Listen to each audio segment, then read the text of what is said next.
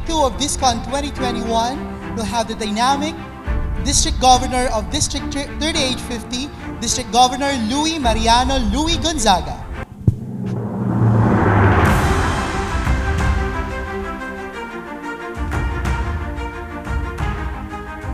Past Rotary International Director Rafi Garcia, my beloved fellow transforming governors, district transforming team, my beloved transforming presidents and assistant governors, fellow Rotarians, again with great pride, I call this second day of our district conference to order.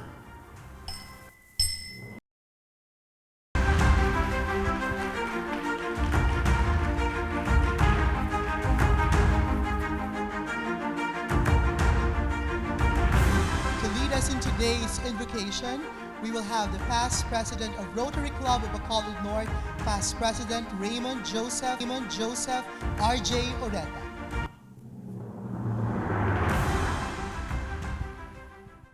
Lord, please bless this gathering of fellow Rotarians today in this Rotary DISCON 2021 in the virtual space. We ask for you to be with each and every one of us as we move about our daily lives, always keeping in mind the special talents we have. Let us be fair and kind to those in our paths today. Let us focus on the objects of Rotary. Implement this with your help. Please help us to see those in need and give us the strength and wisdom to serve our community as we should. Help us to lift the burdens of others while we maintain the dignity of humankind. Soften our hearts to be sensitive and loving as we serve together as Rotarians. We ask that you help us remember always the four-way test as we work today and every day, wherever you, Lord, has placed us. Help us to serve humbly and willingly as we focus on the needs of our community and protect us at all times from this pandemic. Thank you for allowing us to be Rotarians to serve others. Thank you for your gifts and help us to use them wisely. All of this we ask in the mighty name of your Son, Jesus. Amen.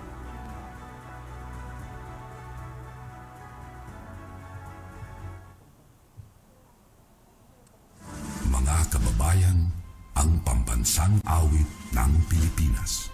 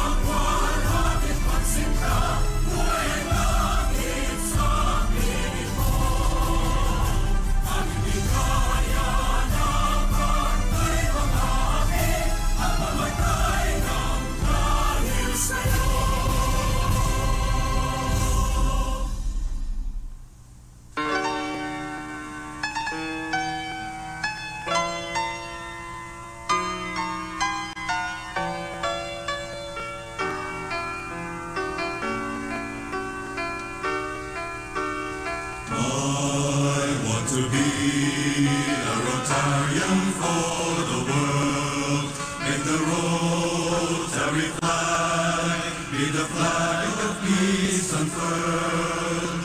I will serve my community, help to seek international unity. Through Rotary, I will tell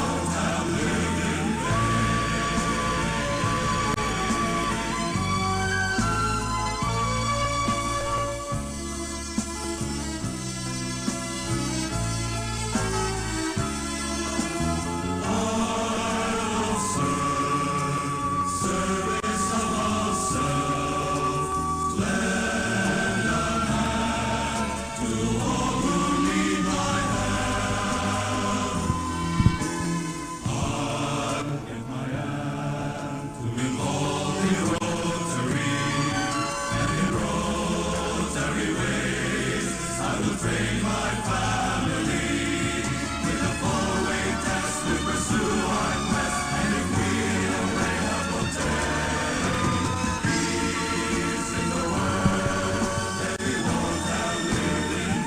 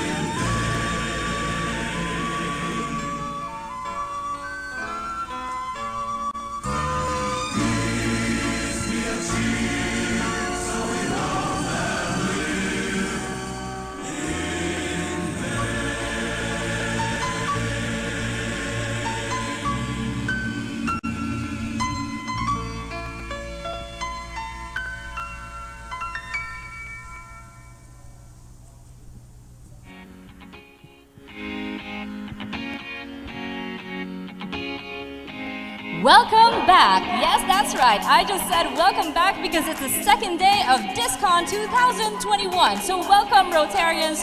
Welcome one and all. Still together with me, Sir Mel right here. We will be your MCs. Before going on with the gathering today, let us remind ourselves with the following etiquettes. Let's start with our Zoom etiquette. First, you need to test the video and audio settings on your equipment. Use a headphone with a microphone, not a speakerphone. Find a quiet space away from distracting noise. Use a plain or virtual background. Provide light on your face so you can be seen clearly. Position yourself so the camera is seeing you from chest or waist up. Position your camera at eye level. Focus on the agenda. Look into the camera when talking. Speak clearly. Mute your microphone when not talking. Avoid multitasking. Turn off notifications. Remember, you are on a camera. Refrain from private behavior. And be yourself and have fun. Just to stress things out as well in our Zoom, please, I know that some of us are already like doing their huddles. Kunyari, isang account, marami po tayo because one club and then maraming participants. We highly encourage each of our Rotarians and participants to log in individually because we're gonna need that later on in the raffle para wala po tayong World War III sa mga t-shirts po natin ng mga prizes. Alright, let's move on. The Open Forum Guidelines. In the interest of open communications, the organizing committee wishes to provide you an opportunity to address our guest speakers and get additional information about their respective topics. Take note of the allotted time for open forum after each presentation. Type in your questions through chat. Identify yourself and the club you belong to. Focus on the agenda. Do ask short and direct questions. Limit your key questions to 3. Rotarian Robert, our moderator, will ensure that your questions reach our speaker in due time. And unanswered questions will be sent to the respective speaker for replies. Now, ito yung favorite natin, Sir Mel. Oh, Yes, ayan. definitely. Nakapag-login ka na ba? Alright, just to make everybody understand as well, ito, auto-generated kasi ang system that we are using during our raffle. Meaning to say, the person's name or the Rotarian's name that is in the raffle is only equivalent to one na nag-registered in live in Zoom. So if you want to get your chances in winning the raffle, do log in individually. Here are the raffle giveaways guidelines. Only those in Zoom are eligible to join the raffle. Raffle is not sponsored, endorsed, administered, nor in any way associated with Zoom. Winners are drawn electronically at random. Name of the winner will be flashed on screen.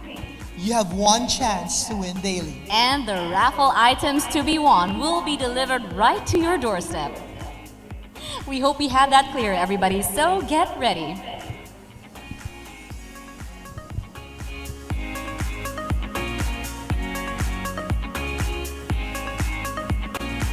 Now to formally introduce our very first speaker for our Day 2 of DISCON, we have a past president of Rotary Club of Bacolod North, past president Eduardo Ed Ordonez.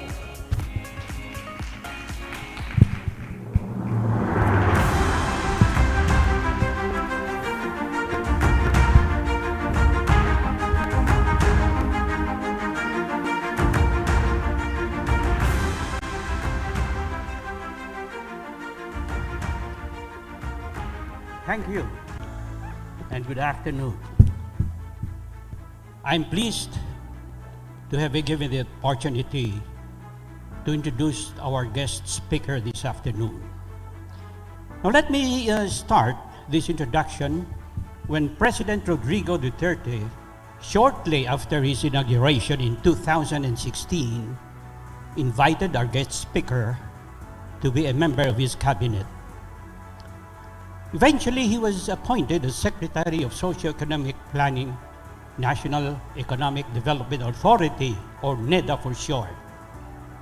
He served and remained in this position for 4 years, until last year, 2020, when he resigned for good and valid reason.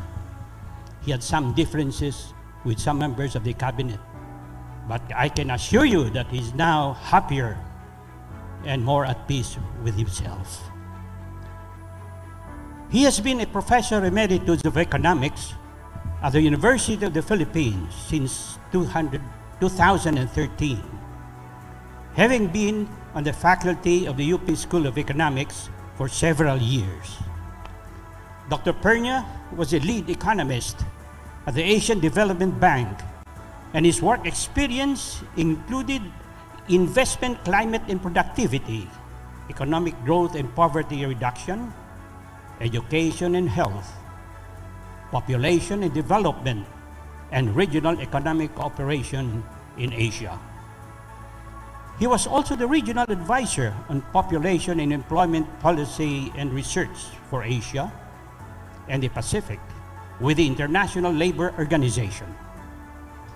He chaired the Board of Trustees of the University of San Carlos and a director of the board of the Philippine-American Academy of Science and Engineering.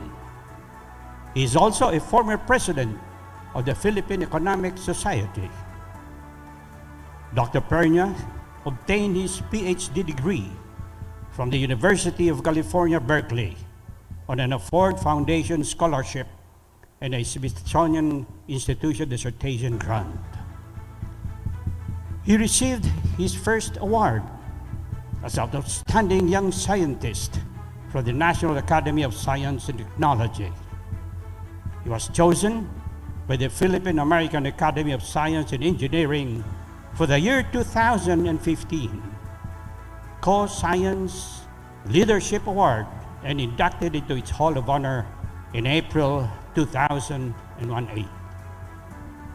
Dr. Pernia has authored several books and articles in both the national and international journals. His latest book, Virtuous Impatience, What Our Country Needs in This Fast-Changing World. He has also been an occasional contributor of public interest commentaries in both the Philippine and some international dailies. Fellow Rotarians, our lovely and indispensable Rotarians, guests, friends of Rotary, please join me in putting our hands together as we welcome our distinguished guest speaker, my brother-in-law, Dr. Ernesto Del Mar Pernia.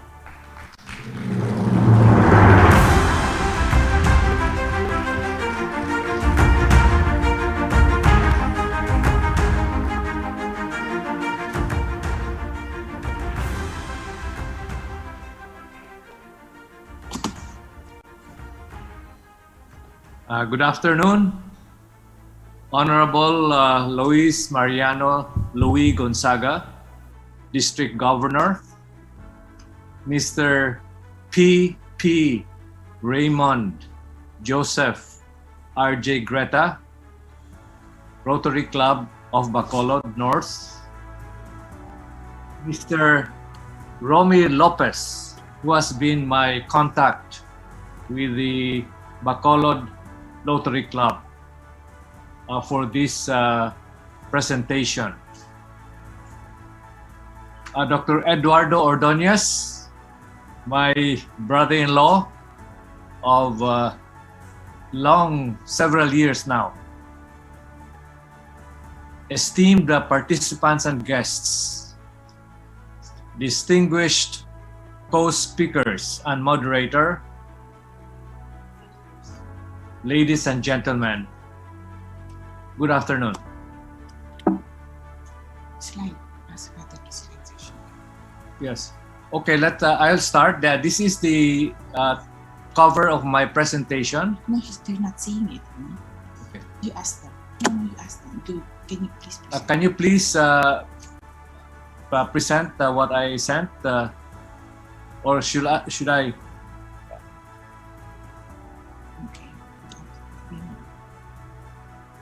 Wala kang slideshow. Ayun, okay. Mother's presenting it. Okay. So the title of my presentation is "Health is Economy," and subtitle is "We Reap What We Sow." Somewhat biblical undertones. Next slide. Please. Next slide, please. This is the outline of my presentation. So I will talk about where we are coming from as far as the coronavirus pandemic is concerned. The year 2020 has been considered annus horribilis, a horrible year, as everybody would agree, including the Bacolod Rotarians, I am sure.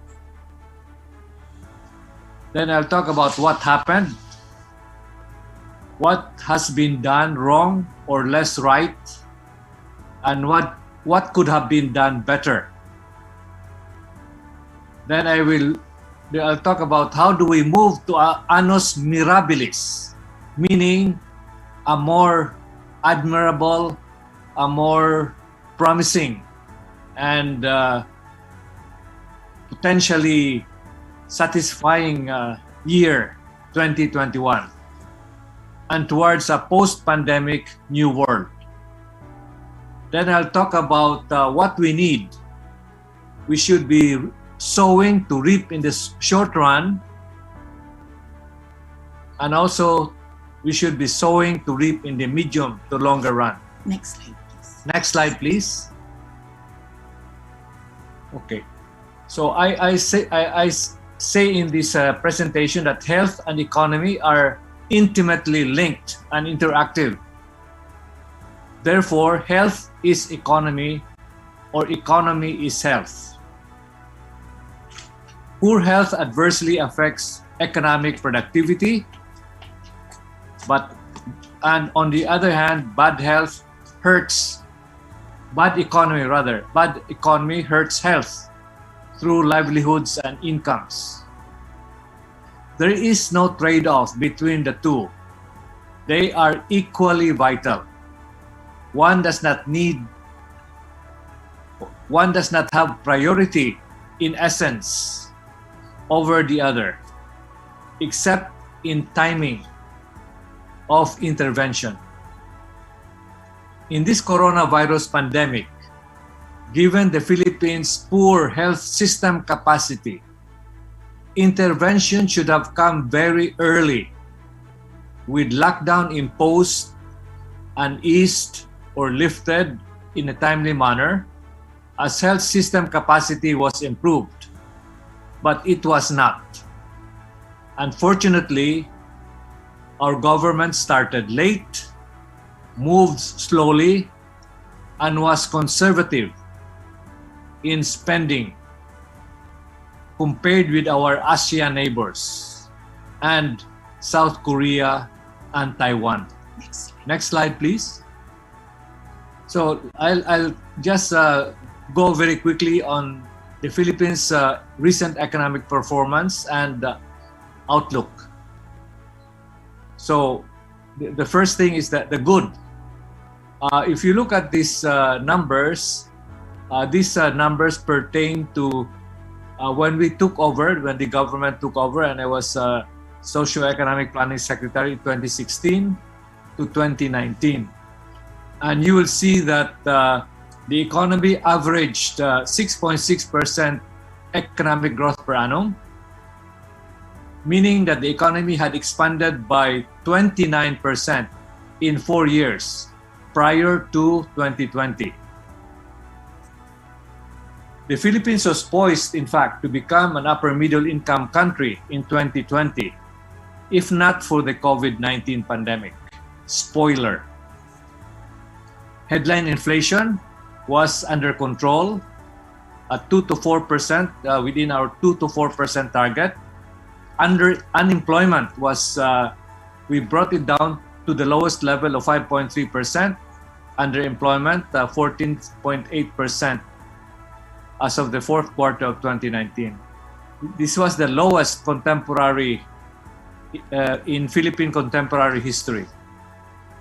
We also brought down poverty incidence from more than 23% in 2015 to 16.7% in 2018.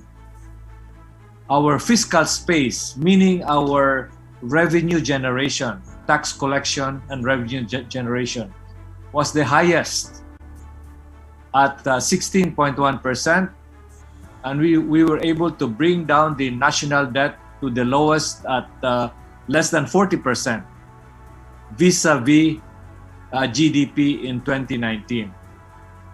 We were also able to achieve the highest credit rating at BBB plus to A minus among credit rating agencies, international credit rating agencies. And we were able to set up the Build infrastructure program and doubling our spending to 4.5% as a share of GDP compared to the past 5 years and earlier. Next slide, please. After the good, this is the bad. In the first quarter 2020, you know that the economy contracted by negative 0.7% due to the Taal eruption followed by the novel coronavirus outbreak. In the second quarter, our GDP, gross domestic product, growth deepened further to 16.9%. In the third quarter, the contraction was a little bit less at 11.5%. In the fourth quarter, it continued to contract, but at a lower rate of 8.5%. But for the full year growth, our economy, in terms of full year economic performance, our economy contracted by 9.5%. That has been raised to 9.6% now. 9.6% contraction of the economy for the whole year, for the full year 2020. So if we had expanded our economy by 29% from 2016 to 2019, so minus 9.6%, that means that our economy is now down to, would have contracted by 20%, something around 20%, or it's now down to 20% after contracting by after growing 29% in 4 years. It contracted by 9.5%. So it went back to the gain of 29% was cut by 1/3. In terms of the pre-pandemic growth rate, the there are several there were several projections of international development agencies, international financial agencies also, and they were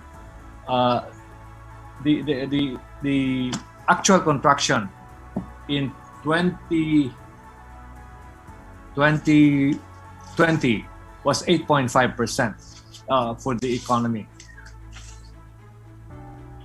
So, and then the government was projecting a contraction of 8.5 to 9.5%. So it was more or less in that ballpark.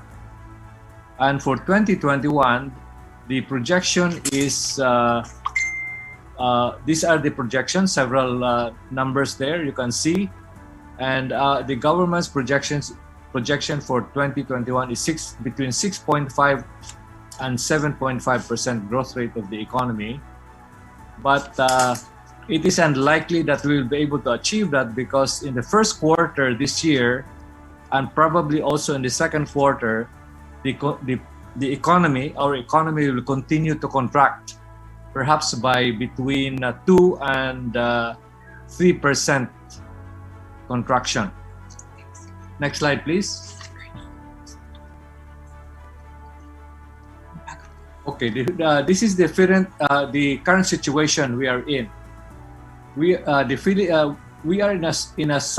this sorry reputation of having the highest COVID-19 caseload in this part of Asia relative to population, and with recent surges in the past month or so, despite the world's longest continuous lockdown. And secondly, our economy is the slowest to recover. This can be attributed to differences in health system capacity and government's COVID response spending, considering its large population, our large population with the highest inequality and poverty incidence in ASEAN. As regards health system capacity, the Philippines has severely underinvested or undersown in its health system capacity. For example, healthcare workers, medical doctors, nurses, medical technologists have not been getting adequate remuneration, and therefore we have been seeing them leave our shores for greener pastures abroad. In terms of social infrastructure, hospitals, health centers, laboratories, we also have not invested enough there. And this if you combine social infrastructure and health and the healthcare workers, that is our health system capacity, which has been in an inadequate position in the face of this coronavirus pandemic. Next slide, please. I'll show you the numbers. This figure shows a comparison of the salaries of medical doctors. That's the top curve there, medical doctors. Then the next is the curve in red is in reference to nurses, and the bottom is medical technologists. And you can see that the Philippines is at the bottom. We have the lowest, well, except for medical doctors, we are paying higher, our medical doctors paying higher compared with Indonesia, but by a small difference. But in terms of medical nurses and medical technologists, we are way below our ASEAN neighbors. Next slide, please. These are the numbers with reference to the graph earlier. So you can see the differences there. And if we compare ourselves with Vietnam, Vietnam is the closest to the Philippines in terms of per capita income. We are also way below something like medical doctors are getting something like two-thirds of the salary of medical doctors in Vietnam. Nurses even less, and also medical technologists. Next slide, please. These are the annual salary of medical doctors by specialty. Also difference. This is just within the country. Next slide, please. These are the salaries of our nurses within the Philippines. The different levels of nurses. Next slide. This one is a comparison of the hospital bed capacity in our hospitals. And you can see that we are also the lowest. We are the bottom, about 10 hospital beds per 10,000 population, compared with Vietnam at 31 or 32 hospital beds per 10,000 population. And Singapore is also pretty high, at 25. Next slide, please. These are the numbers pertaining to the bar graph preceding. So you can see our health system capacity has been rather inferior relative to our ASEAN neighbors. And this explains why we were not able to handle adequately and effectively the coronavirus pandemic.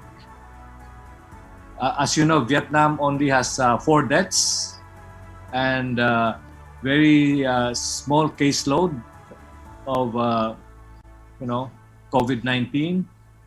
Also Thailand and Malaysia. Indonesia a little bit higher, and Singapore is also pretty well off in terms of having dealt with the coronavirus pandemic. Next slide, please.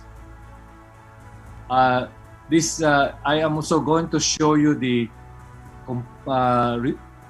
government's COVID response spending in ASEAN, comparing the Philippines with our ASEAN neighbors. This is the bar graph, and there's a corresponding table of numbers. Can we see that also? Next slide. Oh, these are the numbers. You can see that we have been at the bottom also in terms of government spending to deal with the COVID pandemic. The lowest in terms of the total amount in proportion to GDP, and also in terms of per capita spending. Next slide, please. This shows the effect of spending on our budget and our government debt, which are more or less comparable across the different countries. But what really is very remarkable is our spending on COVID response has been the lowest in ASEAN, given our large population and high poverty incidence. Next slide, please. These are the comparative credit ratings.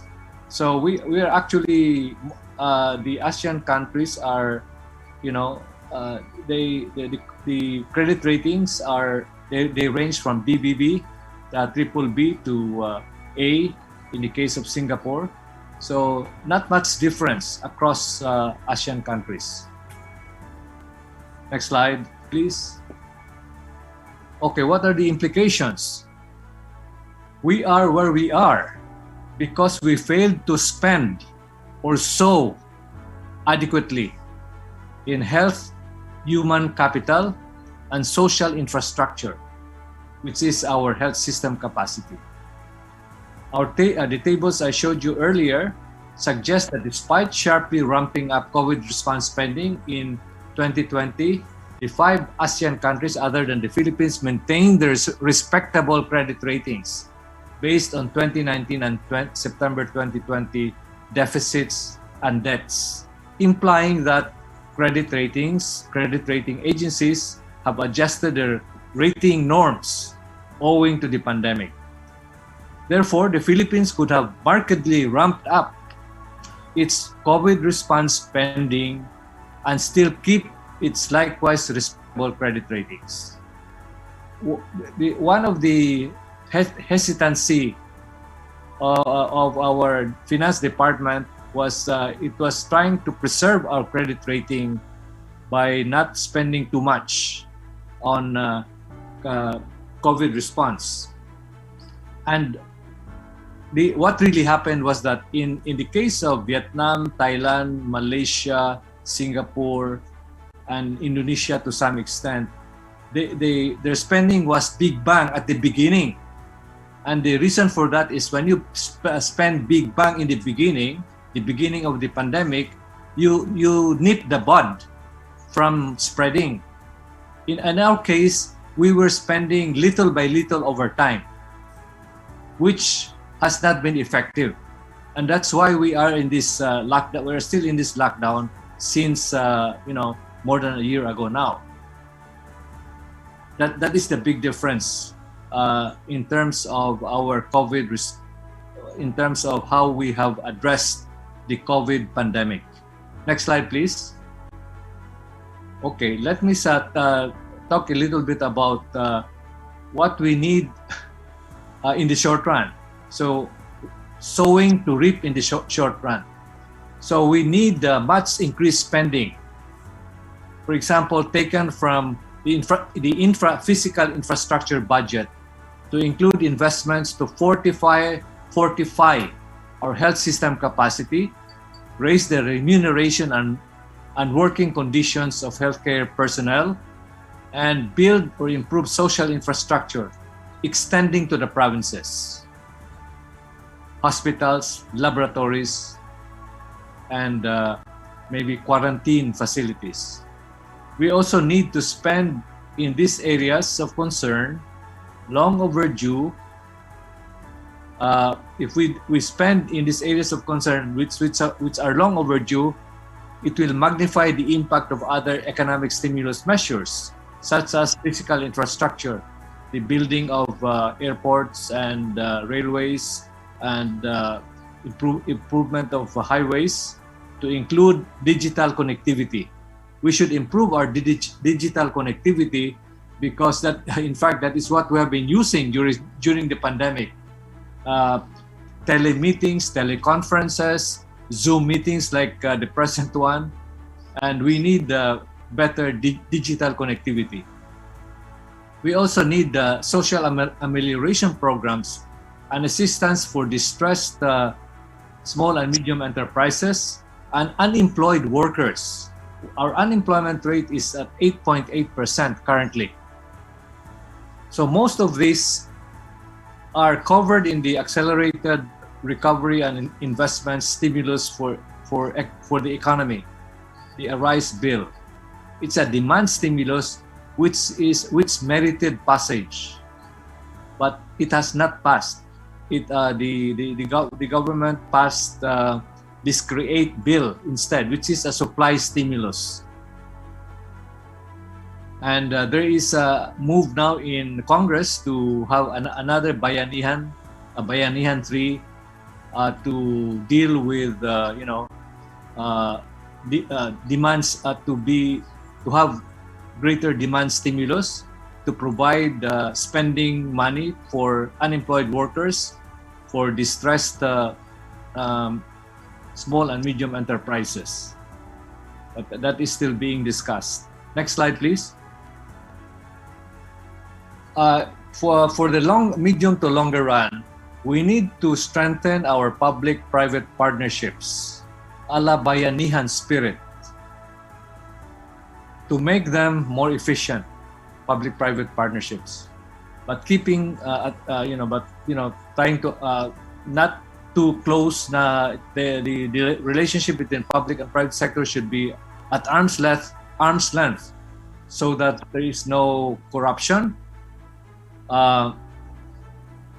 And public-private partnerships will relieve the government of fiscal demands, or the demands on our revenue, which has been falling because of the contraction of the economy.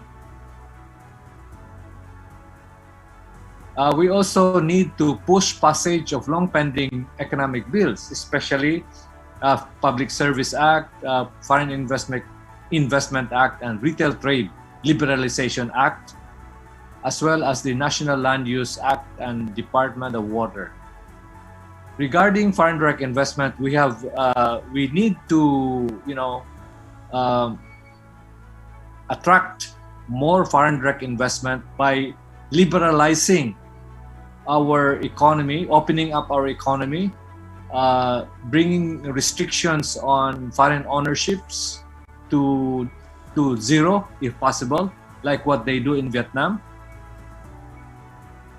By the way, the Philippines remains the most restrictive in ASEAN in terms of welcoming foreign direct investment compared with Vietnam, where practically all areas and activities are 100% open to foreign direct investment. We also need to invest in virology and in local manufacture of vaccines. Vietnam is doing that already. I think we have a lot of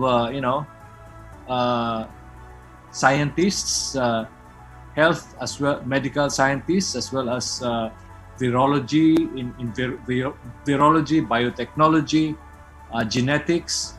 We have the talent to manufacture vaccines. As I've said, Vietnam is already doing that, and so are the other ASEAN countries.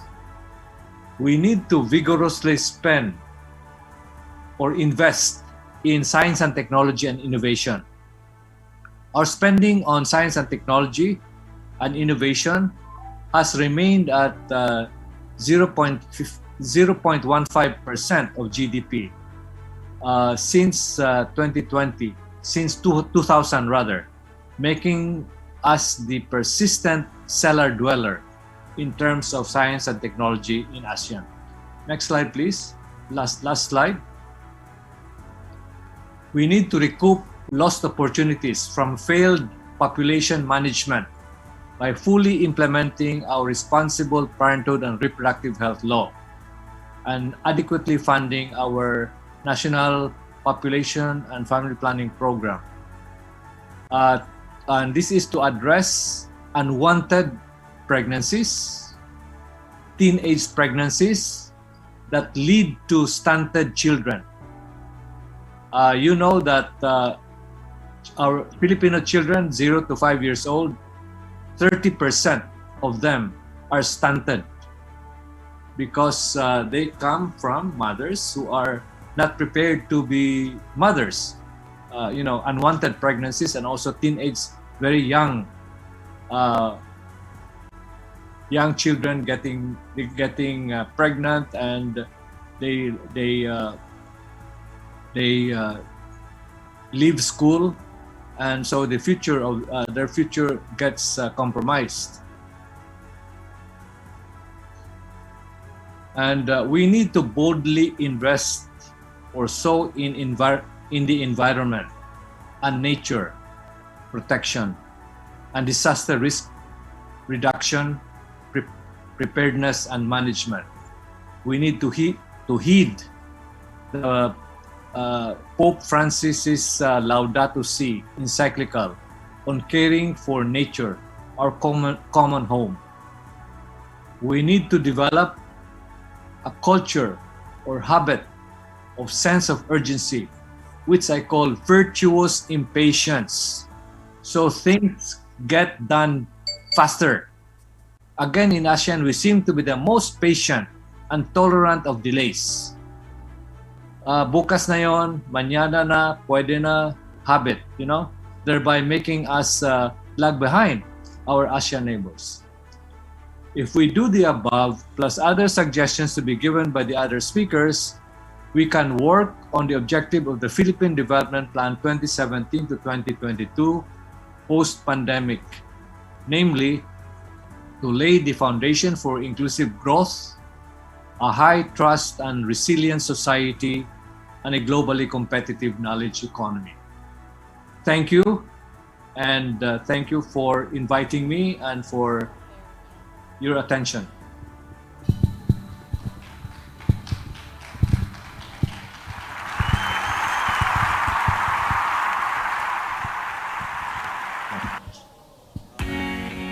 Thank you very much, Mr. Ernesto Pernia, everybody. Now it's time for the forum. Here are the guidelines.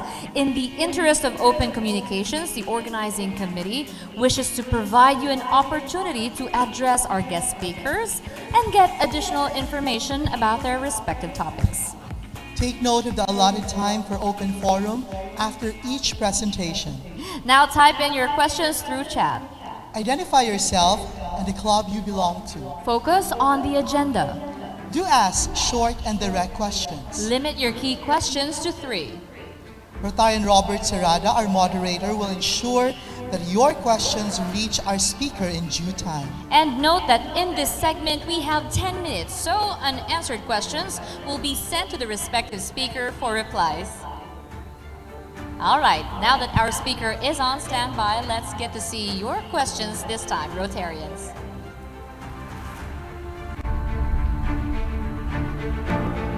Our first question for Dr. Pernia comes from past District Governor Oliver Ong. His question is, with the increasing foreign debt, do we see a peso devaluation in the near future?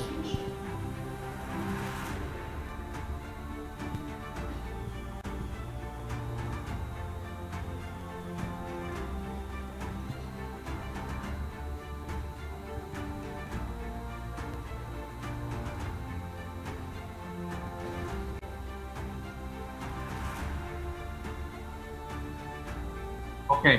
Yes. The peso has been strengthening. Has been strong. It's 48.50 more or less, and that is because our imports have been have been contracting. We have not been importing very much because of the pandemic. The only thing that we are importing, if any, would be food items, mostly, not the kinds of imported products that are for capital, for manufacturing or for production. Capital, you call them capital expenditures, and also imports of intermediate goods needed in our manufacturing process, and also which are needed for the things that we export in turn. So both exports and imports have been rather lethargic because of the pandemic, because business is not as active, not as vigorous as before the pandemic. So, but later on, when the economy picks up, and when the importation surges and exports also improve, then the exchange rate is likely to go back to around 50, maybe 51, 52. But maybe within the year, this year, it will not, it will not go beyond 50. 50 pesos to the dollar.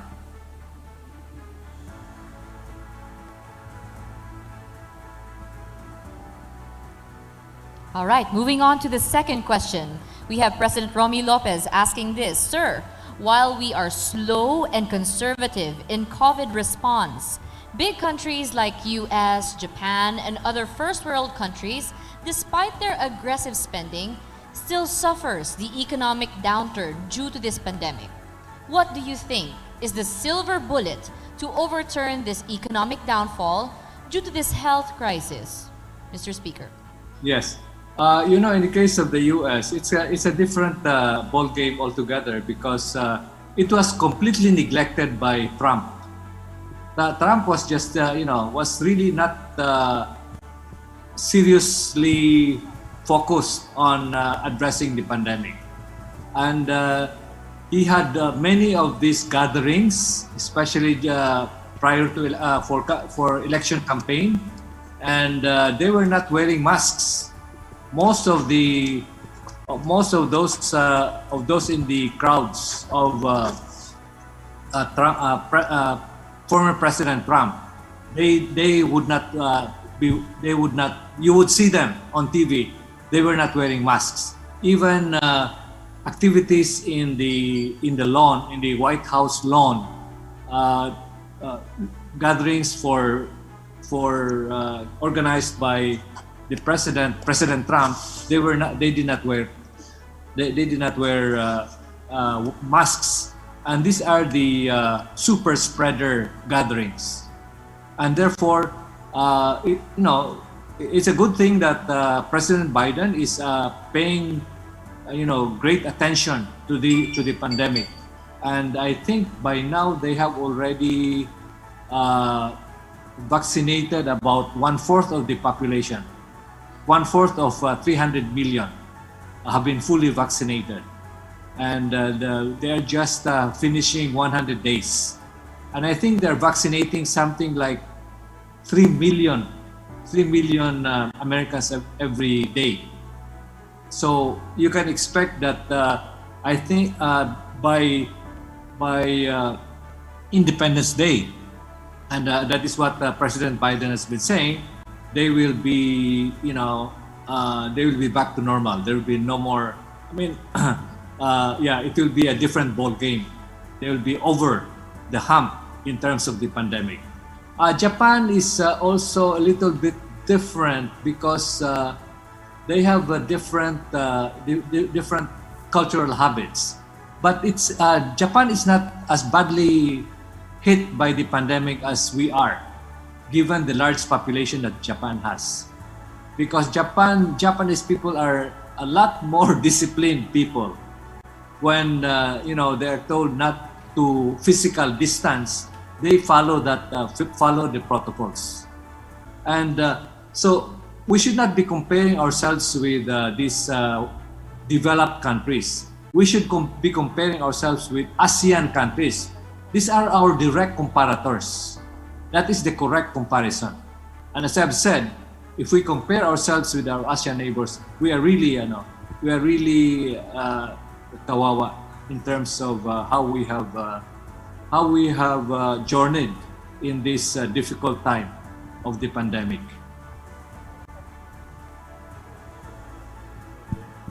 Thank you, Dr. Pernia. Our third question is from Rotary Club of Metro Bacolod, PDG Jude Doctora.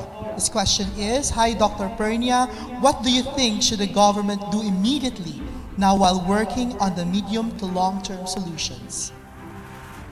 I think we have not been doing testing, tracing, isolation, and treatment.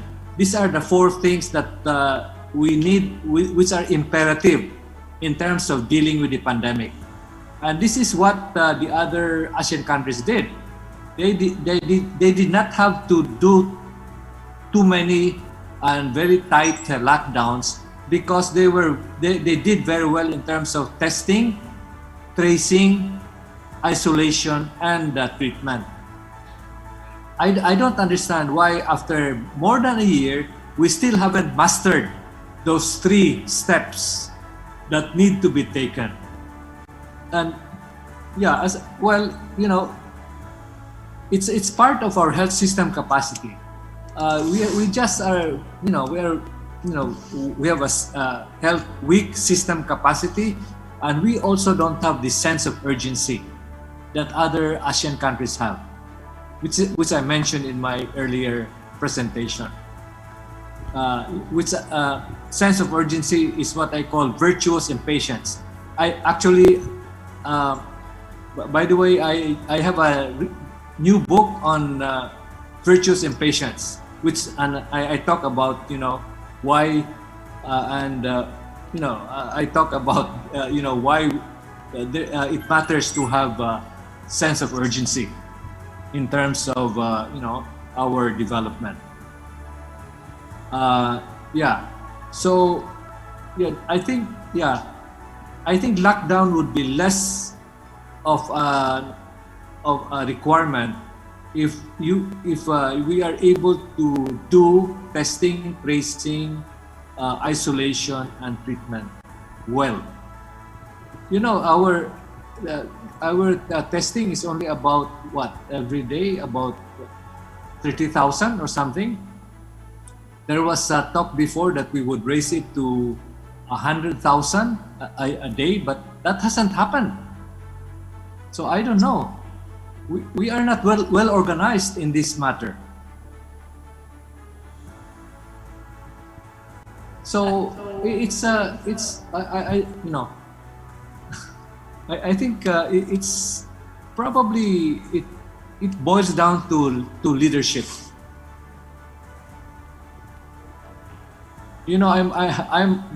I myself, I'm virtuously impatient, and I also wanted big bang spending at the beginning on COVID, but this was not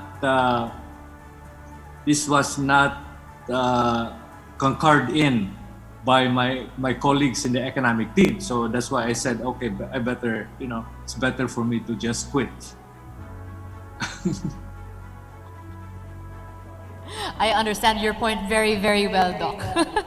Sharing the same sentiments as well. Now we move on to the last question for you. And here we go. Sure.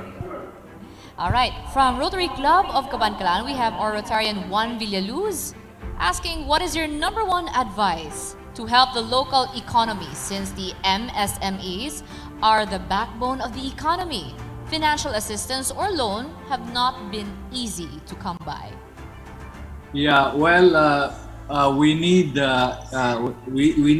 direct support especially to micro, small, and medium enterprise, micro and small enterprises. They are hesitant to borrow because it's going to be difficult for them to pay back, and so they really need some operational.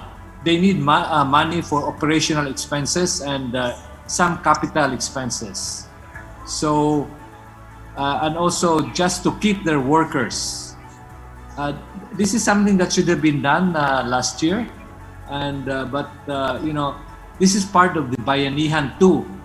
But for some reason, the distribution of the Bayanihan too was not efficient. And the amounts were not really great in terms of these enterprises, small and medium enterprises, to deal with the difficulties they were facing. So, yeah. Again, in other Asian countries, they dealt with this problem more easily. And well, it was easier for them to deal with this problem more easily because their caseload, their infections were much lower, and their infections were much lower because they spent big bang, as I have said, big bang, not little by little over time.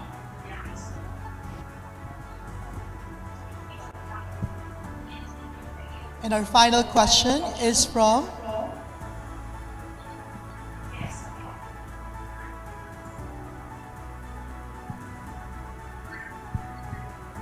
Okay, this is from Anonymous.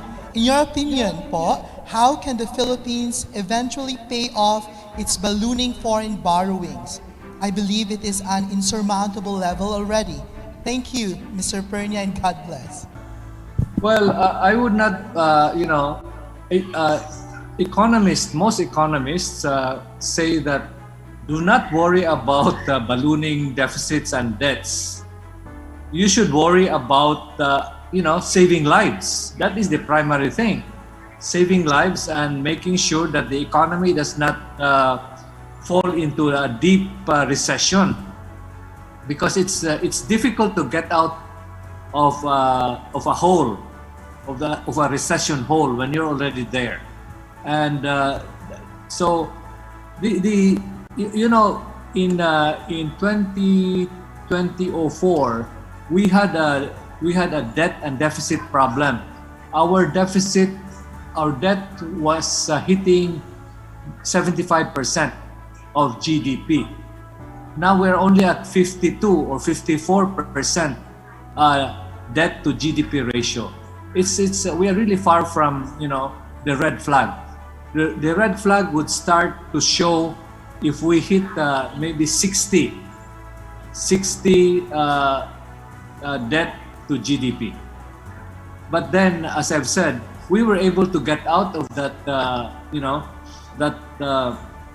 that hole in 2004, 2005 by raising our, I think what we did was we raised our VAT, value-added tax, from 10% to 12%. So there are ways of doing it. And, as I've said, the interest rates are very low these days. And so that is why it was kind of absurd that we would not be spending, we would not be borrowing, to spend more on our COVID health and economy crisis. Thank you, Doc. 52%, stay right there. Don't move. All right, we have a lot of questions for you, Doc, but let's entertain one last, and here is the question.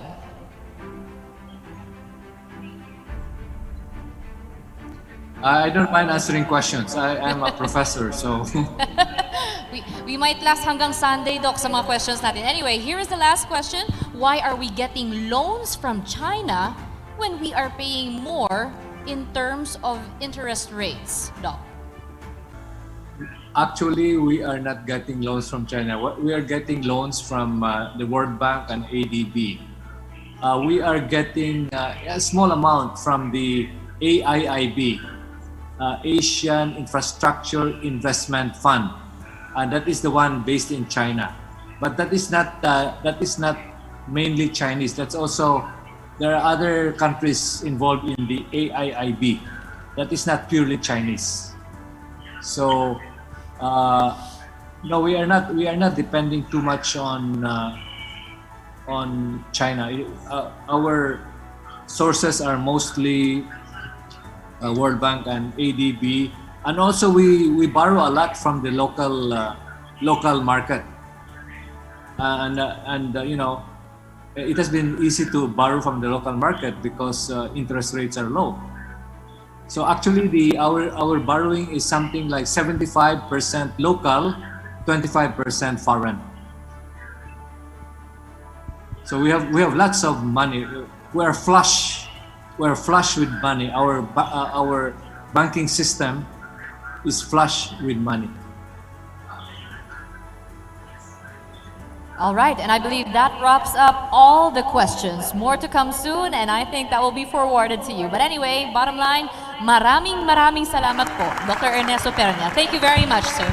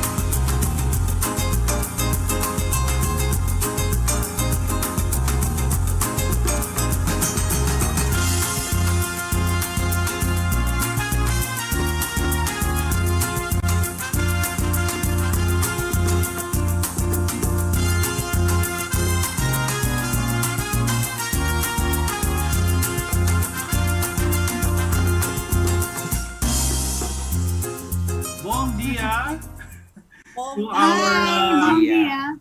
brothers and sisters in the Rotary Club. We are GSE alumni, participants of Group Study Exchange 2002 in Brazil. I am Eric Di Vinagracia, currently Artistic Director of the Little Theater and Student Affairs Director at the University of San Agustin. Ila? Hi, good day to each one. I am Maria Priscilla Luzuriaga Hilado, one of the GSE participants in 2002 to Minas Gerais, Brazil, with Governor Luis Gonzaga as our team leader. And I am so happy to reunite with my GSE teammates today. And there are actually 5 of us, but one of whom will have a separate video recording as she is in a meeting at the Malacanang. And so I'd like to turn over the floor to my filia or sister Maricar. Hi, good evening. Good day.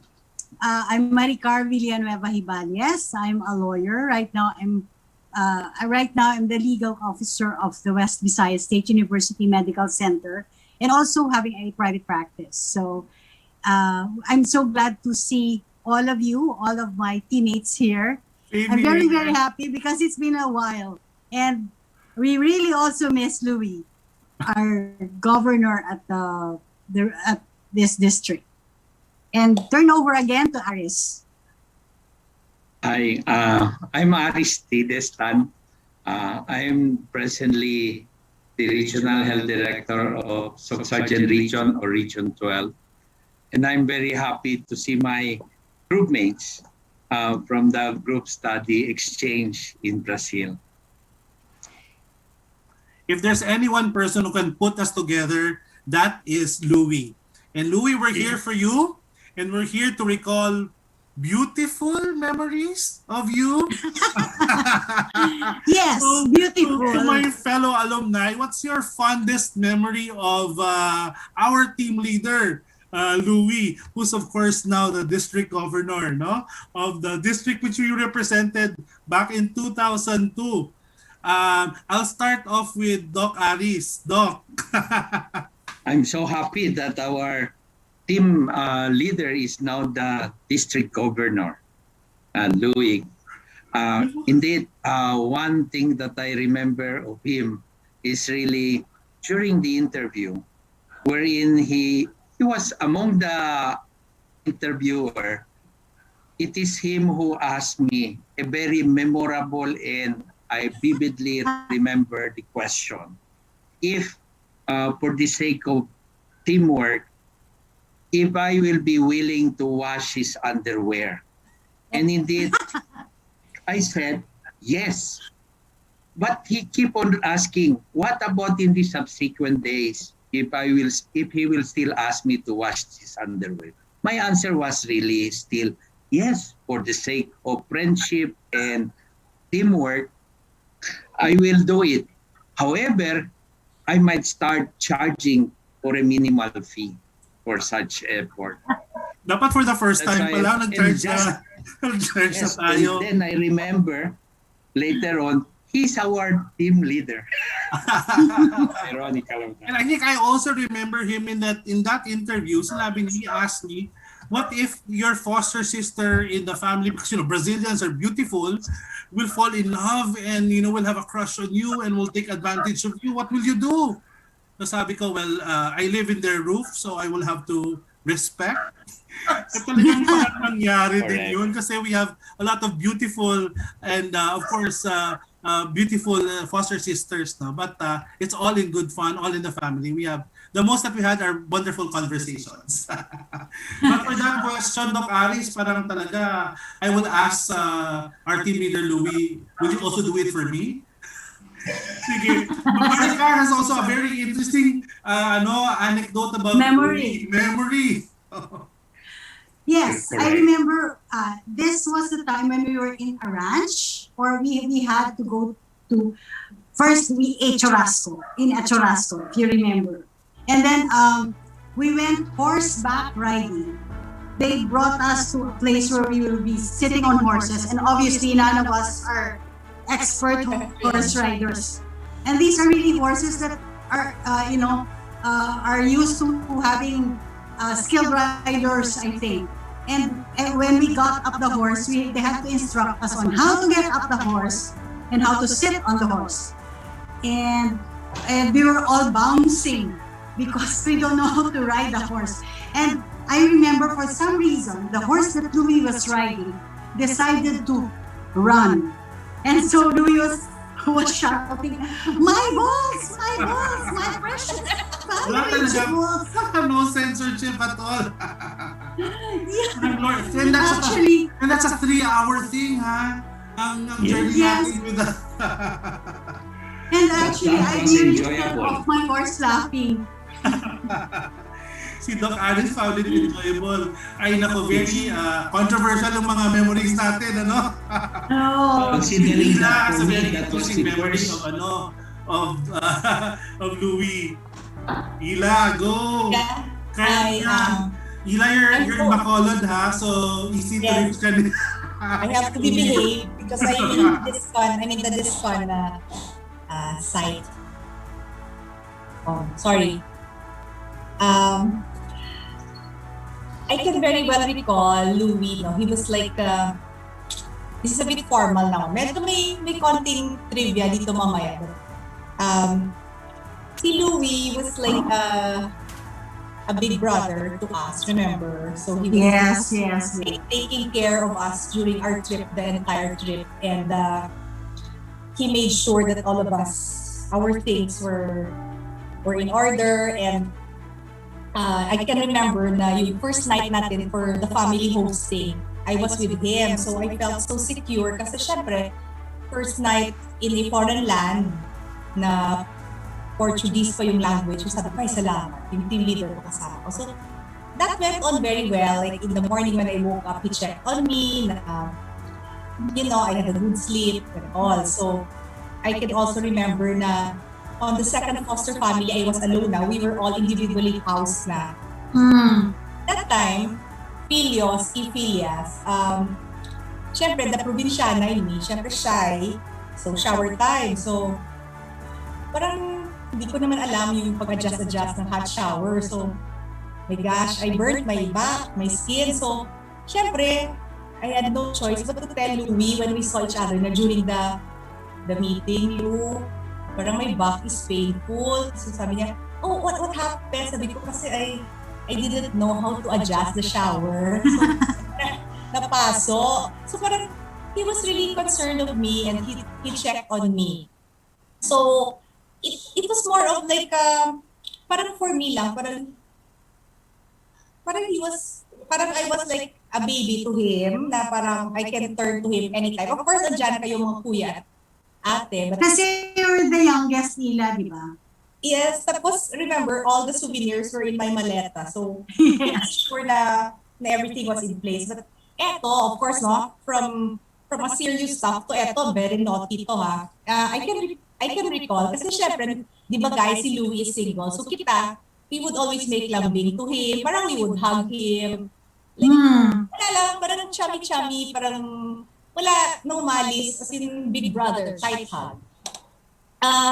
There was one night event, remember that, there was a parang formal dining and dancing session with the Rotarians. It was, I think, it was a party of Rotary. So, ando na, di ba we were there, we were seated, like in a ballroom setting. So, tapos, syempre, we were dancing as a group. Tapos, from a distance, we saw Louis parang enjoying himself. Tapos parang he was smitten by a lady in black. Yeah, I remember. I remember her.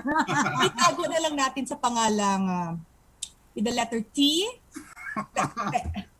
Sounds like Teresita. And it rhymes with Gonzaga. So, itago na lang natin. Teresita Gonzaga. So, si Louis was parang dancing na parang slow drag. Parang sabi natin, oo, baka uwi tayo ng Pilipinas, baka wala tayong team leader. Team leader. Si Louis naman was really keeping his friendly distance with with the woman, with the lady. So, and diba, kasi we were dancing also beside. So we overheard parang na, would you like to stay longer in Brazil? So, parang yun. So, parang we were so happy lang that Louis was very happy that evening. And we couldn't help but tease him till we went home. And honestly, guys, I really just miss our Familia Zaragoza. So, Or yes. Pamilya Gonzaga na ngayon, ano? Yeah. Right. And District governor now, and he's now chairing the district convention 2021 of District 3850. That's why we're giving this surprise tribute. and I hope our testimonies don't take anything away from what Louis has achieved. Huwag ka magalit, ha? Wag lang. And as we Louis, we love you. and maybe as a show of that love, parang what's your fondest memory naman of Louis as our team leader? Ako, parang he kept our spirits up. He was always laughing. He was a source of joy. It was every time you're with him, parang ang good time lang. And every time that he meets us or meets our host, very cordial yung mga relations. That's my memory of Louis. Doc Aris, yung memory mo naman of Louis. He's also fond of asking us if there is any problem. Yeah. And he's always asking if everything is okay. Right. And I enjoy that he show his concern in each of us. And I think he really exhibited a good leadership in terms of being the team leader of our group. So no question, no district governor, no question. Maricar. Yes. Actually, for me, I think Louis was one of the best siguro na team leaders because he would always keep track, no? He would always say, kamusta yung bahay mo? Kamusta yung foster parents mo? Are you eating well? Yung ganon. And then he would be very approachable, and despite the fact that he's team leader, he is part of the group. Parang hindi siya iba. He's always been part of the team. Nakakarga din ng ating mga props and everything, mga maleta. Diba, Ila? Because actually, all of us, na yung mga babae, na totoo lang, we have a lot of baggage kasi yung costumes namin, halos lahat kami ang bigat-bigat. And Louis would help us out also. Parang talagang big brother talaga si Louis, and I really, really love the fact that we enjoyed it a lot because he was our team leader. Ila? Yeah, Lou, parang naninibago ako, guys, kasi I have to call Louis by Gov, no? Syempre. Si Gov Louis, sige lang, in the spirit of Rotary, si Gov Louis, you know how much we love you. You know that. You know, I would tell you anything under the sun, my secrets, tapos pag may mga, anything. Alam mo na yan, the little things. So, going back to the trip, si Louis, yes, he would check on us. How was our sleep?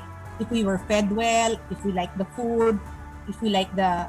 Guys, remember, we were served with beans. The beans, typical of Brazil. Feijoada. And the cheese bread, pau de queijo. Feijoada. I can't pronounce well the pau de queijo. So, and remember, every time we would perform, remember, we had a very good performance. A dance, we have a dance number. He would really introduce us, make sure we were introduced well. And I can also recall na, of course, I have to also give it to Oliver, no? Si Gov Oliver Ong. He was our district district GSE chair. He took care of us very well. Diba, guys, remember from the time of the panel interview to the selection to the screen, the training he was so well. He was so good. So si Louis ganun din during the trip na. Remember in the plane flight, if you can recall, 36-hour flight to Brazil, he would check on us wherever we were seated. He would always check if we were rested well, and if we were feeling feeling well. So yun lang, Lou. really fond memories. I cannot forget. That's really close to 2 decades na, Luel. We're turning 20 years na by next year. And Yes. yeah, That's right. alam mo, Lu, I remember during our trip, we were teasing you nga, siguro Louie will really serve Rotary pa with high positions later. So, true enough, yung wish namin for you came true. You're the district governor now, and parang ano lang, we're just full of gratitude lang for everything you've done for us. So, sana, actually, Lu, sana plano namin, we would really want to meet personally, face-to-face in this DISCON. Yes. Yeah, to surprise you. That was the plan 2 years ago. Pero, syempre, because of health issues, so we will just move na lang our reunion. Di ba, Eric and Filio Aristides and Filia Maricar and Filia Beng, I'm sure Filia Beng would agree. We can meet maybe, who knows, next year. Kasi the district convention next year is Zamboanga. So, vamos a Zamboanga. Vamos a Zamboanga. So, now let me give the floor to my very good, huggable teammate to Doc Aris. What's your fond memories of Louie? I think one thing I can remember is he's so friendly and he keeps on asking how am I doing. Considering that already during presentation, I always have that increase of adrenaline. But always performance level. Yes, during. Right. Formalidad. So Louie, But I enjoy Governor his Louie. company. Right, Governor Louie, in behalf of your Familia Zaragoza, in behalf of your Familia Gonzaga, congratulations on being district governor. And of course, there's another member in the team, and here she is to also say her piece, say her thoughts, and share her memories of you.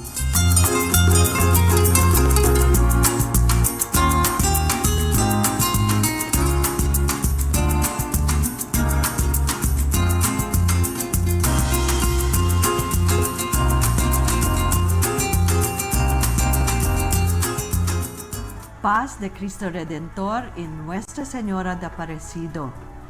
Dear Papay Louie, we would like to congratulate you and thank God for the opportunity of our Sagrada Familia in our GSE in Brazil. Thank you very much for being our inspiration, showing us the beauty of life and love that has helped us in our careers. Together with Eriki, Aristides, Maricar, and Ila, this is Phil Habeng congratulating you from Zamboanga City.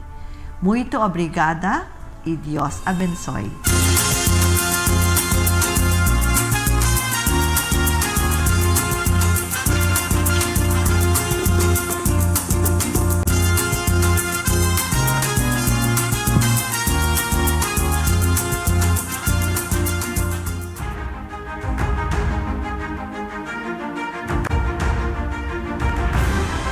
We may or may not hear it, but please join us once again in giving a round of applause to our District Governor Louie Gonzaga.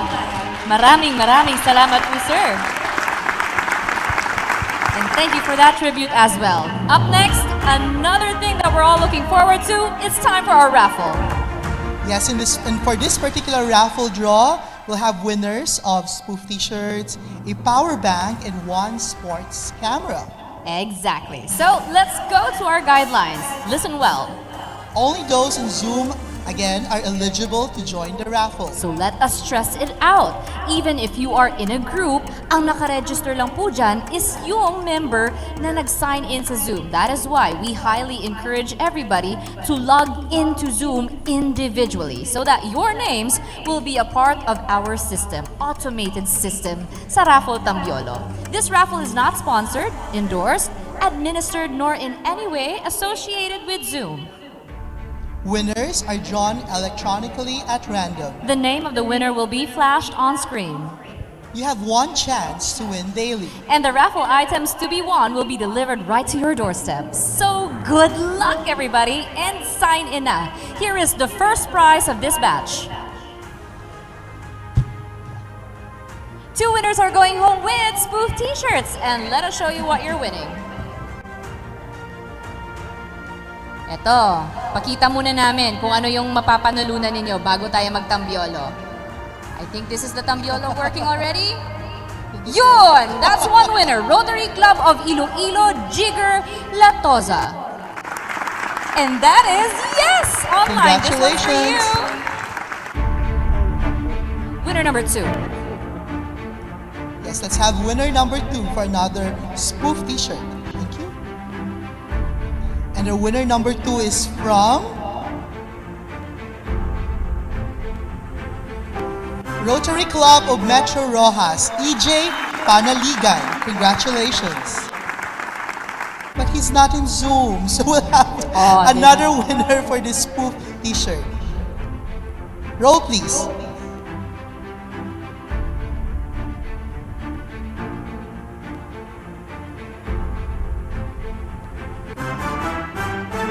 Wow! A past district governor from Rotary Club of Dipolog, Governor Lyndon C. Dale. Wave! Sino nagsabi ng wave? Hindi ako yun, ha? But wave na wave. Okay, so let's have another winner. Okay, that's a wave.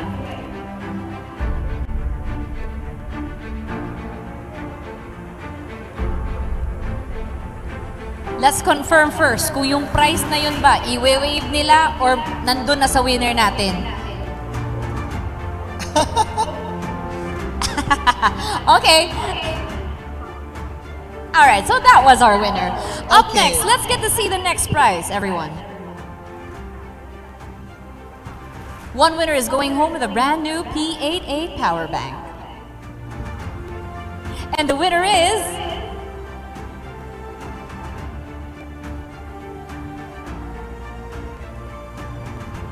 Ayun! And that is Rotary Club of Zamboanga City North, Margaret Yu. Congratulations. Up, let's see, not present in Zoom. That means another roll, please.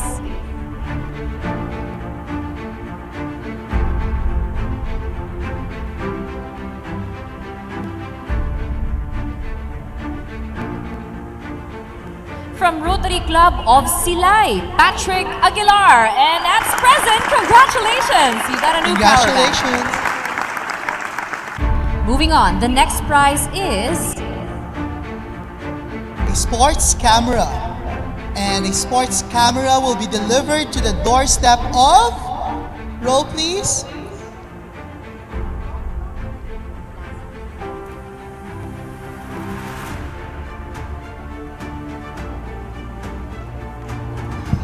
From Rotary Club of Haro Central, past President Tess Balugo. Is she in Zoom? She's not in Zoom, unfortunately. So it will go to another doorstep. Let's roll, please.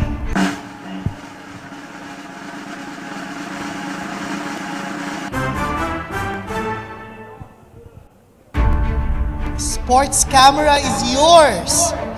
Rotarian Ruel Manggubat from Rotary Club of Calibos. Sadly, he's not also online. Grabe, so let's have another winner.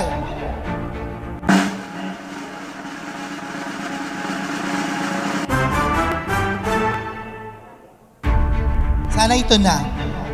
Hopefully you are online. From Rotary Club, hopefully you are online, of Bacolod Central, Rotarian Lucille Titular. Hindi siya online, sayang. Let's have another winner for sports camera.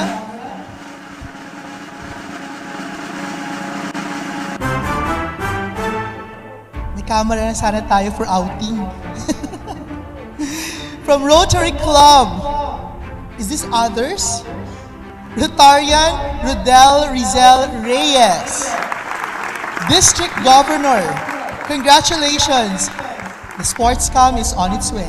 Congratulations! So once again, if you did not win in this bash, we will still be having more later on. But remember, sign in Zoom individually. Congratulations, winners!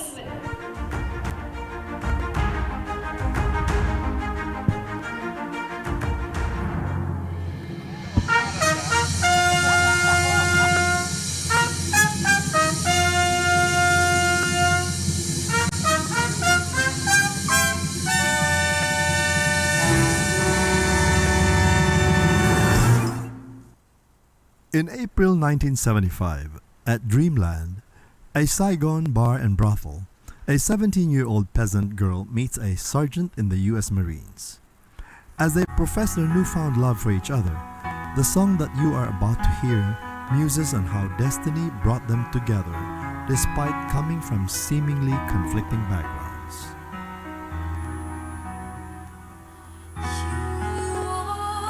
Sunlight and I move, joined by the gods of fortune, midnight and high moon, sharing the sky. We have been blessed, you and I. You are here like a mystery, high from a world that's so different from all that you are. How in the light of one night did we come so far? Outside, day starts to dawn. Your moon still floats on high. The birds away, the stars shine too. My hands still shake. I reach for you, and we meet in the sky.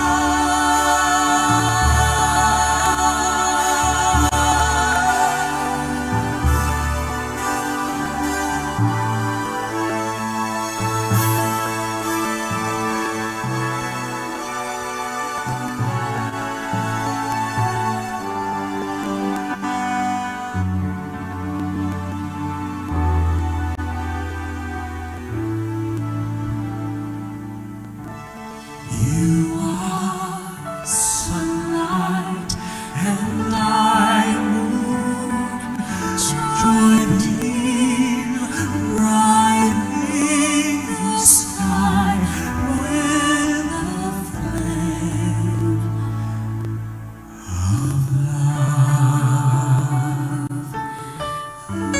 made of sunlight.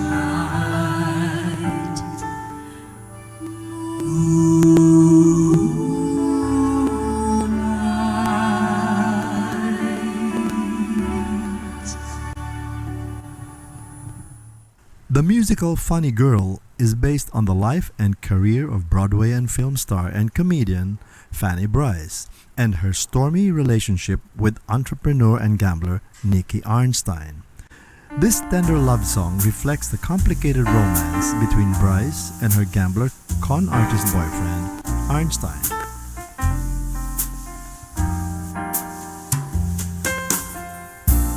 People who need people are the luckiest people in the world. Where children needing other children, and yet letting a grown-up pride hide all the need inside, acting more like children than children.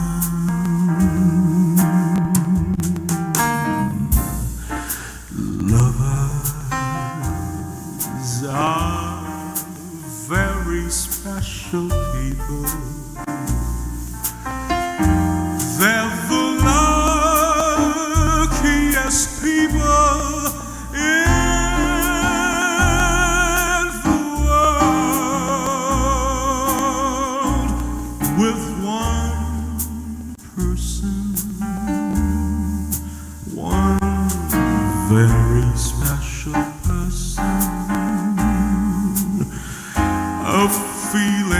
deep in your soul sets you all have now you're home.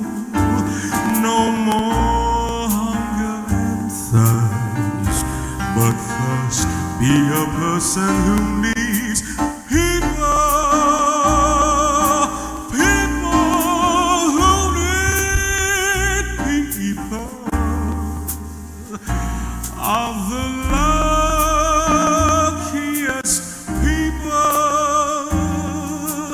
in the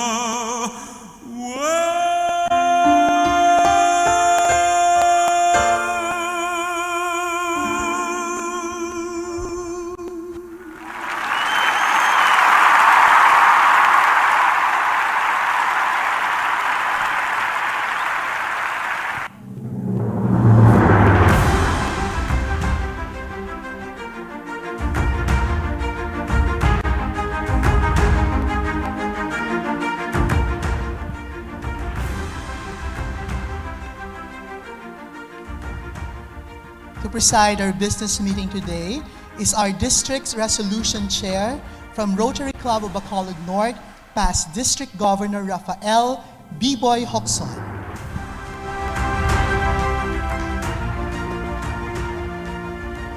Fellow Rotarians, good afternoon. Governor Louie, as your District Resolutions Chair, I now call this business meeting of DISCON 2021 to order.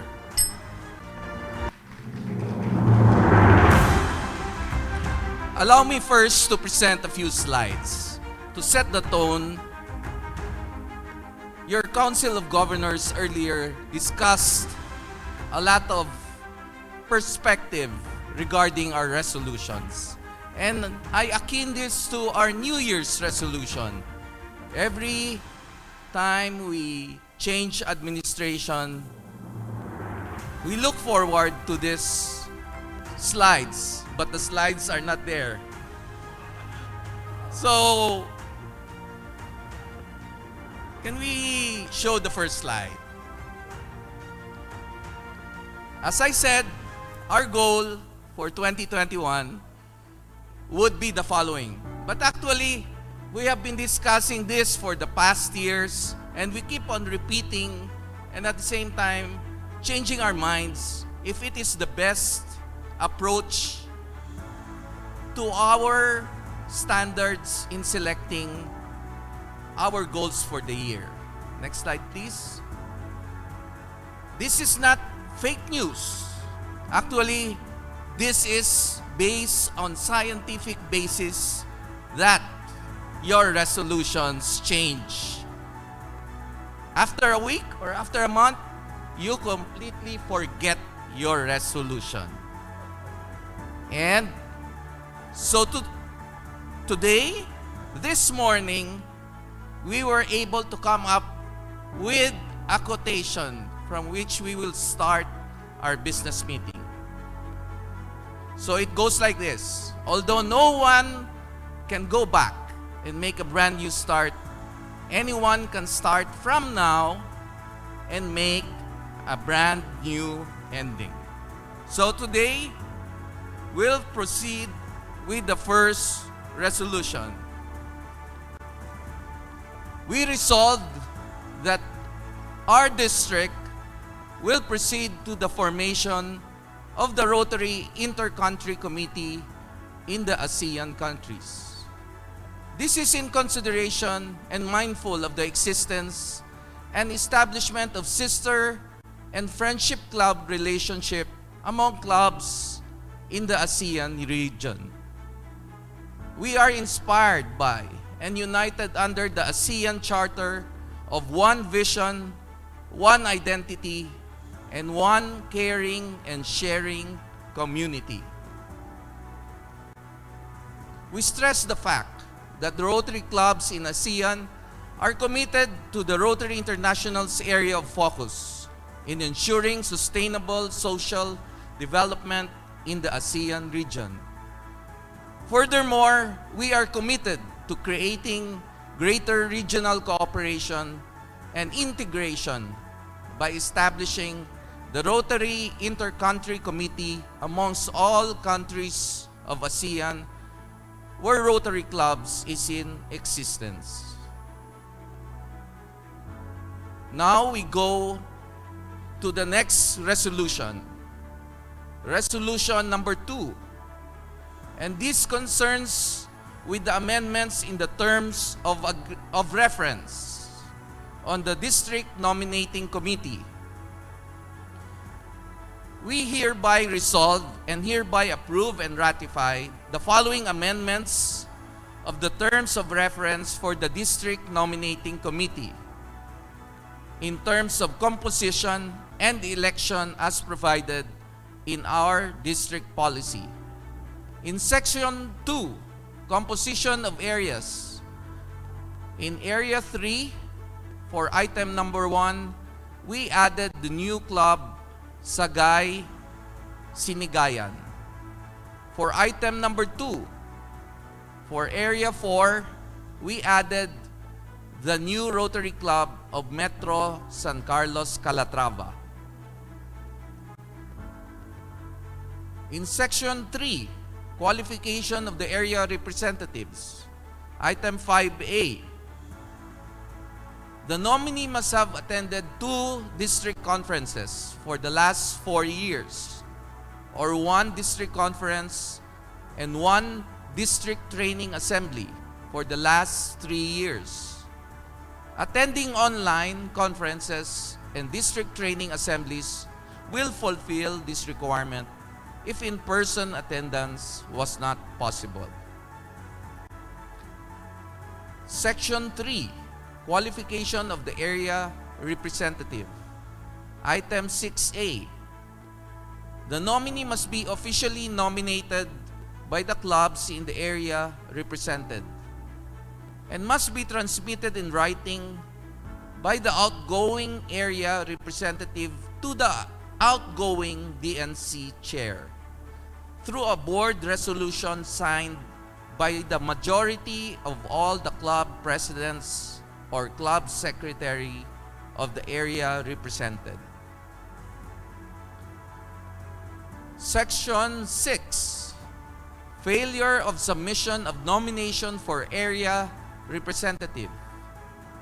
If the area still failed to submit the DNC representative and alternate during the district conference or after a business meeting and after the prescribed period of 45 days of the business meeting, the following procedures shall be followed.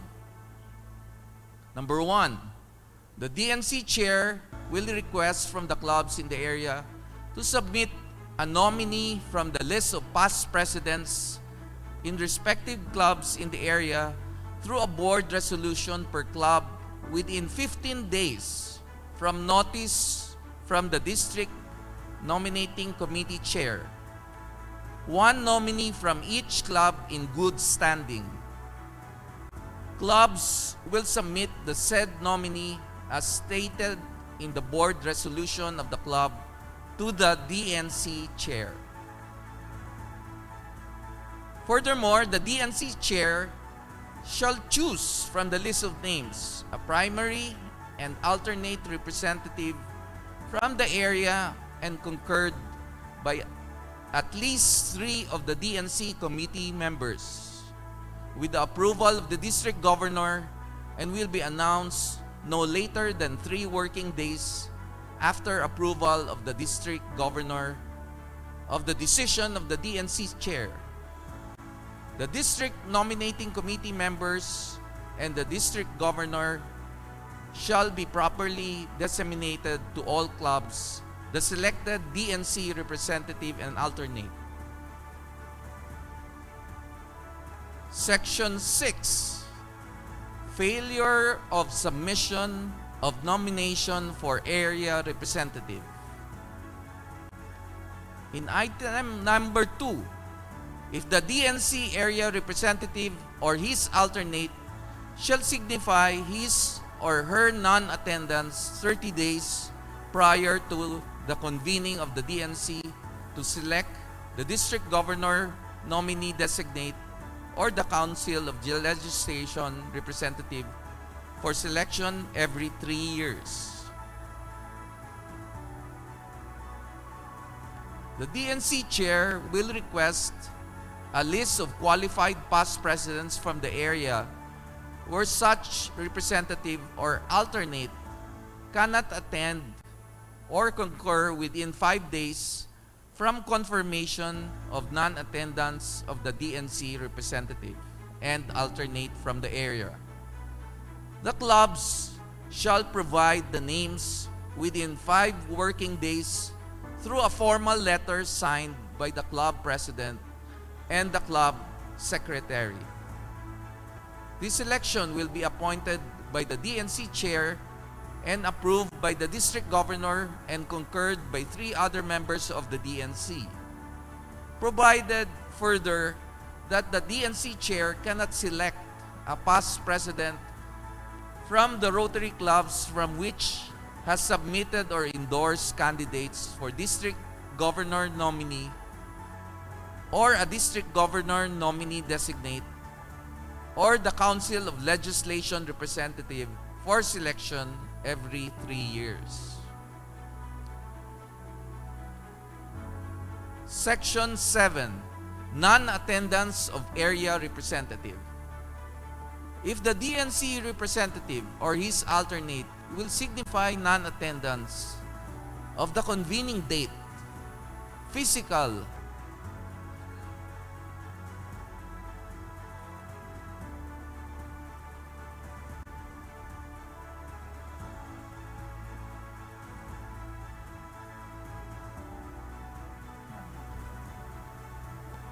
I think the mic already failed because we are overloaded with all of these terms of reference.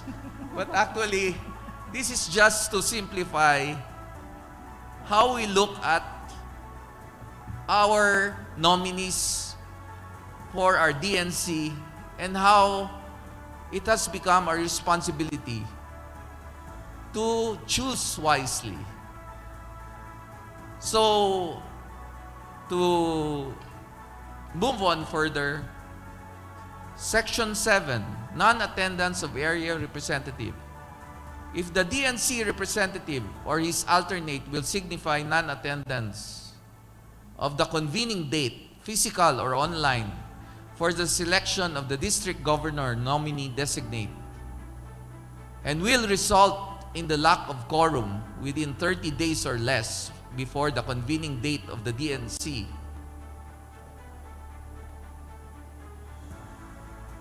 the following items will be considered. Number 1, the DNC chair may appoint a DNC area representative with the approval of the district governor for the affected area following the procedure as provided in Section 2, Section 3, and 4, and Section 6. Item number 2, the DNC chair has the option to postpone the convening date with the approval of the district governor on such date and time that the DNC has the necessary number of members for a quorum to conduct the meeting.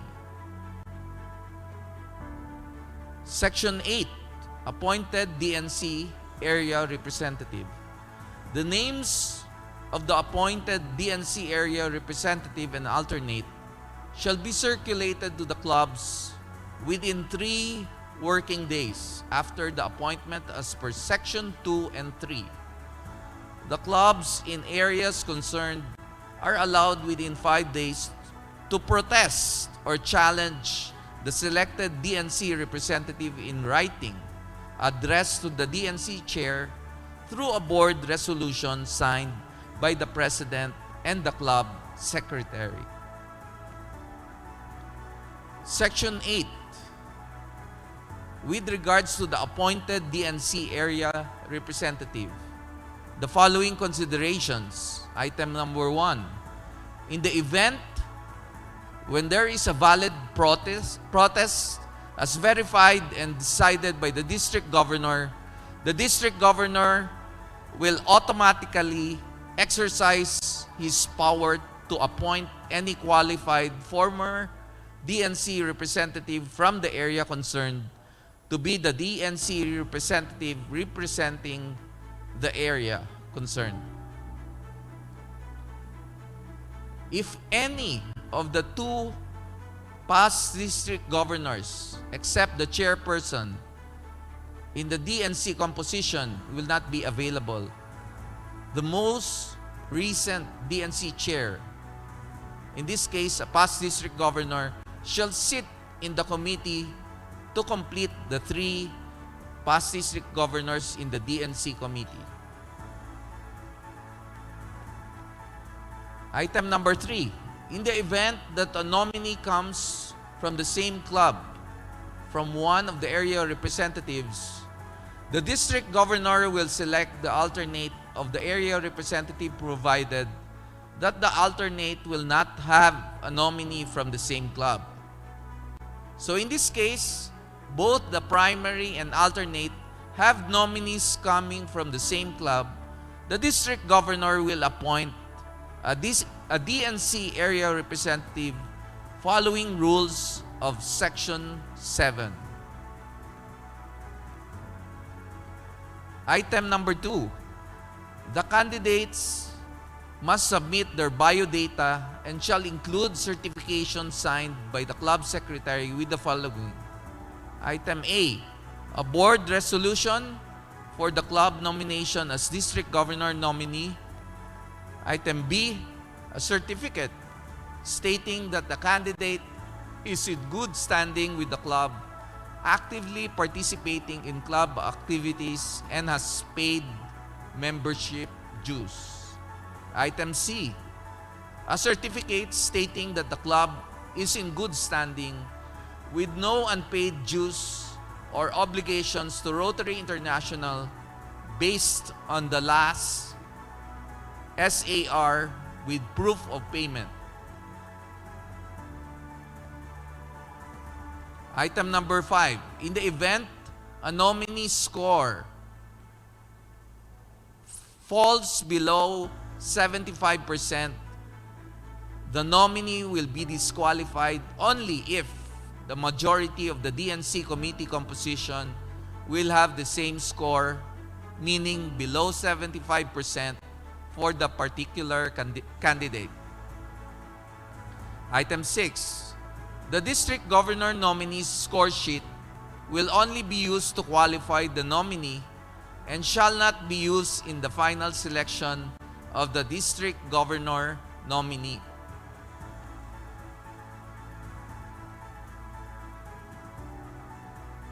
In Section 11, Item number 1, the percentage breakdown of the criteria for the selection of district governor nominee shall be as follows. And if you would notice, the personal data is now 10% and the service to the district is 35%. Next slide, please. Section 12, tiebreaker and counting of votes. This particular matter took 20 minutes in the Council of Governors discussion earlier today. So item number 1, if there will be more than one nominee, the DNC chair shall have the option to vote as member of the DNC committee or as the tiebreaker. Item number 2, if the DNC chair opted to vote with the committee, the DNC committee shall prepare a single transferable ballot scheme similar to the selection of district governor nominee by ballot in Section 12.050 in the Rotary International bylaws of the Manual of Procedure to break the tie. The DNC committee shall cast their ballot and list the names of all proposed candidates in the order of preference. Item number 3. In case there is a tie in the first order of preference, the name of the candidate with the lowest score shall be dropped, and the votes in the second order will be added to the votes in the first order of preference for each candidate listed by the committee. The same rule is applied in the succeeding order if there is another tie, until a candidate will have the highest total votes cast from the single transferable voting scheme. Item 4. The candidate receiving a majority of the votes shall be declared the district nominee designate.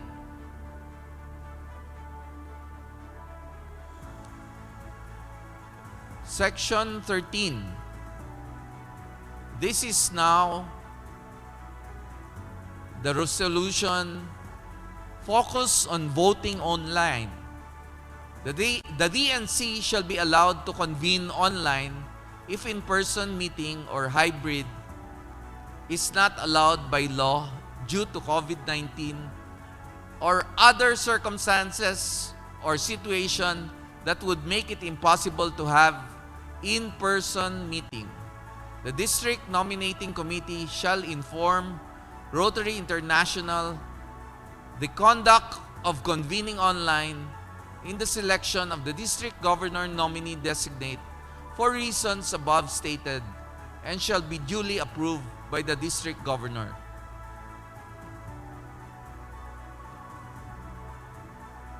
This is now District Resolution number 3 for ratification of the body.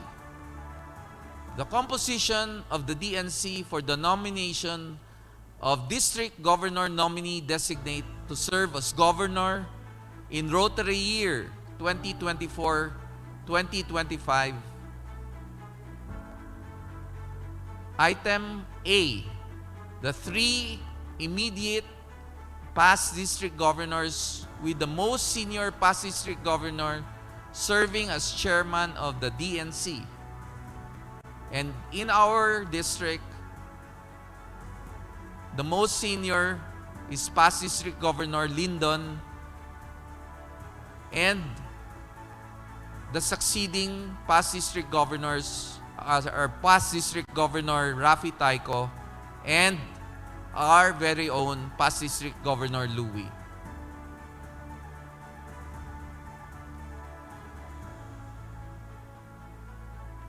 This slide projects the area representatives. For Area 1, Past President Debbie Grapa with alternate Past President Eva Haina. From the Rotary Club of Midtown Iloilo and from the Rotary Club of Iloilo South respectively. For Area 2, from the Rotary Club of Rojas, Past President Alberto Biclar Jr. And the alternate from the Rotary Club of Metro Rojas Central, Past President Margarita Oquendo. For Area 3, we have Past President Melvin Ibanez and Past President Joselito Sean from the Rotary Clubs of Bacolod Marapara and Bacolod North respectively. For Area 4, Past President Vanessa Encabo from the Rotary Club of Bacolod South. And the alternate is Past President Elsie Jolingan from the Rotary Club of Bacolod East. And Area 5, we have Past President Sanico and the alternate is Past President Ferdinand Mendoza from the Rotary Clubs of Osamis North and Salog Valley Molave respectively. For Area 6, Past President Patrick Lee of the Rotary Club of Zamboanga City West. And the alternate will be past President Lorenzo Reyes of the Rotary Club of Bungao.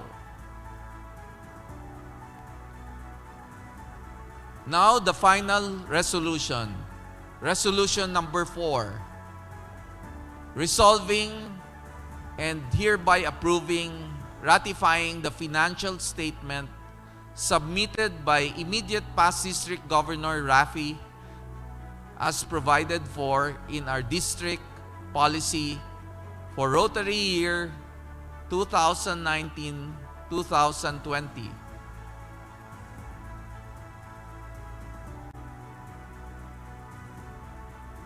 The Governor's Fund Expense Report, and I cannot see it.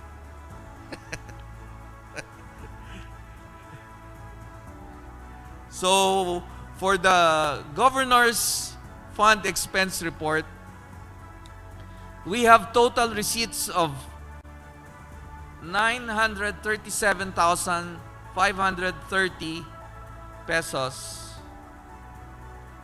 And the total accountable cash is 678,180 pesos. We move on to the expenses.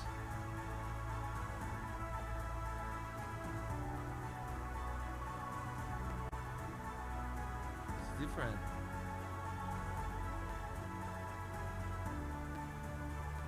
And in the expenses, we have a total expense of 721,312 and 30 pesos. So actually, we have a negative variance of 43,132 pesos and 30 centavos. Thank you, Governor Rafi, for taking over the balance.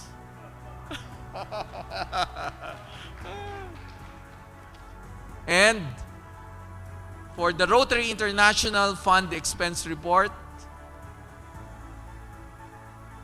we have a total amount of 1,277,312 pesos. That is bigger than my expense report. So Louis' budget must be even bigger. And for this particular report, the total income collection, as I said, is 1,937,000. I'm sorry. For the Rotary International Fund Expense Report, the unfunded liquidation is 228,112 pesos. We move on to the financial report of the DISCON, and total collection for our DISCON was 1,937,775. Total expenses was 2,703 pesos, or a shortage of 62,928 pesos. Again, thank you, Dr. Rafi Taiko, for shouldering this amount.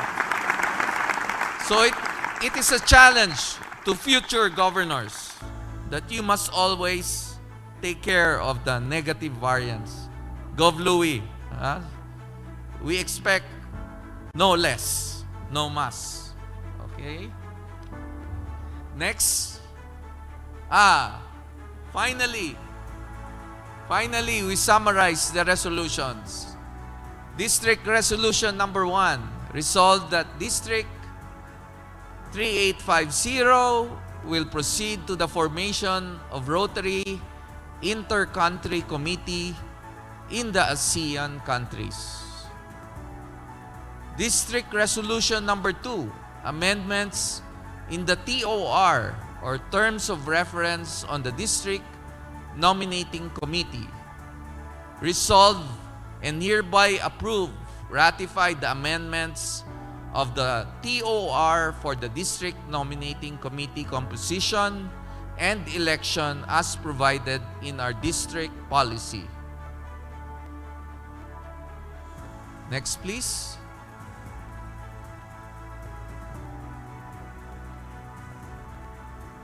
This is District Resolution number 3, the composition of the DNC for the nomination of the District Governor nominee designate to serve as Governor in Rotary year 2024-2025 as approved.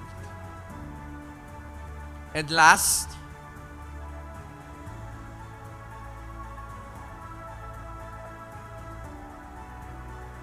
there is a last slide. The last slide is to approve the financial statement of my tokayo, past District Governor Rafi Tayco, who has absorbed all the expenses as a responsible governor, which I expect no less from our governor, District Governor Louie. So we look forward to more blowouts. Yes. And more absorbing conferences. Thank you.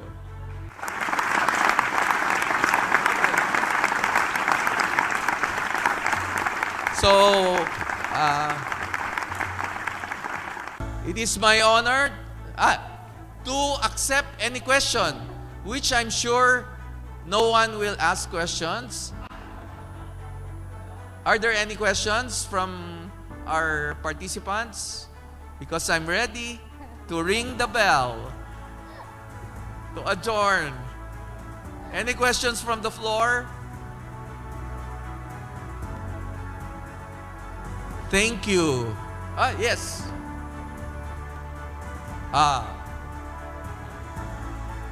As you would have noticed, our first resolution was to approve and proceed with an inter-country committee agreement with ASEAN region.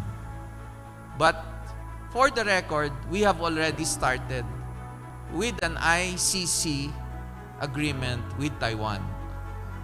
So, the considerations and agreements with other countries is limitless.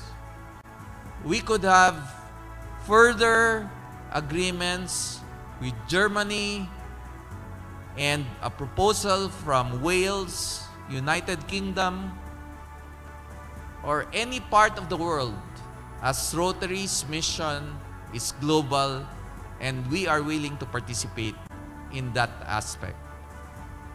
So any more question from table number 2 here? Okay. So I guess it's all in proper order. My Governor Louie, the resolutions are hereby approved and ratified, and I now call the district business meeting to adjourn.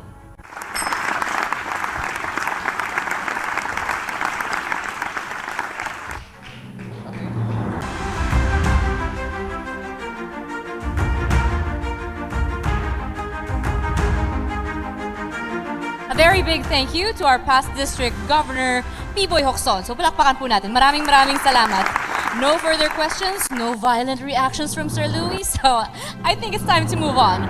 Right now, let's take a breather after that very successful business meeting. And what can be even lighter than a special surprise from participating Rotarians? We now welcome this beautiful video brought to you by Rotary Club of Zamboanga City.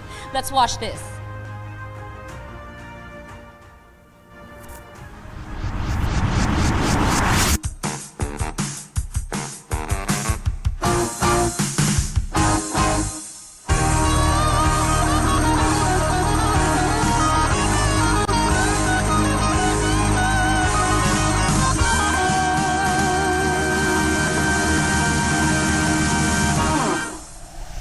Why, this car's automatic. It's systematic. It's hydromatic. Why, it's grease lightning. Grease lightning. We'll get some overhead lifters and some 4-barrel quads, oh yeah. Keep talking or keep talking. A fuel injection cut off and chrome-plated rods, oh yeah. I get the money, I kill to get the money. With a 4-speed on the floor, they'll be waiting at the door. You know that ain't no crap, we'll be getting lots of that in grease lightning. Go grease lightning, you're burning up the quarter mile. Grease lightning, go grease lightning, you're coasting through the heat lap trial. You are supreme, the chicks will scream for grease lightning. We'll get some purple French tail lights and 30-inch fins, oh yeah. A Palomino dashboard and dual muffler twins, oh yeah. With new pistons, plugs, and shocks, I can get off my rocks. You know that I am bragging, she's a real honey wagon. Grease lightning. Go grease lightning, you're burning up the quarter mile. Grease lightning, go grease lightning. Go grease lightning, you're coasting through the heat lap trial. Grease lightning, go grease lightning. You are supreme, the chicks will scream for grease lightning.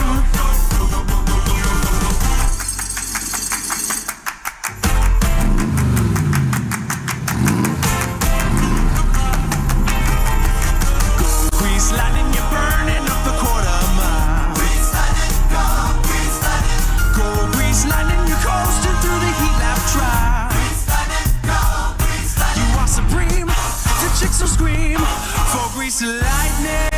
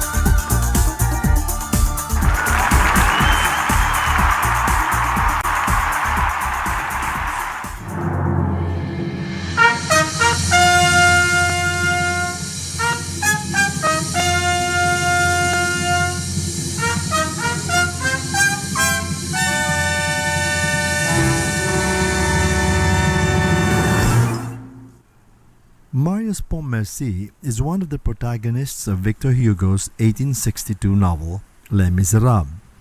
He is a young student and the suitor of Cosette. Believing Cosette lost to him and determined to die, he joins the Revolutionary Association Friends of the ABC as they take part in the 1831 June Rebellion.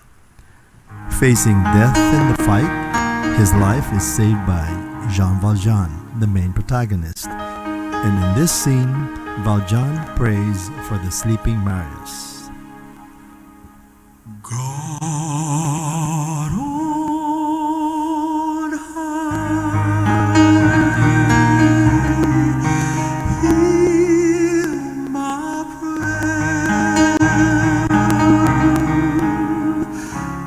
in my need. You have always been there. He's young, he's afraid. Let him rest, heaven bless. Bring him home, bring him home, bring him home. He's like the sun I might have now, if God had granted me a son.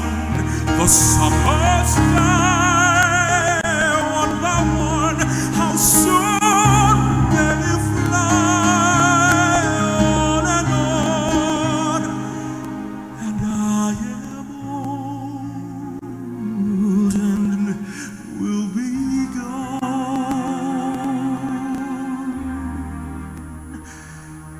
Bring him peace, bring him joy. He's young,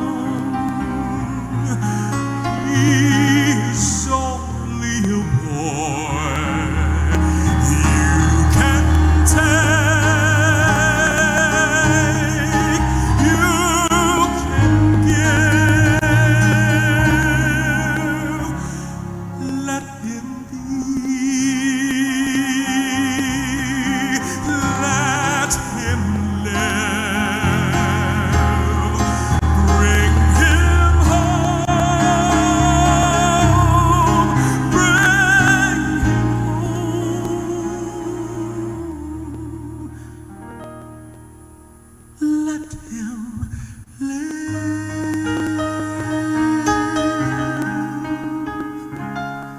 bring him home, bring him home, bring him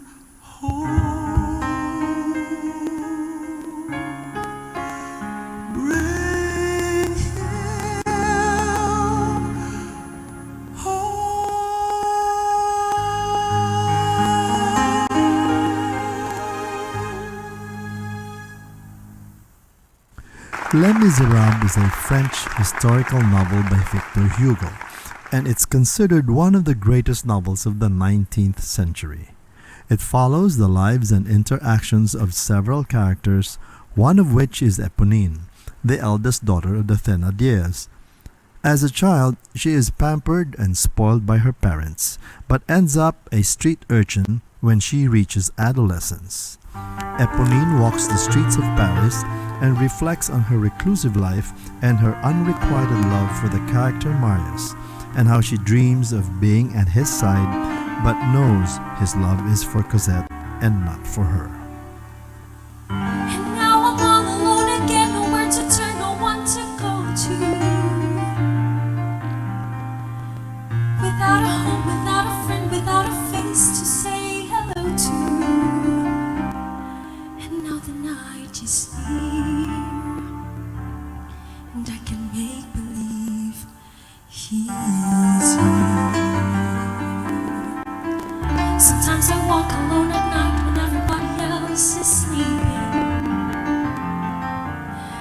I think of him and then I'm happy with the company I'm keeping.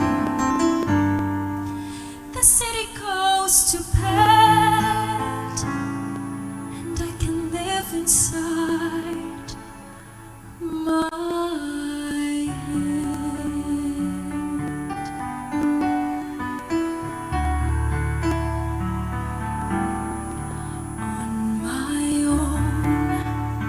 pretending he's beside me, all alone. I walk with him till morning.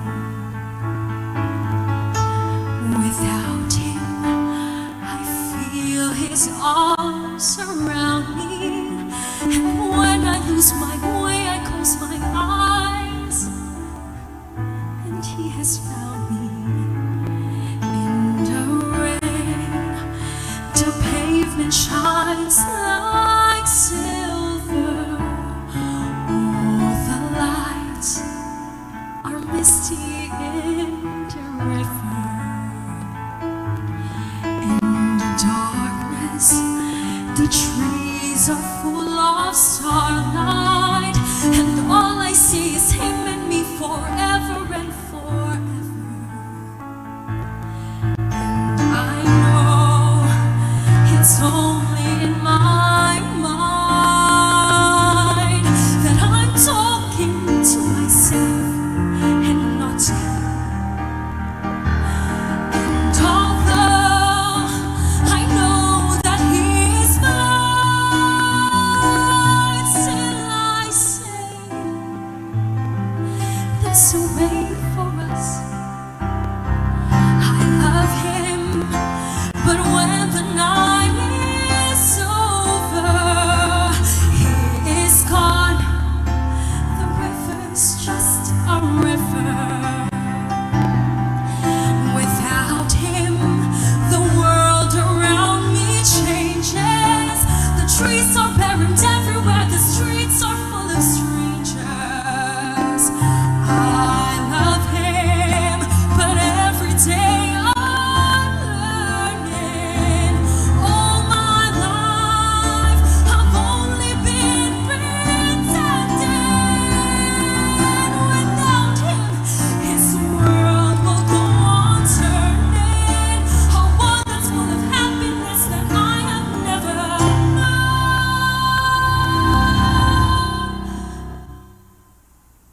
I love him. I love him. I love him. But only on my own.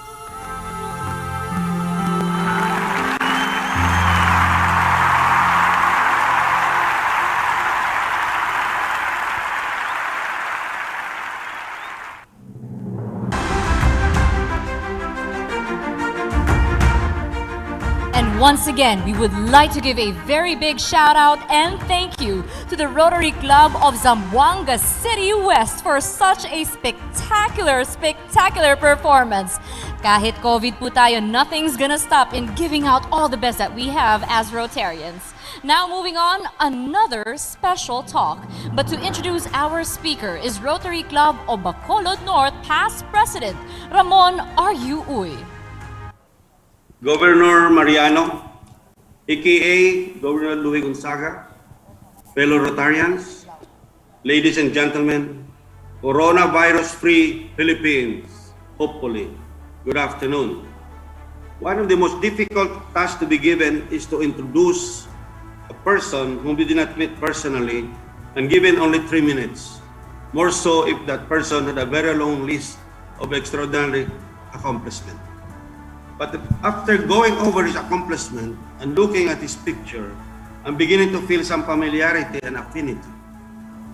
I feel somewhat related to him. I wish I am his uncle. Who wouldn't? And I have found some similarities in our educational attainment. He studied and graduated in Bioengineering, University of Pennsylvania, summa cum laude. Then earned his PhD in MIT, Massachusetts Institute of Technology. I also studied engineering in MIT, Mapua Institute of Technology. While Father Nick studied and graduated with honors, I also studied and studied and studied. I think the similarity ends there. He currently serves as Professor of Biology and of Geology at Providence College in Rhode Island, Director of Domestic Evolution, and founder and chief operating officer of Semper Veritas, LLC. His first book, Biomedicine and Beatitude, An Introduction to Catholic Bioethics, published by the Catholic University of American Press in 2011, and recognized as a 2012 Choice Outstanding Academic Title by the Association of College and Research Libraries.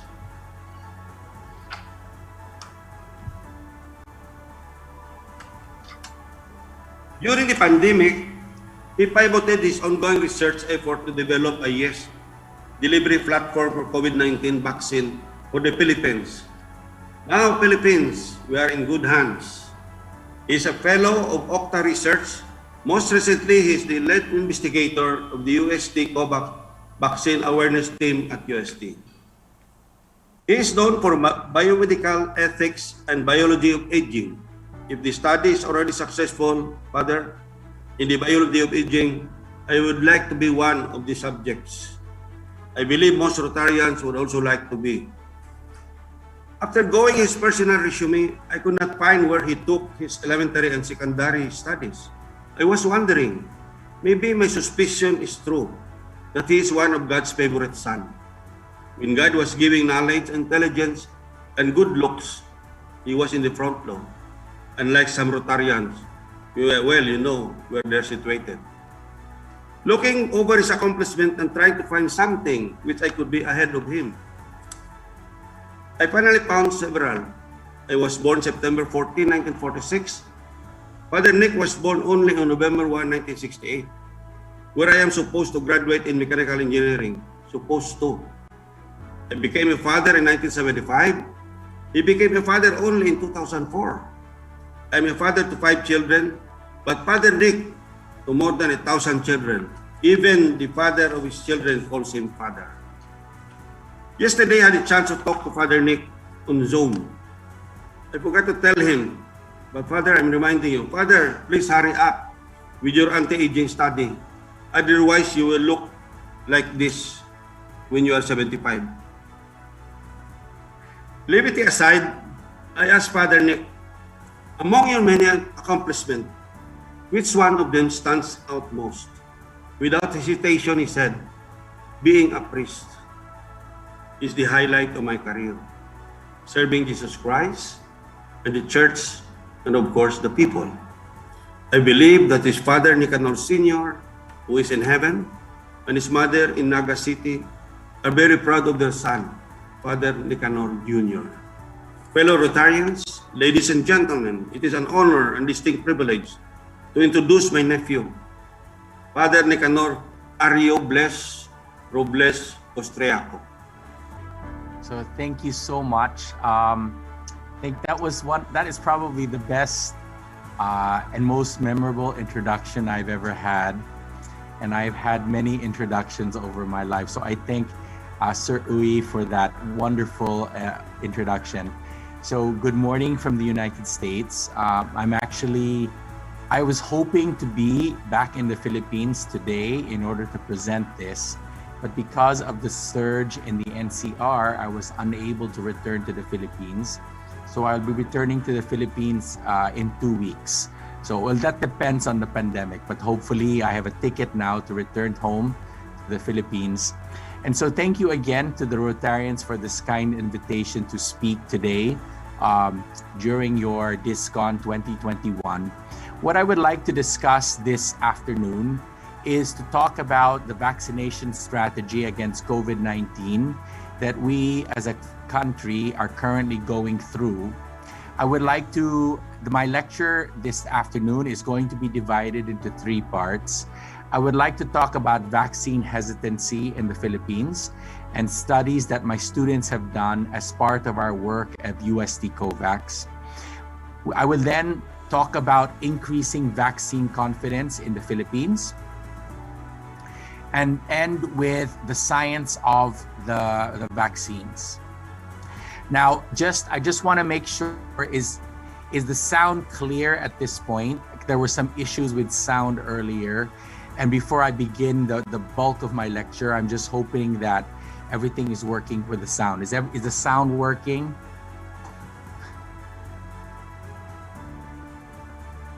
Very good. Thank you so much. So the sound is good. So thank you again. So what I would like to do to begin is just talk about vaccine hesitancy in our beloved country. And in order to understand vaccine hesitancy, my research students at the UST and I distributed and deployed an open access survey on social media at the end of January. we were able to obtain 15,651 responses from throughout the country, from all the regions of our country. And when we asked our respondents if they were willing to receive a vaccine for COVID-19, 56% of them indicated that yes, or probably yes, they would receive this vaccine. Now, let me highlight that this number is a little bit higher than the number that we've seen in other surveys conducted in the Philippines over the last few months. One possible reason for this is that our survey was deployed on social media, which means that we were not able to reach our kababayans who are either incredibly poor or who do not have access to Wi-Fi.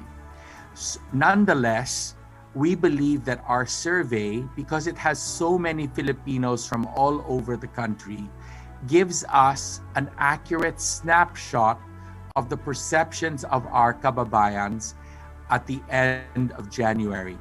We hope to repeat this survey in November when the bulk of the vaccines will have been deployed. More about that in a few minutes.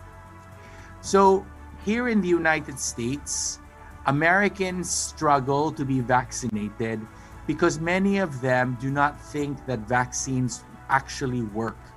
This is called an anti-vax mindset. But we found out through our survey that significant numbers of Filipinos do not have this mindset.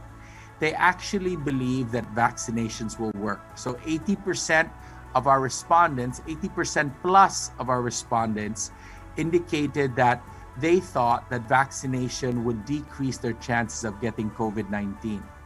However, significant numbers of Filipinos, of our kababayans, are worried about fake vaccines, side effects, safety, efficacy, and some are even worried that they were not tested properly. So they have very concrete concerns about the COVID-19 vaccines.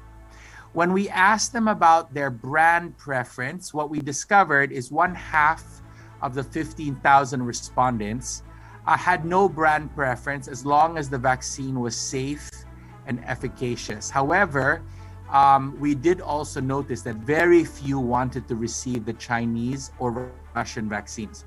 And as I will explain in a few minutes, these vaccines from China and Russia are actually going to be the majority of vaccines we will receive, only because there is a significant global shortage of the Western vaccines. We were also, we were not surprised, but pleasantly happy to discover that Filipinos, unlike Americans, are actually more worried about members of their family getting COVID-19 than they themselves getting COVID-19. So this is reflective of the familial view of most Filipinos. In contrast, here in the United States, most Americans can speak primarily about the individual rather than the family, rather than the community. Finally, we wanted to look at the influencers of vaccine hesitancy in the country. And what we discovered is that Filipinos, again, not surprisingly, given our collectivist mindset, 77% of Filipinos will only receive the vaccine or will want to receive the vaccine only after they see other Filipinos, after many other Filipinos receive the vaccine. They've also, they also indicate that they would receive the vaccine after politicians receive the vaccine. So 71% agreed and strongly agreed that they want to receive it after politicians. So this was the results of our survey. And so how can we increase vaccine confidence in the Philippines? So there are 3 things that we decided to undertake when we initiated our vaccine awareness program. One is we wanted to provide the Filipino people with truthful information that would address their specific concerns about the vaccine. We also wanted to emphasize the need to vaccinate to protect not just the individual, but also our lolos and lolas. And we wanted to provide the Filipino people with personal testimonies of the kababayans receiving the vaccine. And so we set up a group, a research team, primarily of undergrads at UST. We call this the UST COVAX Awareness Team. And the team is made up of 30 students, primarily students from the College of Science in the Department of Biological Sciences, where I am a visiting professor. The majority of them are majoring in industrial biology, with a few from medical biology. And we are also blessed to have undergrads from the Department of Advertising Arts, from the College of Fine Arts and Design, also at UST. Now, because of COVID, I have not met any of my students in person. We have done Zoom pretty much the entire time, but I promised them, my hope is that next year, by this time, that I will be able to have a pizza party at UST to have all of them together, because hopefully at that point, the pandemic will have been mitigated by our vaccination strategy.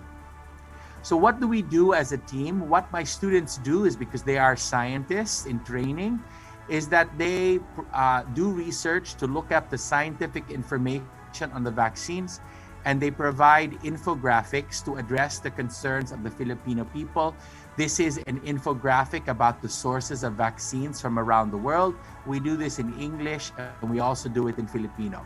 And this is an infographic about how the vaccines are made and how they are deployed. And I will be discussing some of these in a few minutes. What's also important is that we have COVAX testimonies that feature Filipinos who have been vaccinated from around the world, and now, because we've started, also in the Philippines. So we have been on Facebook, and we find Filipinos from all over the world who've been vaccinated who want to speak to their kababayans back home to reassure them of the vaccine safety and efficacy. So I invite you as Rotarians to use our social media infographics. You can find them on our Facebook page on UST COVAX Awareness Team, and to educate your members and your colleagues and your families, because so many Filipinos have very good questions and we need to provide the answers to those questions. Now, the third part of my lecture this afternoon, my talk this afternoon, is about the education that we must provide to our kababayans so that they understand the truth about the vaccines. And this is what the most of my talk this afternoon is going to compose. So I'm going to begin with an overview of the COVID-19 vaccine so you understand the vaccines. So this is a vaccine tracker on the New York Times. It's updated every day, and I got this a few days ago. It hasn't changed since then. What you can see right now is that there are about 100 vaccines that are being developed around the world.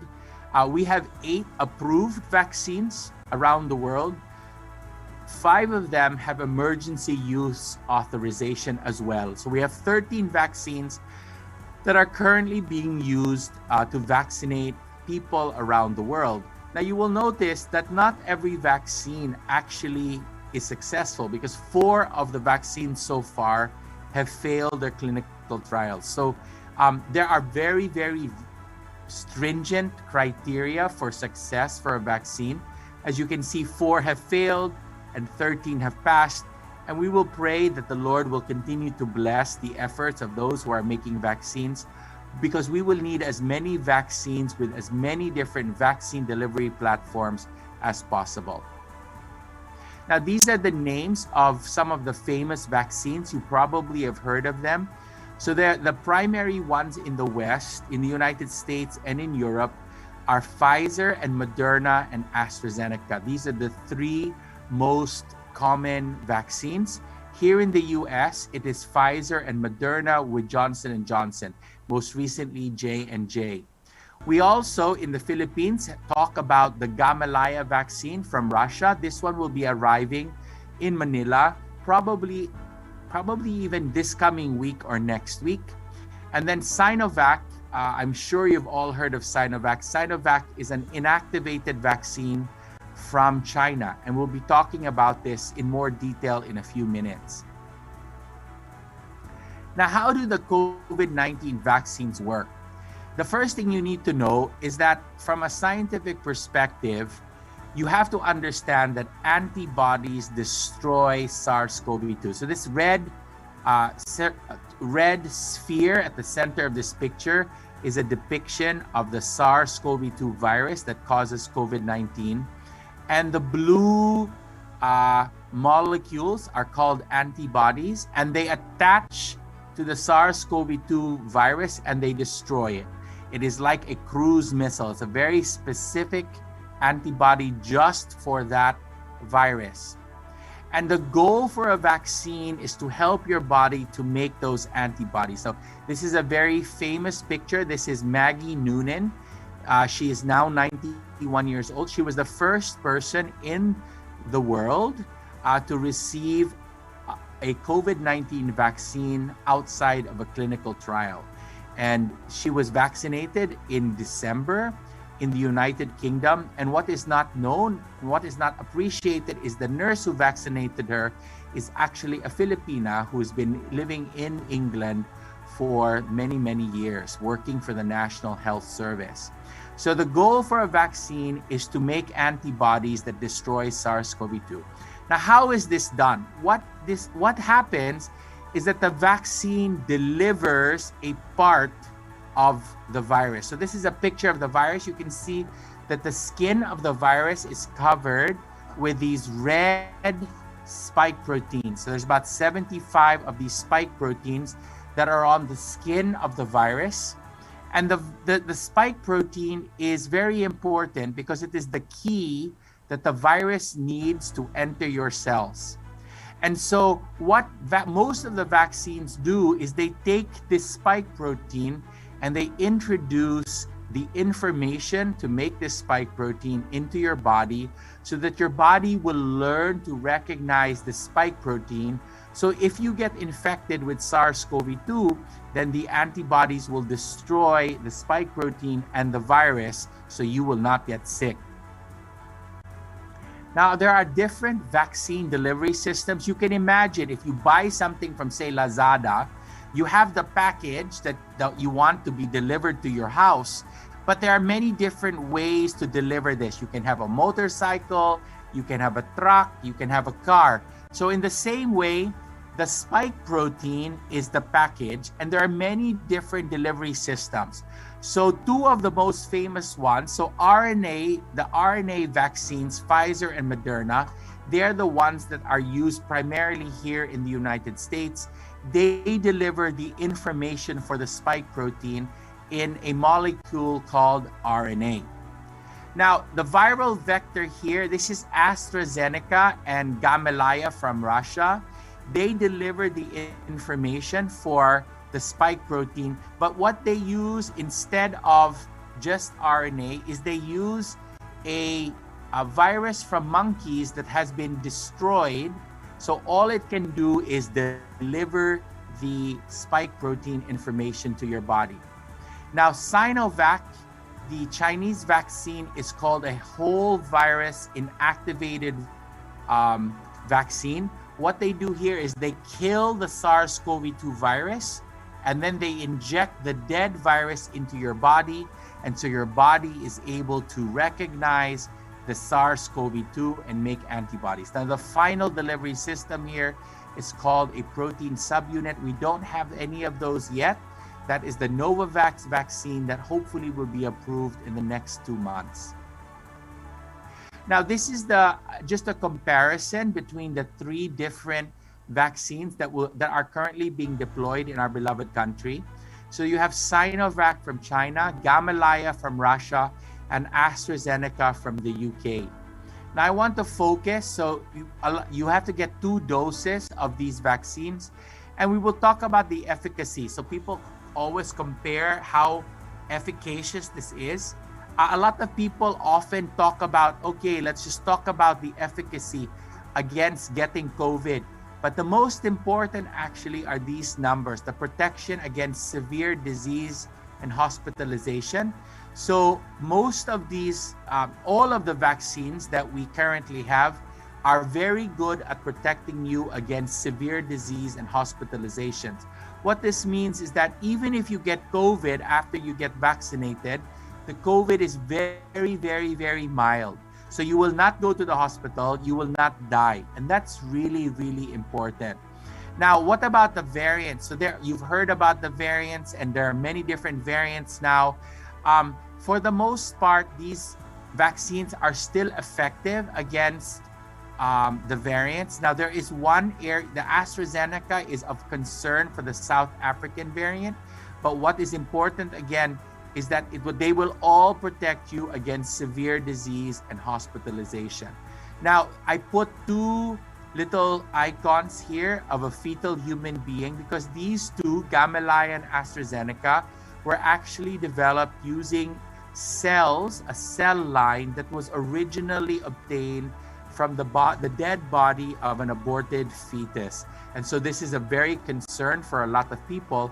But the Vatican has pointed out that because this is a historic evil, this is an evil that happened 50 years ago, and because it is such a grave pandemic, that we can use these vaccines as long as we make clear that we are against abortion and that we acknowledge that the abortion, the tragic abortion that happened many years ago, remains and will always be a grave evil.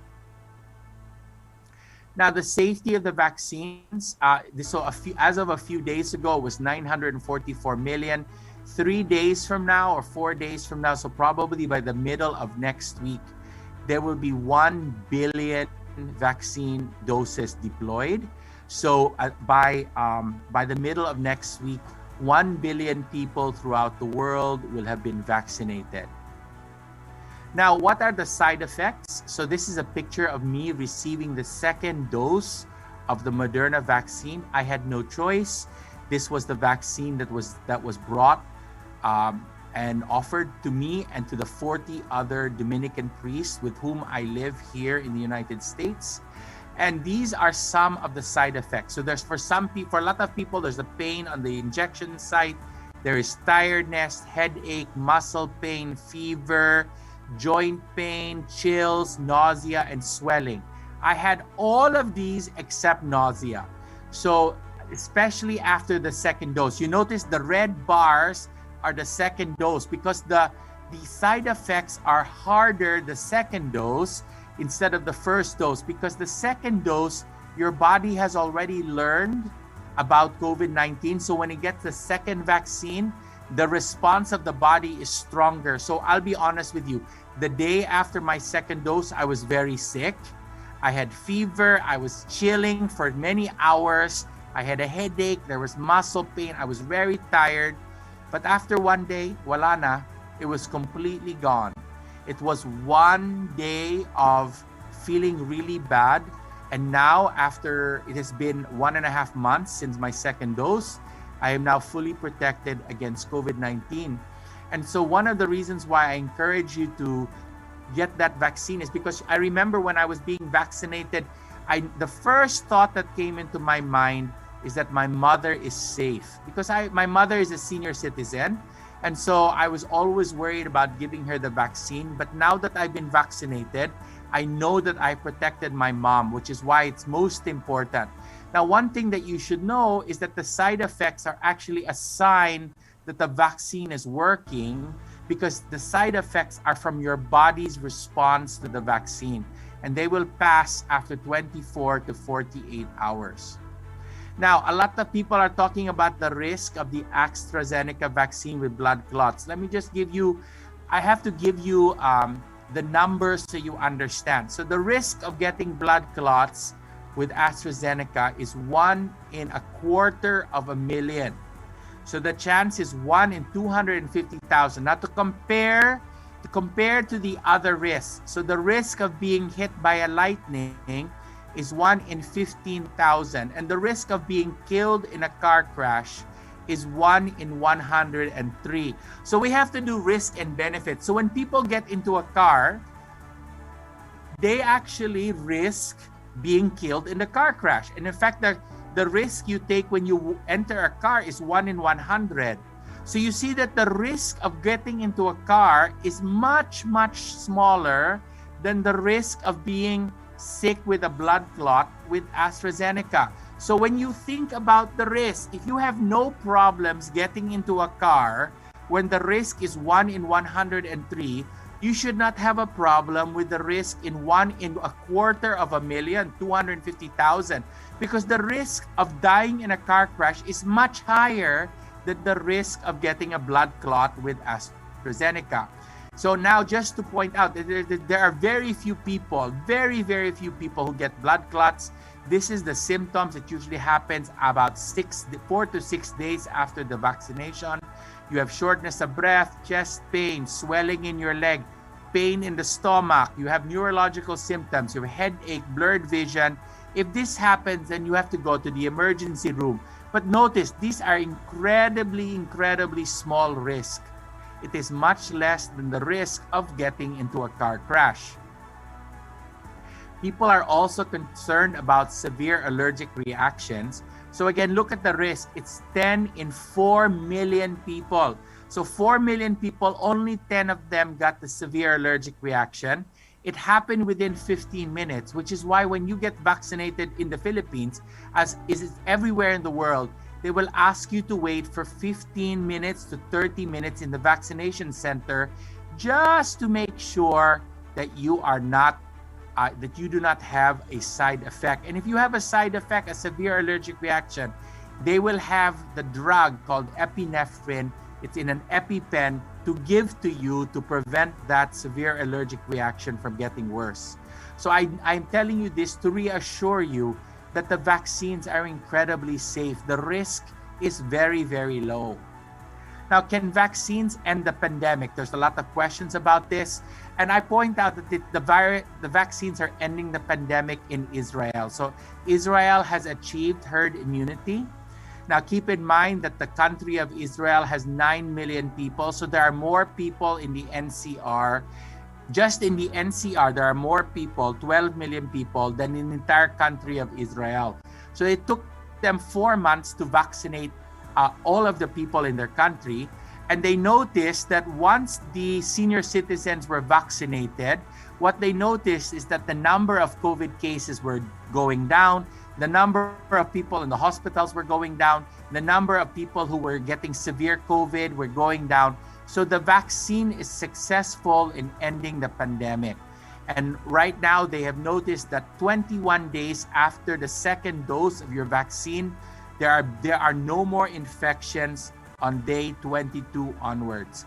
So very few people get sick 22 days after the second dose. So let me again remind you that you are still, it takes about 6 weeks to develop immunity. So even after your first dose, it doesn't mean you're completely vaccinated. You have to wait 1.5 months.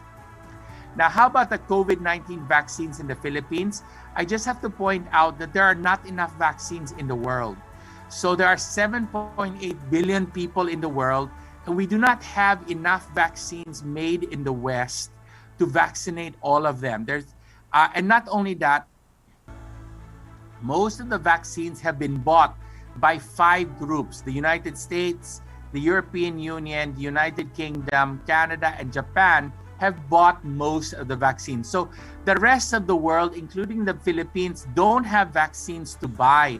That's why you're seeing so few vaccines right now in the Philippines. It's because the United States and the Western countries have bought all the vaccines. Now, the United States is expected to complete its vaccine strategy in July, which is why you will see, first of all, we are buying vaccines from all over the world. And you will see that you notice the first quarter, we only got 2 million vaccines. But you will see that already in July, in June, we will get 11.5 million. July, we will get 13.5 million, 20 million in August, 20 million.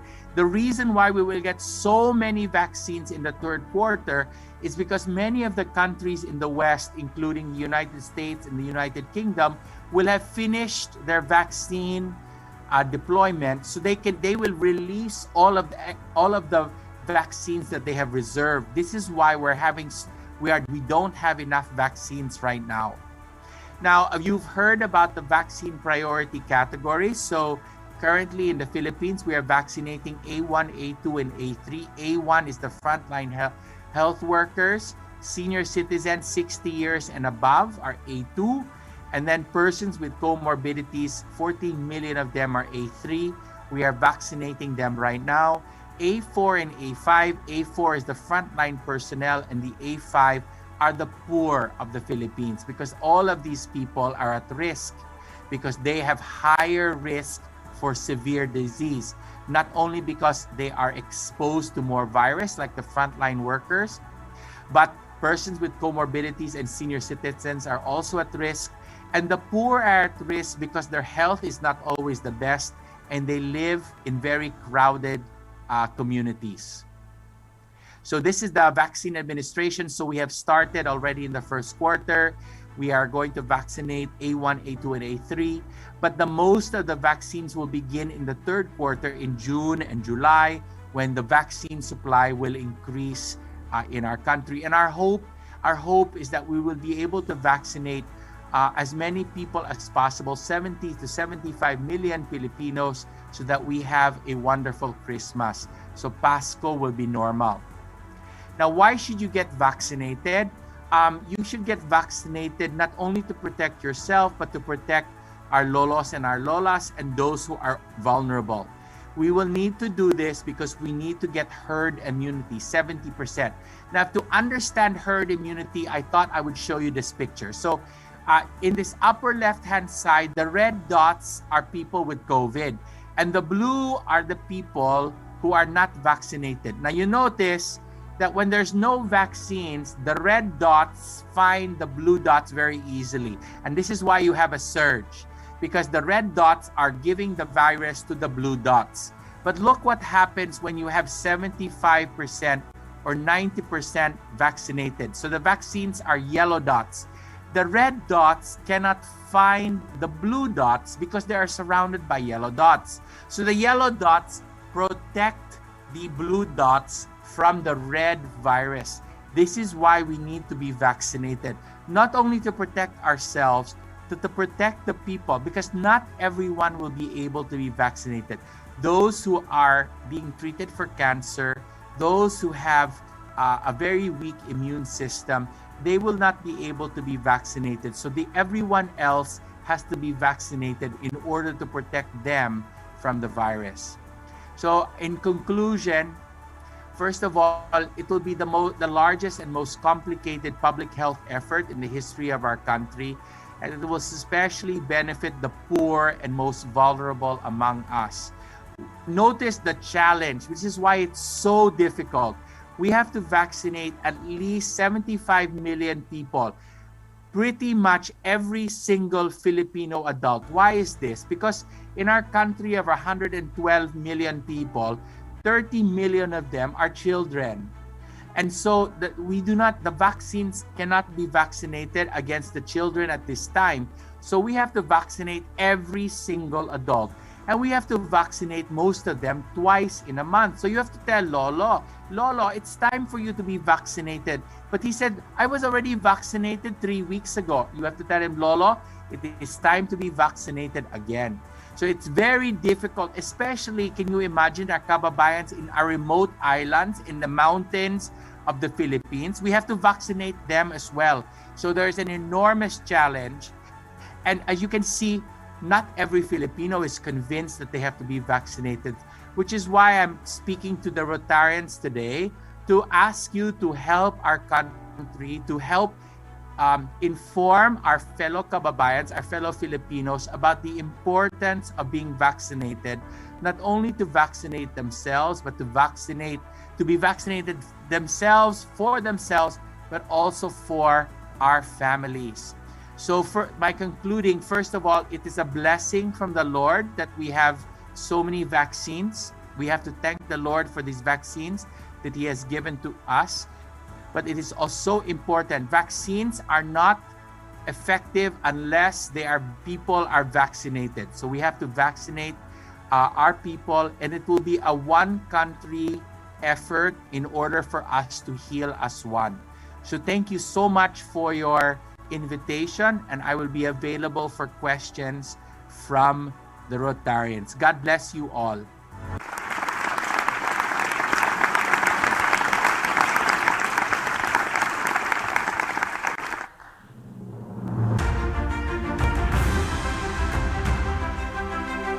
All right.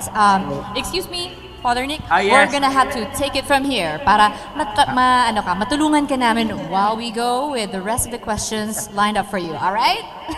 Okay. No regrets na inulit ni Sir Aryu. Maraming salamat. Now we head on to question number 1. Is it possible to get 2 complete vaccines of different brands? Father Nick. So many of these vaccines are double dose vaccines, and we have no scientific studies at this time that mix and match the vaccines, which is why we must, if we take Sinovac for the first dose, we must take Sinovac for the second dose until those clinical trials have been published, because we do not know what the effects are of mixing and matching. So now, after we've taken Sinovac this year, can we take Gamaleya? Can we take Pfizer next year? Yes. So because we will be receiving this, you do not understand yet, but we will be vaccinated against COVID-19 every year from now on for the rest of our lives. So you can have different vaccines over the course of your life, but they have to be the same 2 doses until we know otherwise. Thank you, Father Nick. The second question is from Rotarian Marilyn Diazis. May we know what effective vaccine for senior citizens above 70 years old with high blood pressure? Thank you so much for that question. There are no contraindications for these vaccines at this time other than severe allergic reaction to the ingredients of the vaccine. So there are many people here in the United States, many senior citizens with high blood pressure who've been vaccinated. This is something you need to speak to your personal doctor about. But for efficacy, it depends on the particular brand of the vaccine. It also depends on how long you wait between the first and second doses. That's why I cannot give you a straight number. Thank you, Father Nick. The third question, this is from President Toto Lopez. Is vaccine hesitancy an issue that government should address for the government vaccination program to succeed, and why? If we achieve herd immunity, does that mean a return to normalcy? So thank you for that question, Sir President. Yes, the government is actually addressing vaccine hesitancy. So the Department of Health is also undertaking a vaccine awareness program. But this is one of those areas where more is better than less, which is why we have to do this as one country, as many different individuals must talk to each other about vaccines, because it is scary to be vaccinated. I have to tell you, it is scary because we don't know much about COVID-19 and we're going to be vaccinated. But I think that, as I tell people, love has to conquer fear. And so we must be vaccinated for love of our lolos, our lolas, our families, our kababayans, and also love of ourselves. Now, with regards to herd immunity, so once a particular community achieves herd immunity, yes, we can begin to return to normalcy. So for example, here in my home state of Rhode Island, it was announced yesterday that on May 15th, no more masks will be required for people outside. So we have had a mask mandate just like in the Philippines, but enough people here in my home state of Rhode Island have been vaccinated that we can lift the mask mandate. So you can see, as more and more people are vaccinated, we will be able to return to life as normal. Once we get to herd immunity, especially in our cities. So, once we protect our senior citizens. So people ask me, for example, when can we go back to school? So I point out that once A1, A2, and A3 are vaccinated, it becomes easier for our national government to reopen our school for face-to-face education, to allow people to move around. Because now with our lolos and lolas still vulnerable, we cannot send our children to school, because if they go to school, they'll bring the virus home. But once lolo and lola are vaccinated, and the frontliners and elder and others with comorbidities are vaccinated, then we have a strong incentive to really reopen our economy and return to normal. Thank you, Father. And I just would like to share with you that, recently Philippine Rotary has initiated its advocacy campaign, for vaccination as part of its role to achieve a COVID-free Philippines. Thank you so much. That we need that. Everyone has to do something. Yes. And our third question is from Rotary Club of Victorias, from past President Dominador Binco. Expecting that all vaccines can eliminate from infections COVID-19 virus, why is it that a doctor who received already a second dose of vaccine is still infected from the virus? So the vaccines are not 100% effective. So you occasionally will have what are called breakthrough infections, maybe 1 in 10 million. Now, so the reason why this doctor could have been infected is one of two reasons. One is that, remember, it takes time for the vaccine to work. So even after the second dose, you have to wait 2 or 3 weeks. So if he became sick 1 week after the second dose, that's because his immunity is not yet completely developed. So that's the first possibility. And the second possibility, as I pointed out, is that there are people who can get sick even 1 or 2 months after the second dose, because it's not 100%. But this is what will happen. When those people get COVID-19 because they're vaccinated, their COVID-19 is very mild, will only last a few days. They do not have to go to the hospital. They will not need drugs. They do not die. So what's important is that you understand that the vaccines prevent severe COVID nearly perfectly, even though they do not necessarily prevent you from COVID perfectly. Thank you. We continue with a question from RC Zamboanga City North, from our Rotarian Eric Basilio, saying, with the evident global shortage of vaccines, is it right or wrong to blame the government with its alleged slow response? So thank you, Eric, for that question. I actually do not think at this point the slow response of the government is because there are not enough vaccines.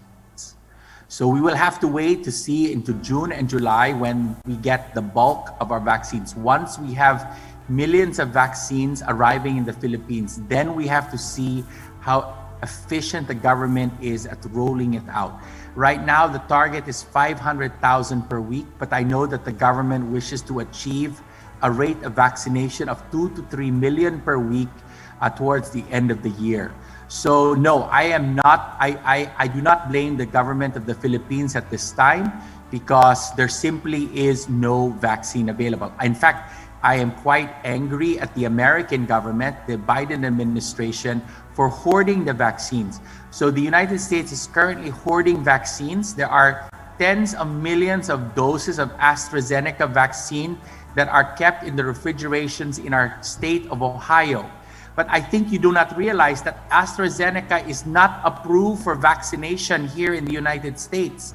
So the US government is just holding on to tens of millions of doses that have an expiration date and are not planning to use it. They should send it to the rest of the world, including the Philippines, where AstraZeneca can be used. And so I'm actually angrier at the American government compared to the Philippine government, because the Philippine government is doing its best to buy the vaccines, but there's nothing left in the store. Our next question is from Rotarian MJ Bugante from Rotary Club of Zamboanga City North. Hi, Father. I heard you are developing a yeast-based vaccine. May I know what is the update on that? Thank you, MJ, for that question. Yes, I'm actually I spent most of the pandemic in the Philippines, but I returned here to the United States to my research laboratory in January.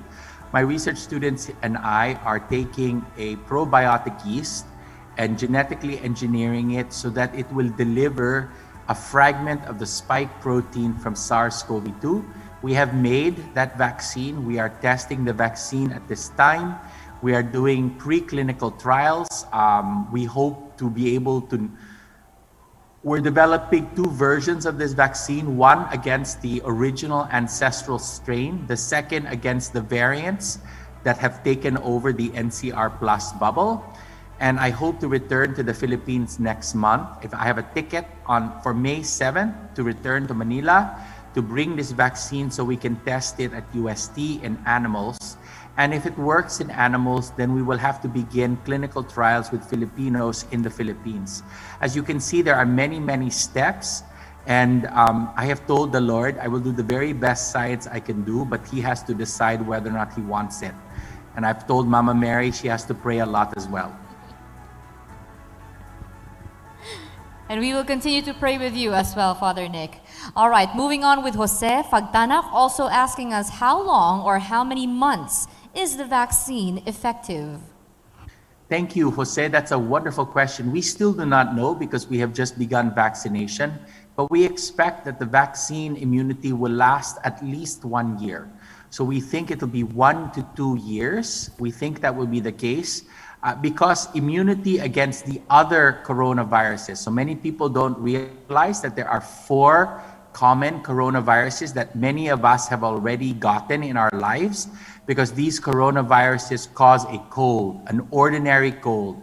So though the immunity against those viruses lasts about 1 to 2 years, so we expect that the immunity against SARS-CoV-2, the virus that causes COVID-19, will also last about 1 to 2 years, which is why we anticipate that each of us will have to be vaccinated at least every year, every 2 years, if not every year. Our next question is asking, while we are awaiting the vaccines, I and my family are taking ivermectin for human use. And so far, these have been very effective. In your opinion, shouldn't the country be taking ivermectin while waiting for the vaccines? There are many proposed drugs against COVID-19, and we have to rely on the clinical trials and the science. And the difficulty is that ivermectin at high doses is actually poisonous. It's a poison. And so we have to be very careful. There is still very little evidence that ivermectin is effective against COVID-19. There are clinical trials that are being done now in the Philippines. 3 hospitals in the NCR are testing ivermectin. There are other ivermectin clinical trials around the world. Until we get those results, I cannot recommend ivermectin because, again, ivermectin is a poison in high concentrations, and we do not know how much you need to take, if any, will be effective against COVID-19. Thank you for clearing that out, Father. Let's go to our last question. Can one be vaccinated with lupus or with cancer? That's a wonderful question. So there are efforts to develop vaccines against cancer at this time. I'm actually a cancer biologist. Primarily before COVID-19, my students and I are looking for new chemotherapeutic drugs against cancer. The hope is that we will develop vaccines against cancer. Those are still being developed right now. I am not familiar with the work with lupus. I know that lupus is an autoimmune disease. At this point, we do not really imagine how a vaccine can be developed for an autoimmune disease. But I don't know the details. I would have to check and get back to you. So thank you again for that question. Thank you, Father, but please indulge us with a pahabol question. Can Rotary use your infographic page to disseminate vaccine information in our respective communities? Absolutely. You have my complete permission to download our infographics that we upload to the UST COVAX Facebook page. and as many people as can read the truth about these vaccines, so we can convince our kababayans that vaccines are so important for a COVID-free Philippines. So feel free to share freely and with as many people as possible. And thank you again to all the Rotarians around our beloved country, around the archipelago, to thank you again for your service to our country and to our kababayans. And for those of you who are medical frontliners, I especially thank you for your sacrifice during these very difficult times. A juicy discussion, a juicy forum. We wish to have more time, but then again, maraming salamat po. Once again to our speaker, Father Nick Ostiaco. Thank you so much and God bless, Father. God bless you.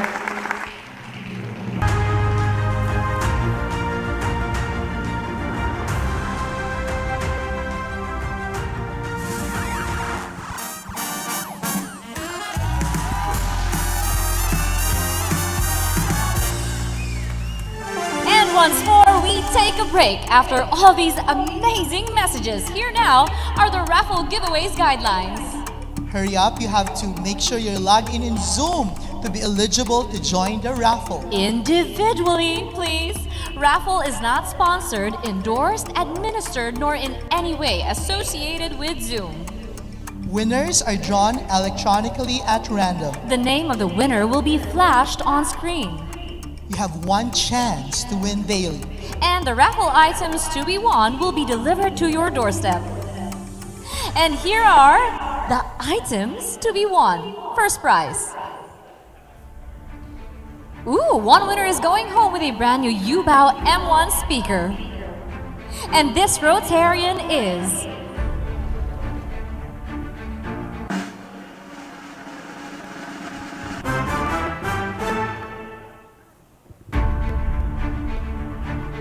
Hoping you're online, Rotary Club of Metro Calibo, Loida, Enero.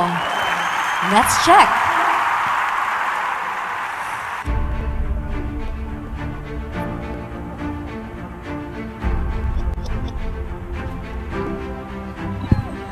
And that is a yes. Congratulations, winners.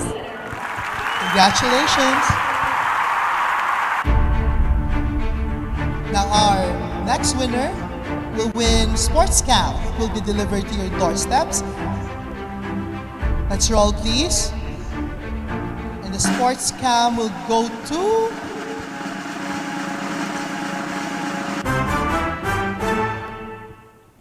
I hope you're online. It will be delivered to the Polog, Rotarian Gerald Concha, and President, right? And he is logged in. Congratulations. Yes!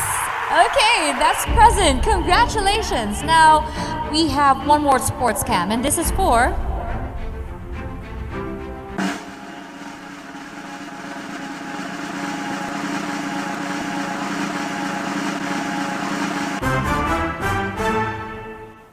From Rotary Club of Bacolod West, Evelyn Gengos. Hengos, yes. Present. That's gonna lead us to another draw. Let's roll the tambiolo again, please.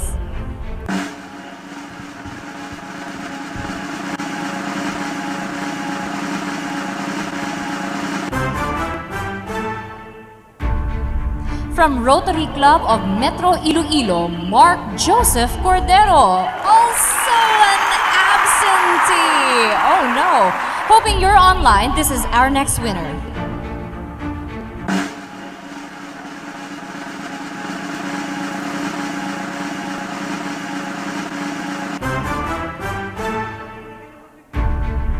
From Rotary Club of Metro Bacolod, Luis Therese Ang. Yes! And we have a winner. Congratulations, winners. Partner, na-realize ko lang. Congratulations, Tetet. Pang-raffle talaga yung caller ko today, no? Ako ata yung tambiolo niyo today. Alright, so to our winners, congratulations. Now this time to introduce our next DISCON speaker. Let's welcome District Rotaract Representative Rotarian Richard Jeric Chua.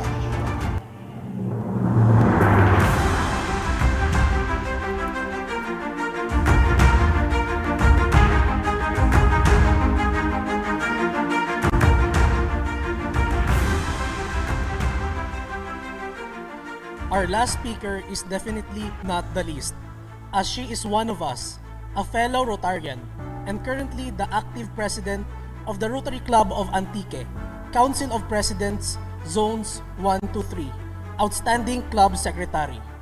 Claimed as the youngest president this Rotary year, she was twice featured in the Philippine Rotary magazine in July issue as an important young blood of our district, and in August for her experience as a Rotary Youth Exchange student hosted by District 6510 O'Fallon, Illinois, USA in Rotary year 2011-2012.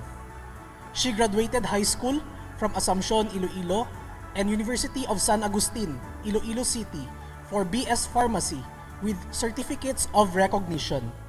She is now a licensed pharmacist of their family drugstore business, taking over her deceased mom, spouse Fe. She was also one of the pioneer RILA alumni, where she was recognized with the Distinguished Leadership Award. Ever since she was a kid, her parents noted that she would insist of going with them to Rotary functions. She was a guest in many district conferences and Rotary Institute meetings. It's no wonder PDG Melvin, her dad, had her inducted in 2017 by PDG Jundar Legislador.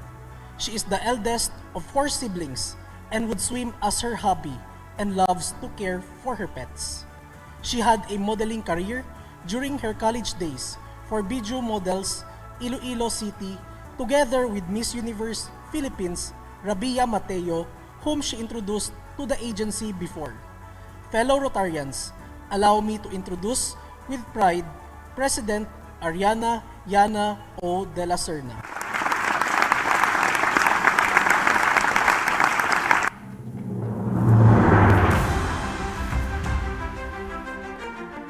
Hi everyone, how are you? How's everybody? I'm happy to be with you, especially with the young people today in our DISCON. First, I'd like to thank my fellow young leader, Rotarian Derek Chua, for that generous introduction to my question. Is the youth still the hope of our future until today? Welcome to my talk on youth service, future of Rotary. So you might be asking, why listen and spend your time on a 26-year-old's talk on the future of Rotary? Okay, I have a fun fact. It was not known that I was at one point the youngest to ever attend a Rotary district conference. Did you know that I covertly attended when Lady Fair was still carrying me? Yes, that young.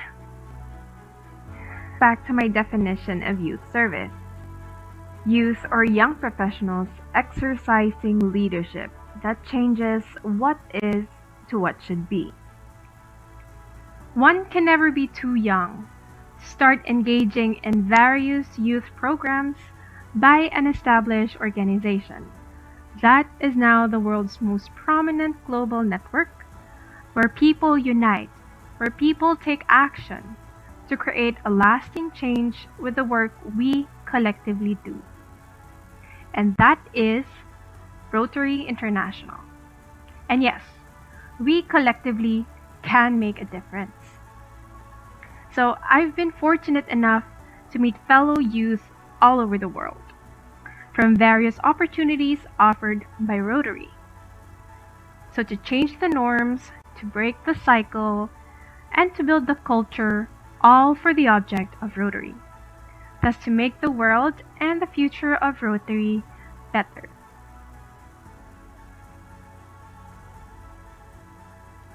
So we hope the youth to start to volunteer, to advocate, and eventually lead and create a positive change.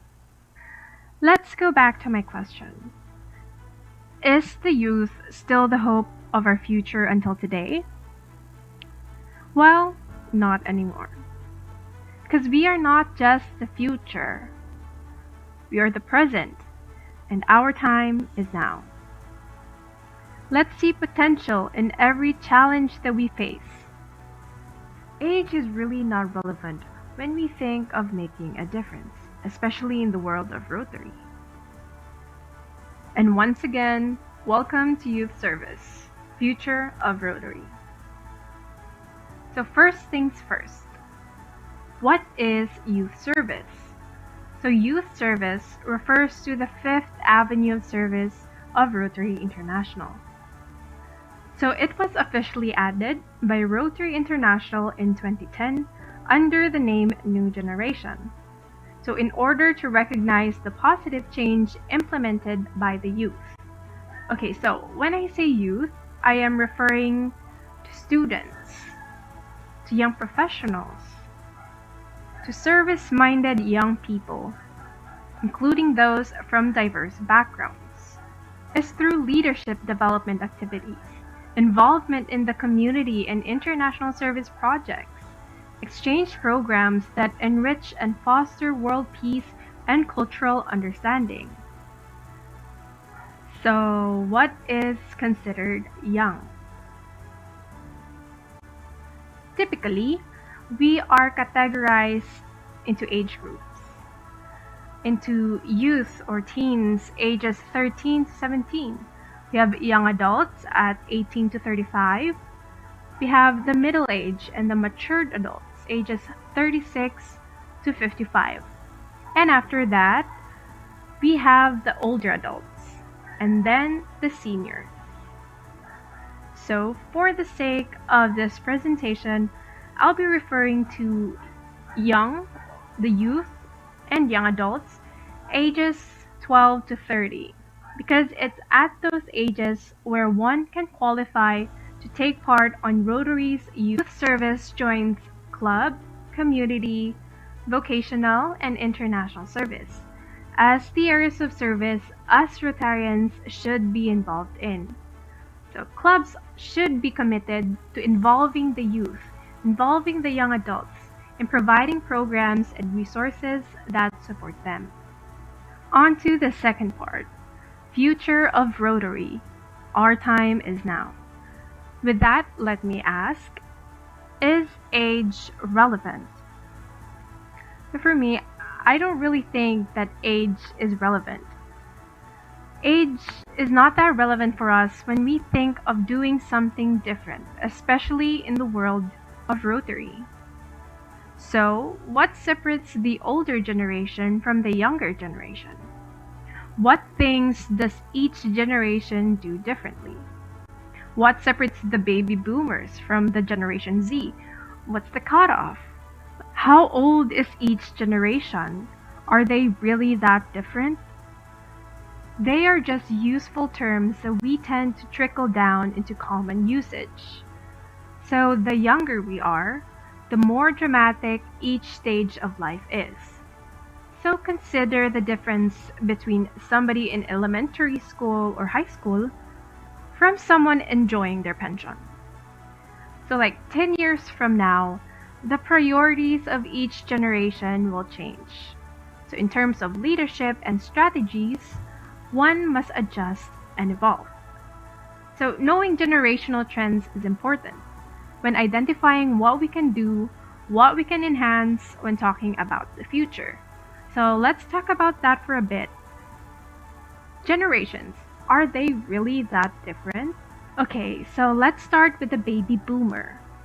So this generation has begun to adapt more technology in order to stay in touch with family members and reconnect with old friends. Then we have the Generation X. So they are around 41 to 56 years old right now. So the Gen X still reads newspapers, magazines, listens to the radio, and watch TV. So however, they are also digitally savvy and spend roughly 7 hours a week on Facebook. 7 hours a week, the highest of any generational cohort. And then is the millennials, where I am in. I am a millennial, a Gen Y. So we are around 25 to 40 years old. So 95% of us still watch TV, but Netflix edges out the traditional cable as the preferred provider. I mean, I watch Netflix all the time. So this generation, our generation, is extremely comfortable with mobile devices, but 32% will still use a computer for purchases. So we typically have multiple social media accounts. I think majority of the young has multiple social media accounts. But personally I use Instagram and Twitter more than Facebook, you know. And then we have the Gen Z, the latest generation, the Zillennials. So this generation ages 6 to 24 right now. And for media consumption, the average Gen Zer received their first mobile phone at the age of 10. So many of them grew up playing with their parents' mobile phone or tablets. They have grown up in a hyper-connected world, and a smartphone is their preferred method of communication. So on average, they spend 3 hours a day on their mobile device, compared to the Gen X who spend 7 hours a week just on Facebook. So the shaping events are the smartphones, the social media, never knowing a country not at war, and seeing the financial struggles of their Gen X parents.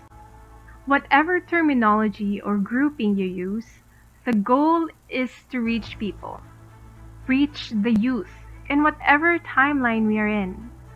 So let's continue giving opportunities relevant to their phase of life. So in short, no matter how many letters get added to the alphabetical soup, the important thing we can do is to seek the change we want to manifest. So start them young. And we have 2020, the starting era of virtual gatherings. So technology became our new face of today. And so, as physical distancing grows farther, technology draws us closer. We often speak of presence as a core element for creating a caring connection between yourself and others.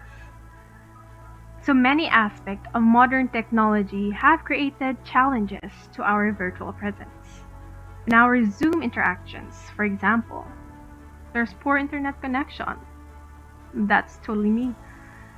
The poor internet connection, the talking over each other to some extent, the endless clicks of the mouse and the visual and audio only, the constant ringing of phones, dogs, and roosters' noises in the background, or unknowingly unmuted yourself, which I dread the most. So it's difficult for participants to get to know each other. So despite these impediments, we are called to maintain our respective clubs, our flow of projects, our member relationships more than ever during these unfortunate times. But how long will this last?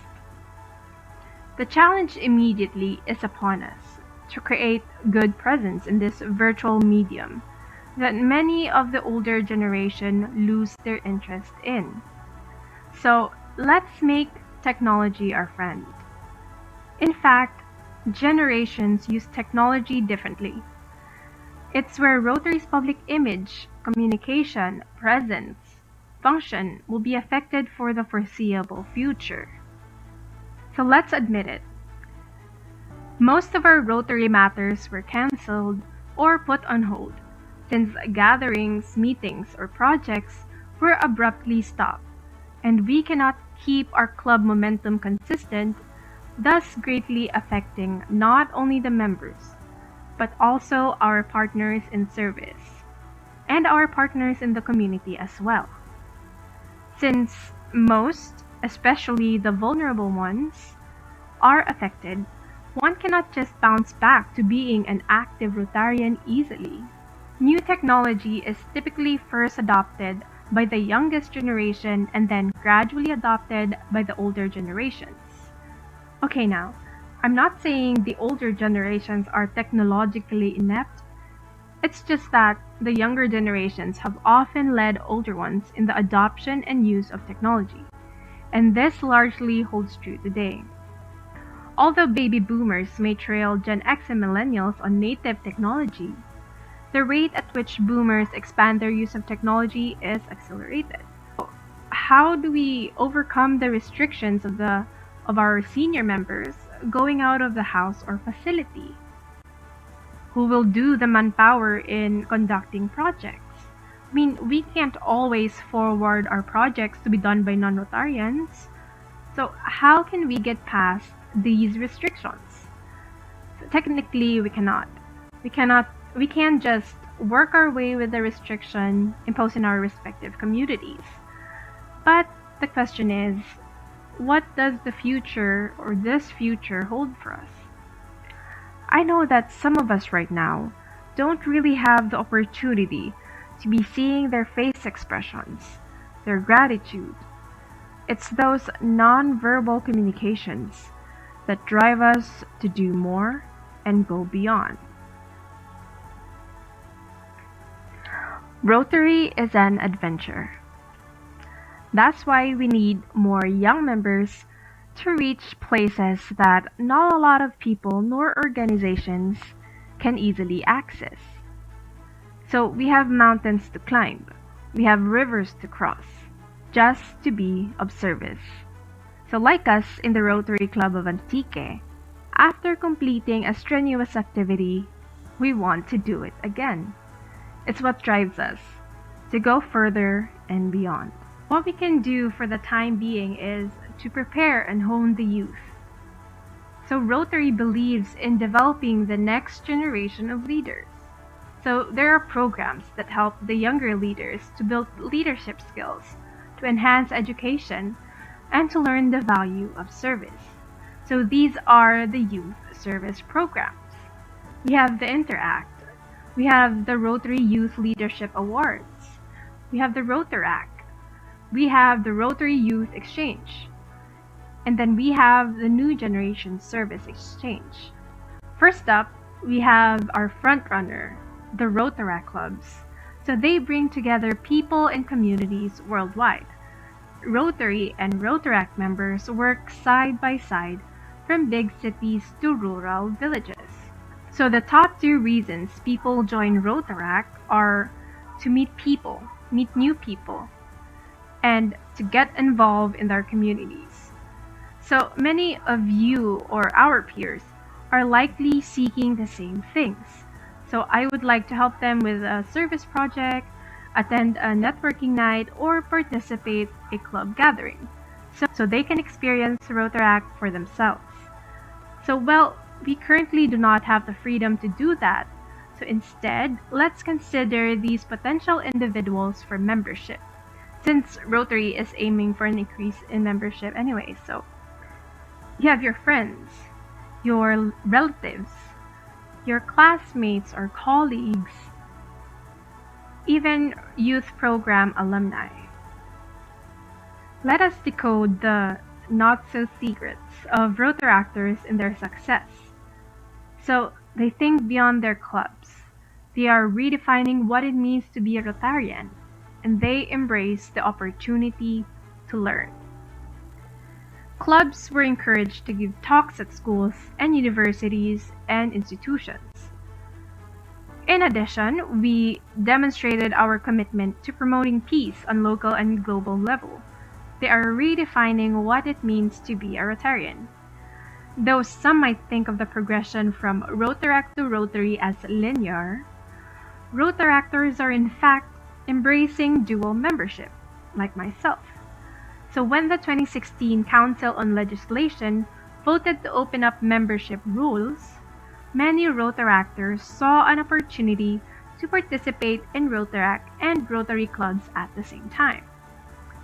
Now, to be honest, way back, opinions of some Rotaractors is that Rotarians doesn't always see their full potential or underestimates their capabilities, like during events or activities. So Rotarians involve the youth as intermission number, as assistant, as the usher or the manning of the registration booth. Rotaractors are experts in their field, so no need to spend extra for the technical crew, the designing team, because Rotaractors can design. They can they can do an opinion poll or survey for projects.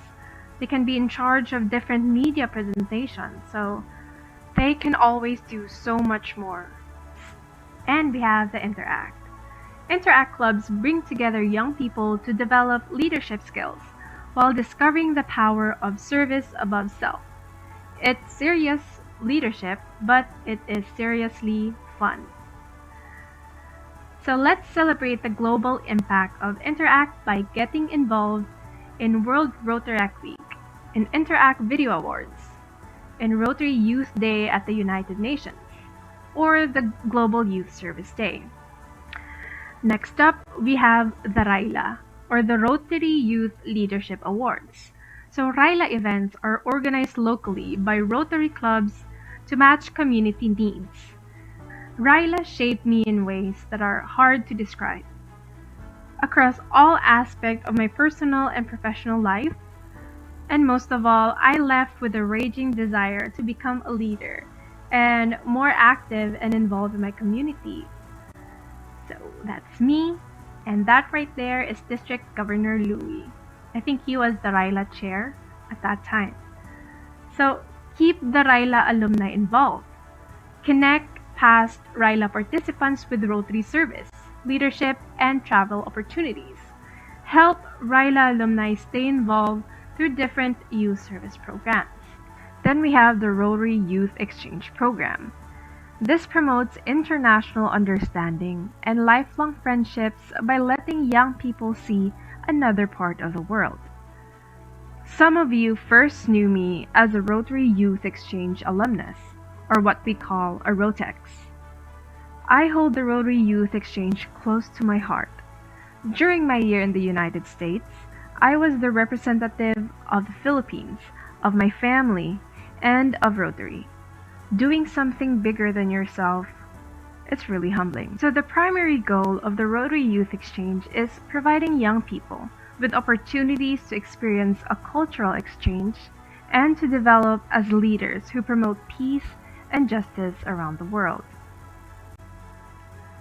To meet up with friends after 10 years has been simply amazing. Through the Rotary Youth Exchange, I had such precious chance and a fabulous experience that jump-started my interest in Rotary. With continued uncertainty, we have unpleasant news for aspiring Rotex applicants. The Rotary International Board of Directors decided to suspend the Youth Exchange Program through June 30, 2022. So before, about 9,000 students were sponsored by the Rotary clubs every year. So let's continue monitoring the impact of this COVID-19 pandemic on communities and around the world. So hopefully we can carry this on the next years ahead. But definitely not the least, the New Generation Service Exchange. It's a short-term customizable program for university students and young professionals. Participants can design exchanges that combines their professional goals with a humanitarian project. Although each Rotary Club determines its own eligibility criteria, all participants should demonstrate a strong commitment to service and the ideals of Rotary. Our ability to meet in person is limited now, but we know that Rotary opens opportunities always. So now is the time to get ready, so that when the pandemic is behind us, Rotary's youth programs will come back stronger than before, serving a world that is yearning to reconnect. Together, we create opportunities and continuously encourage to hone and invest in the youth, while enhancing ourselves towards a better and brighter future for Rotary and to the ever-changing world. So thank you and good evening.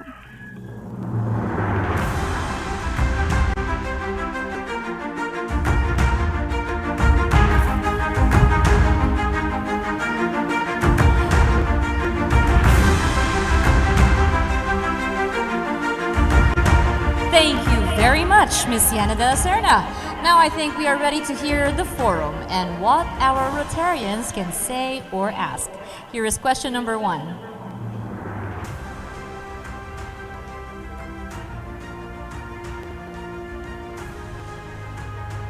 All right, Miss Yana, hi! Rotary International has now elevated Rotaract from Chapter 5 programs under youth service to Chapter 2 clubs. What can you share about Elevate Rotaract? Okay, so in the COL, right, it was approved last 2019 that Rotaracts are now members of Rotary International. And from what I've said earlier about Rotaractors integrating their work and becoming a Rotarian. And I think it's really, like, as a Rotary myself, having this dual membership, I think the world being involved in Rotary, and I think that's what it's really interesting.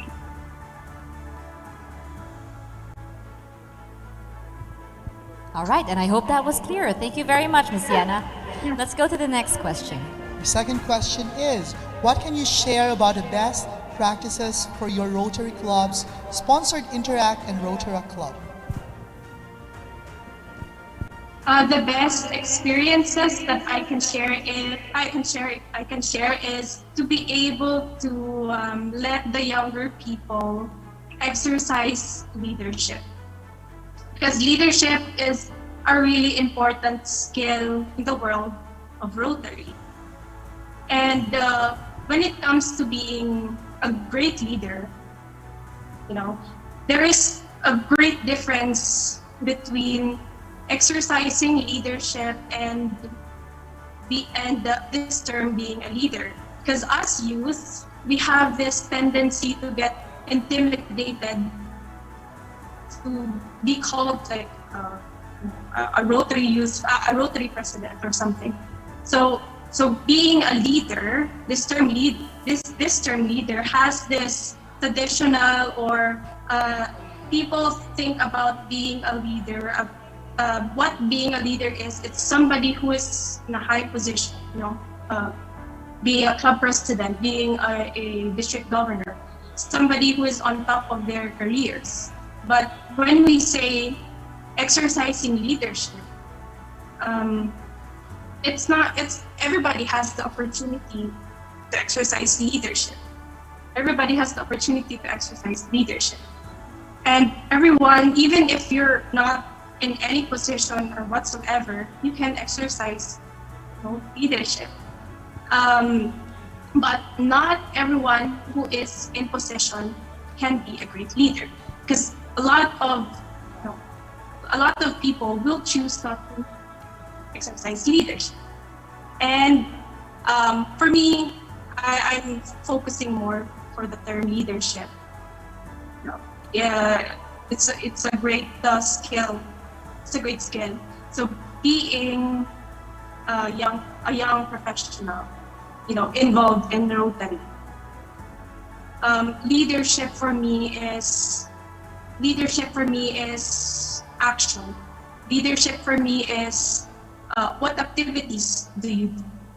So leadership is actively mobilizing yourself and others around you that is societally constructive, especially right now, despite enormous uncertainty.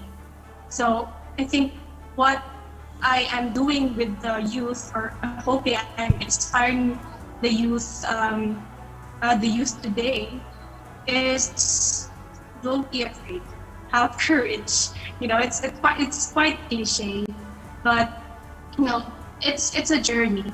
It's a journey about understanding yourself.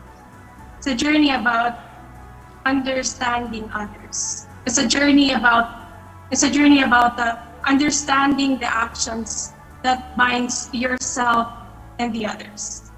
So as I repeatedly say to all my youthful peers trying to get involved themselves in Rotary, is that don't be afraid. Don't be afraid, because right now, especially during the pandemic, people are tossing you problems here and there, and it's what keeps us from doing something, from starting something. So I advise the young people, under Rotary, under the Interact here in Antique, is that just start in your small circle of influence. Because with that, if you achieve that, there is nobody stopping you from being a good leader that your community deserves, that your club deserves, or maybe this nation deserves. That's my part in influencing the youth. All right, third question. Also from Rotary and Rotary Club of Metro Bacolod, from Rotarian Richard Jerick Chua. What is your most memorable experience as a Rotaractor and Rotarian, dual member?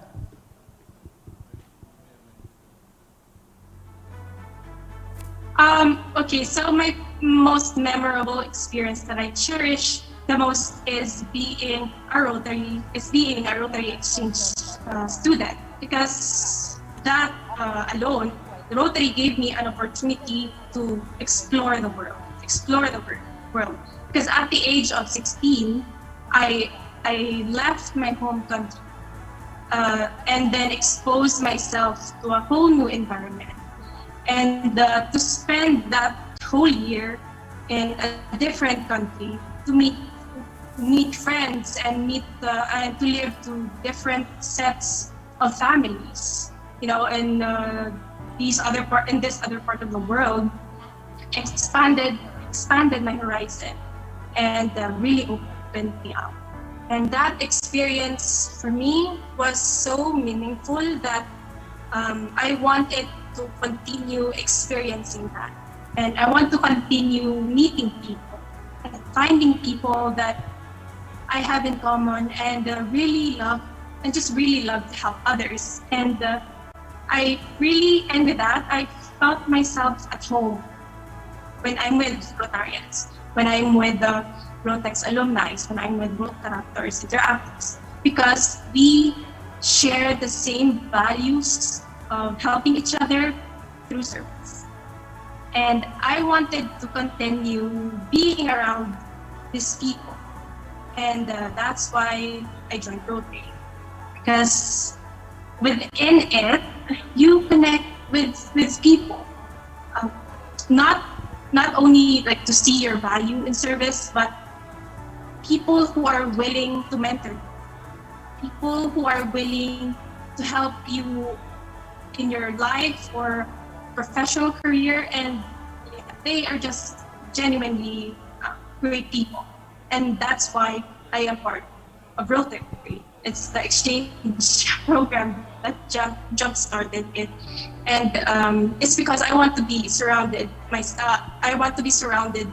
the positive people that love to help, and people that are just genuinely nice. And after my exchange, I am very lucky to have found these people, and those people are the members of the Rotary Club of Antique, which I am very proud of.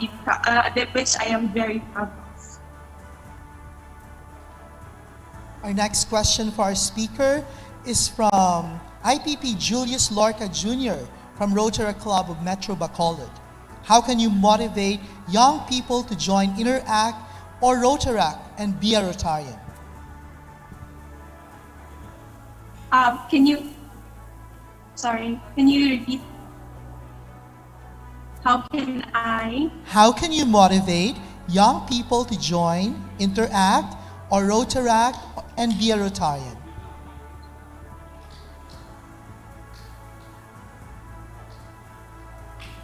Okay.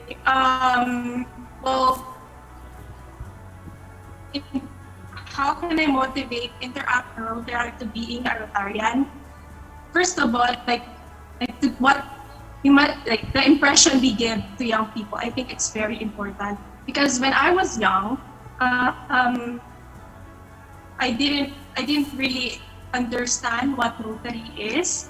It's just that when I got exposed, well, I'm lucky to have that opportunity to be exposed with Rotary at a very young age. But I'm sorry, I am not, and a lot of people doesn't have that opportunity. You know, so generally when I ask people, yeah, join Interact, join Rotaract, but the thing that hurdles them the most is that they have this impression that Rotary is just for old, or like, I'm sorry, it's like for fancy people who are very on top of their success. So I think what our impression that we put, like our big picture in Rotary is that let's be, have them involved in our projects. Because honestly, as a young person, if somebody invited me to become a Rotarian, I need to have the exposure. I need to get involved myself in programs. So I think Rotarians need to invite really people to get themselves involved in our Rotary programs. All right, let's move on to more questions tonight. Up next, this is from Rotary and Rotaract Club of Iloilo City. We have our Rotarian Dennis Pedrosa asking what inspired or motivated you to become a Rotarian? Okay, so yeah, it's really nice to have this question with a fellow youth because Dennis Pedrosa is an incoming district Rotaract chair, so I'm very happy for that to happen. So what motivated me as a Rotarian, as I said before, being involved with Rotary programs, tagging along with my parents. As I said before, it played a huge factor when it comes to the influence brought. And I know that everyone doesn't get that great opportunity, and with that exposure, I'm very extremely grateful. And what influenced me and what motivated me is that the opportunities that Rotary offered me. For example, that as I said, as a Rotary Exchange alumnus, as a product of RILA, we have this family of Rotarians that are just willing to mentor you, to help you in your career and in your life. And I saw that they are just genuinely nice people, that through service, they just love to help. And I want to be part of that. Our next question. Dual members will be paying both RI dues for Rotaractors and Rotarians. What can you say about this? How can transition from being a Rotaractor to Rotarian be successful? Yeah, so being a Rotaractor has been approved, right? And they are members of the Rotary. But I think Rotary is treating this transition good. Because as a Rotaractor, I think you can pay the dues when you are a university-based Rotaractor. I think it's $5 a year. I might be wrong. Or like a community Rotaractor, it's just $8. I might be wrong. I can stand corrected. But I think, yeah, Rotary is dealing with this transition really good. Yeah, because with that, like with the Rotaract membership, with the Rotary membership, Rotary is adapting really good. And I think this is better than being like a young professional, being a Rotarian alone, not having this dual membership. Because if you're a young professional and being a Rotarian, the biggest hurdle you can face is the costs, the fees. And I am talking international. I hear in the Philippines, I know it's not that much, but having experienced what it's like to attend a meeting in Switzerland, like one meeting costs $60 in one hotel. And I know a young professional, a person who is just starting on their career cannot afford that. So I think the time for Rotary, that's why people defaulted into having, being a member of Rotary.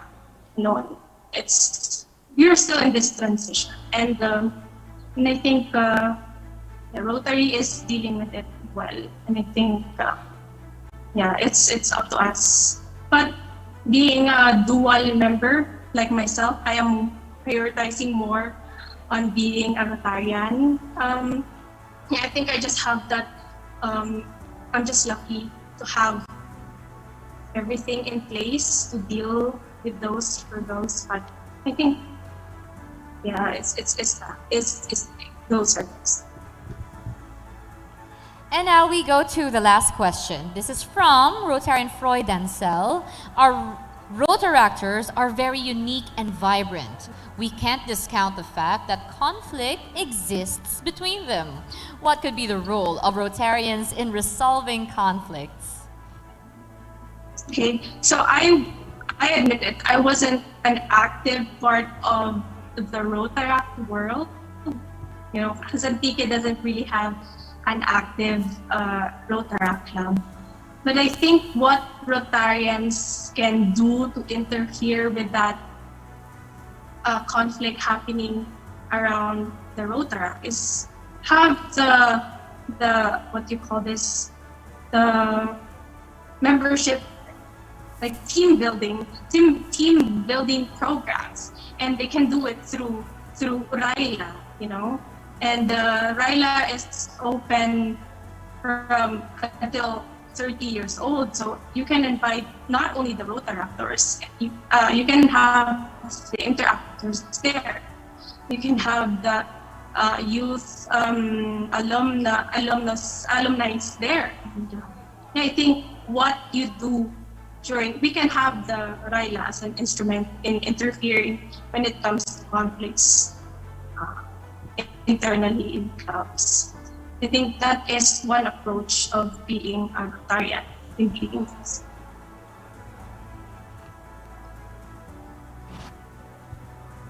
And there you have it, everybody. Maraming salamat po to our speaker, Ariana de la Serna. Thank you so much. Thank you.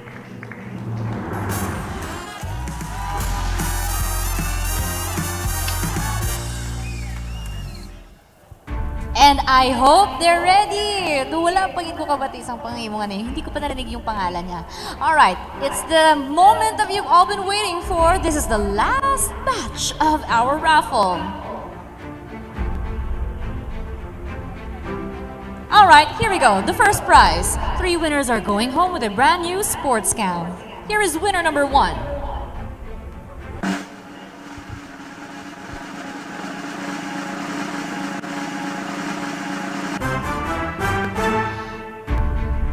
From Rotary Club of Metro Iloilo, Lorenzo Gabriel Certeza.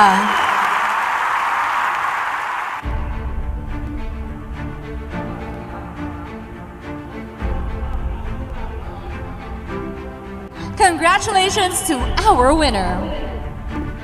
Now for our second sports cam winner, it will be delivered to the doorstep of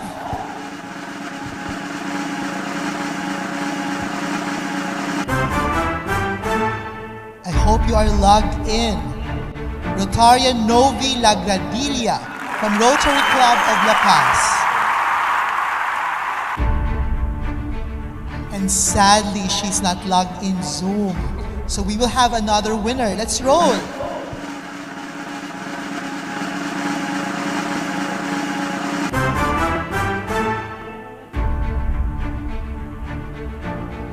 From Rotary Club of Kabangkalan, Rotarian Severino Liamas, and regretfully, he is not also logged in. Sayang, we'll have another winner. Let's roll.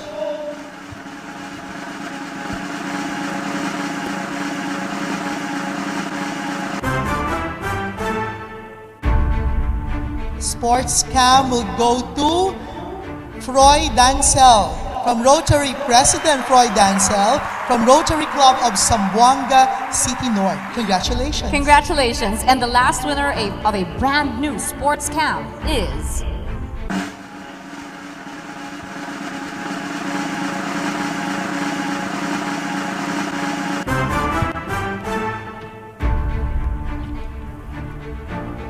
from Rotary Club of Zamboanga City, Jay Santuyo. Hoping he's online, but no, not online. It's time to roll again, please.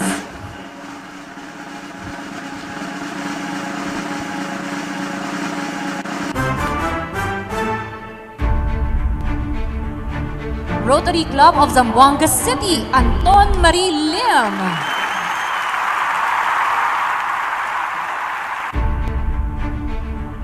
Online, let's see. As verified, sorry, not online in Zoom. Another roll, please.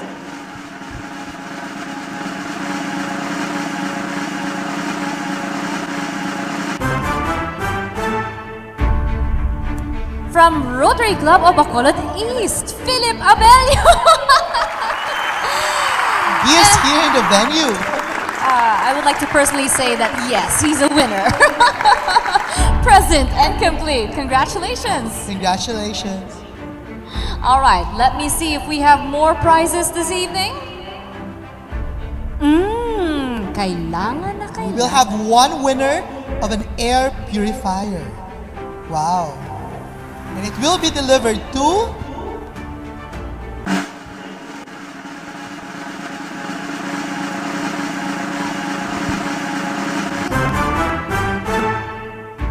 our air purifier will go to Rotarian Antonieta Arqueza from Rotary Club of Zamboanga Central, and she's logged in. Congratulations.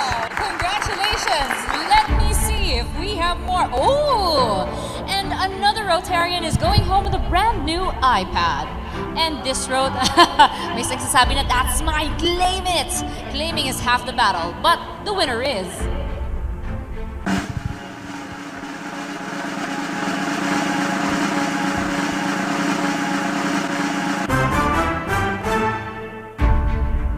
from Rotary Club of Metro Rojas, Ninfa Bascos. And the verifiers are saying more chances of winning for the others. One more roll, please.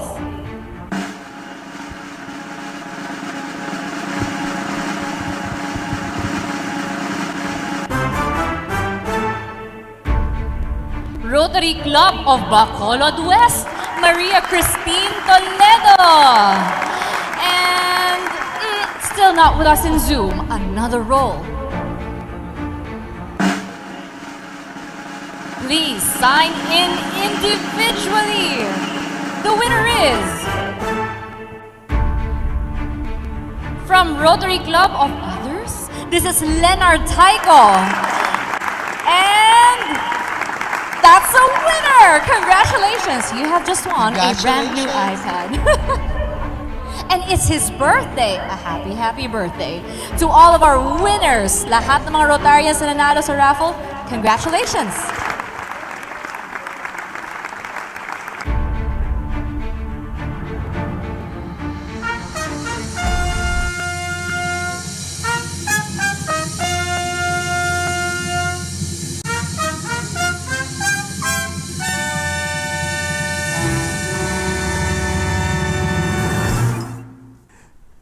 Is a Broadway musical based upon the popular comic strip Little Orphan Annie by cartoonist Harold Gray.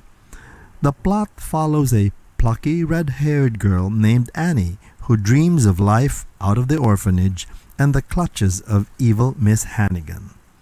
Annie successfully escapes, running into a friendly stray dog. As she confronts him, she tells him of better days yet to come. The sun come out tomorrow, but your body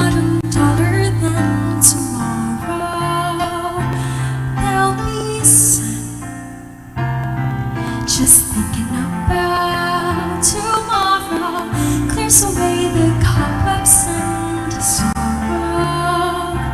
Till there's when I'm stuck with a day that's gray and lonely, I just think of my chin and grin and say,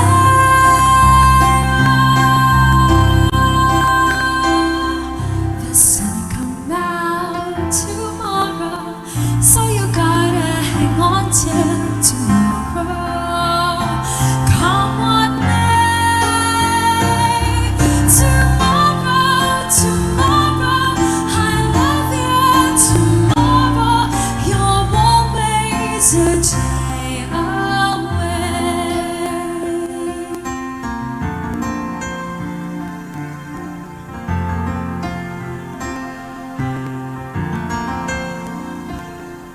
The sun come out tomorrow, so you gotta hang on till tomorrow.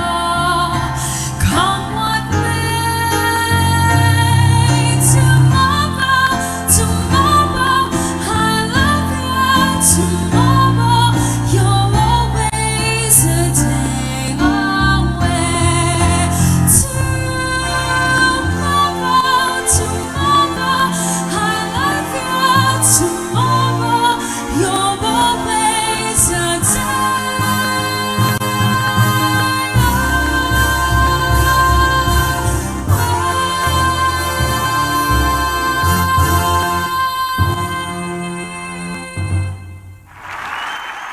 Aladdin is a Broadway musical set in the fictional Arabian city of Agrabah. The story follows the familiar tale of a poor young man who is granted 3 wishes by a genie in a lamp, which he uses to woo a princess and to thwart the sultan's evil grand vizier. The song, A Whole New World, describes Aladdin showing the confined princess a life of freedom and the pair's acknowledgement of their love for each other while riding on a magic carpet. I can show you the world, shining, shimmering, splendid. Tell me, princess, now when did you last let your heart decide? I can open your eyes, take you wonder by wonder, over, sideways and under, on a magic carpet ride, a whole new world, a new fantastic point of view. No one to tell us no, or where to go, or say we're only dreaming. A whole new world, a dazzling place I never knew. But when I'm way up here, it's crystal clear that now I'm in a whole new world with you. Now I'm in a whole new world with Unbelievable sight, indescribable feeling, soaring, tumbling, freewheeling through an endless diamond sky. A whole new world, Don't you dare close your eyes. 100,000 Hold your breath, to it see. gets better. I'm Like a shooting star, I've come so far, I can't go back to where I used to be. every word is so right. When you Hold have your breath, it gets better. I'll chase them anywhere. It's time to stare. Let me share this whole new world with you. A whole new world. That's where we'll be. That's where we'll be.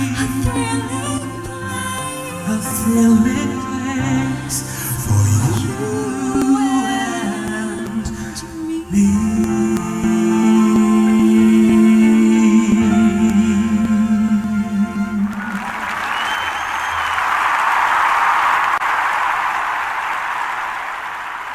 Ladies and gentlemen, please meet the cast of The Great White Way, starting off with our champion for 2019 Nopsea Vocal Duet Competition, Jerian Panisales. And our grand champion for the Pop Music Festival of Panaa at Negros, Charles Kevin Tan.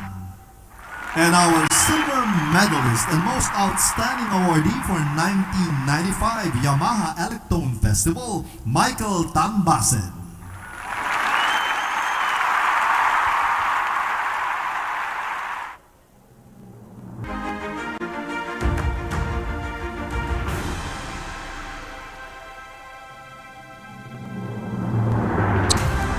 Celebrating a milestone and sharing a whole new world, we welcome on stage District Governor Louis Gonzaga.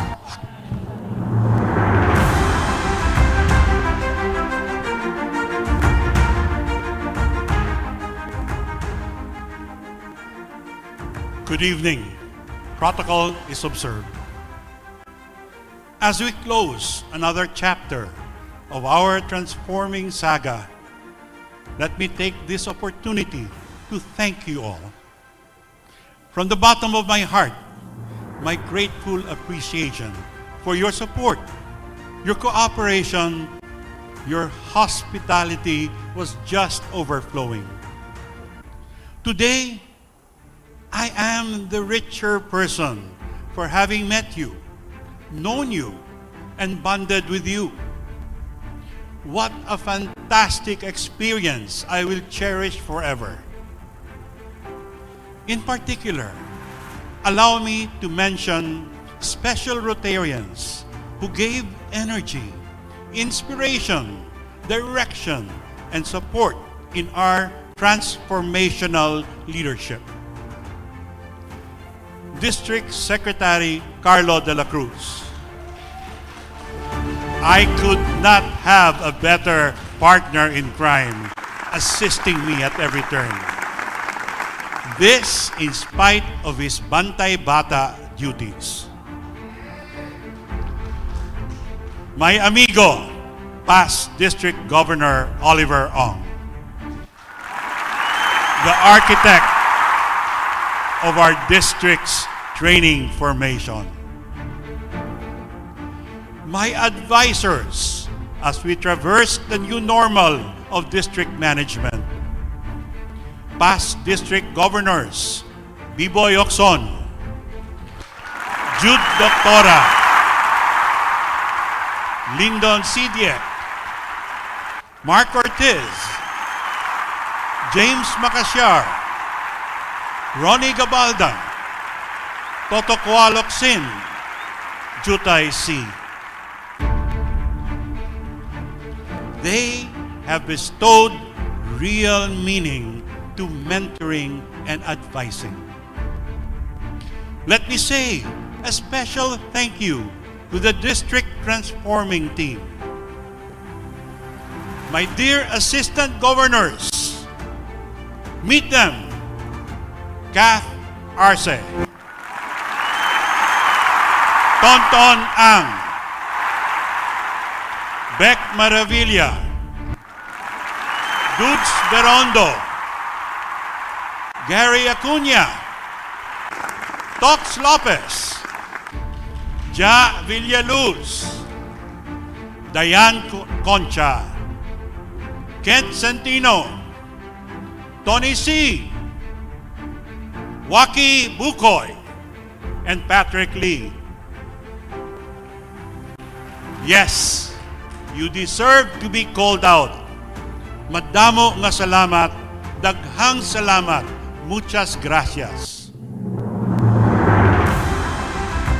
If I visited your zones and got out without COVID, it was really because I was in your care.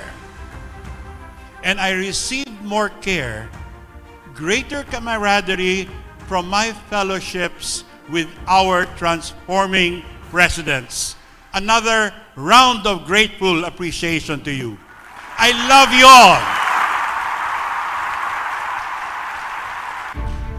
Last but never the least, I am heartened, engaged, and encouraged with the support of my home club, the Rotary Club of Bacolod North, led by our own President, Romy Lopez, and our DISCON co-chairs, past President Bobby Tinsay and past President Junjun Halandoni. Together with our ever-supportive spouses, we are truly blessed. In about 2 months, we will be turning over leadership to a new and enthusiastic set of leaders. I am very confident to report to you that we have successfully led our district to its wonderful transformation under new, normal, and with better technologies. We have added value to our district. We have engineered its growth amidst these trying times, and we have become the new Rotarians, ready to change lives in the coming year. What we have attained and achieved, however, would not have been possible were it not due to the tireless and inspirational leadership of my predecessors. Fellow Rotarians of District 3850, please join me in recognizing and honoring our district's past governors.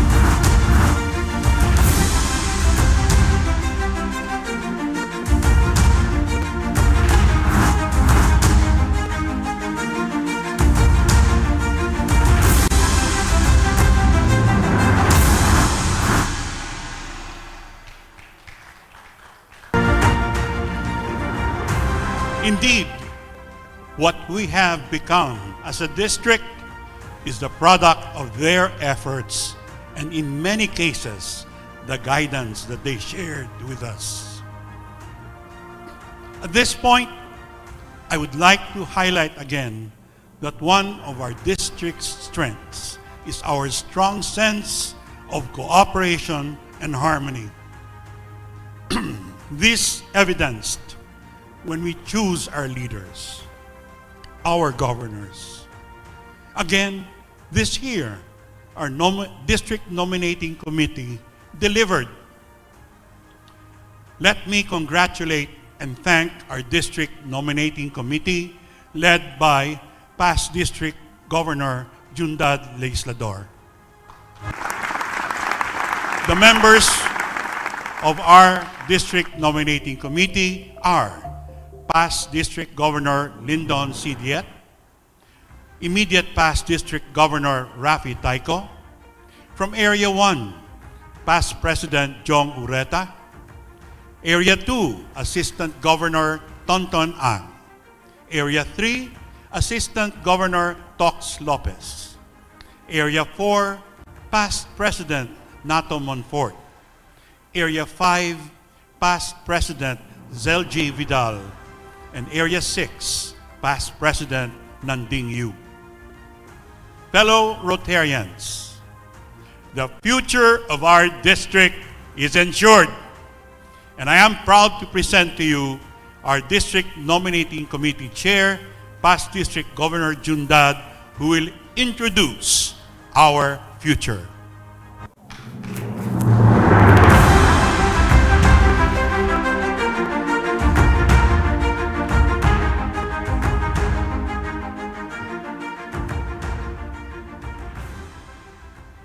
Good evening, my fellow Rotarians. Tonight, I am given the very important task of introducing the future leaders of our district.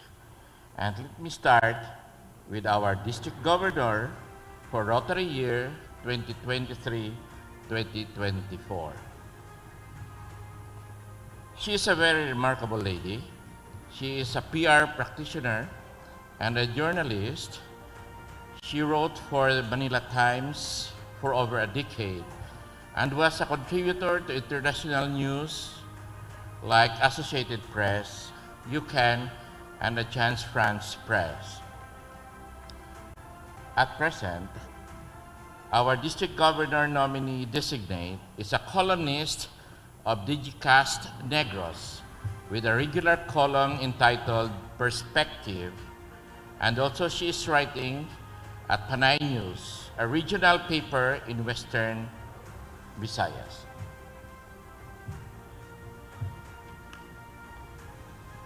She has a degree in AB English from La Consolacion College in Bacolod City.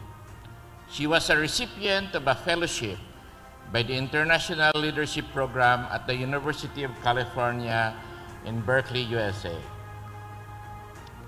She is a fellow, or rather she was a fellow of the Institute of International Education at Cebu's premier university, the University of San Carlos, and also a fellow of the Leadership Development Program, Philippines. Well, she is a dancer. She is a former member of the Philippine Bayanihan Dance Company and Tanghalang Pilipino, both resident companies of the Cultural Center of the Philippines. Again, she's a performer. She has performed in various Filipino musicals and theater productions, both here and abroad. Really, and directed the restaging of Noli Me Tangere, the musical in Los Angeles in 2015 and 2016. She also directed the recent reunion of the Noli Me Tangere cast that was featured in the Arts Month celebration of the National Commission on Culture and the Arts.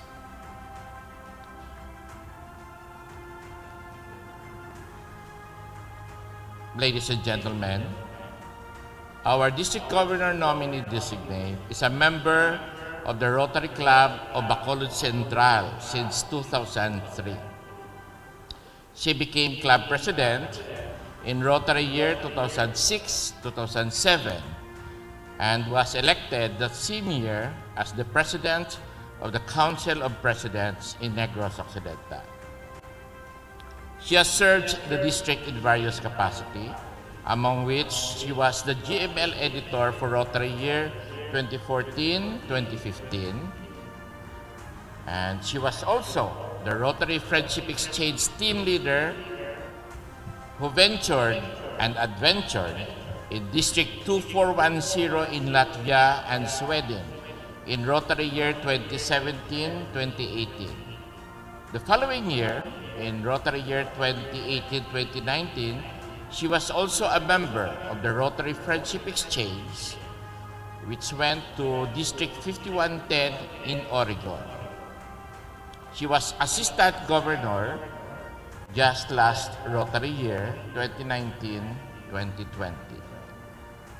Remarkably, she is presently the District 3850's Public Image Chair and will serve as one of the Assistant Rotary Public Image Chair for Zone 10A for Rotary year 2021-2022. My fellow Rotarians, it is with great pride and honor that I present to you the third Lady Governor of District 3850, our Governor for the Rotary year 2023-2024 from the Rotary Club of Bacolod Central, Maria Esther Mate Espina.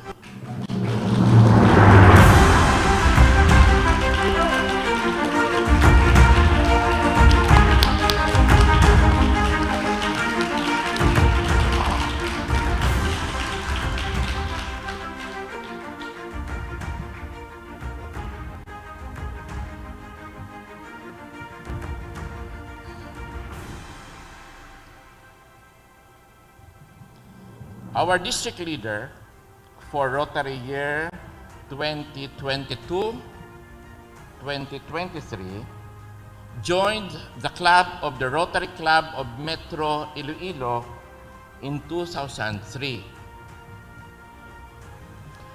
He became the club president 4 years later in Rotary year 2007-2008.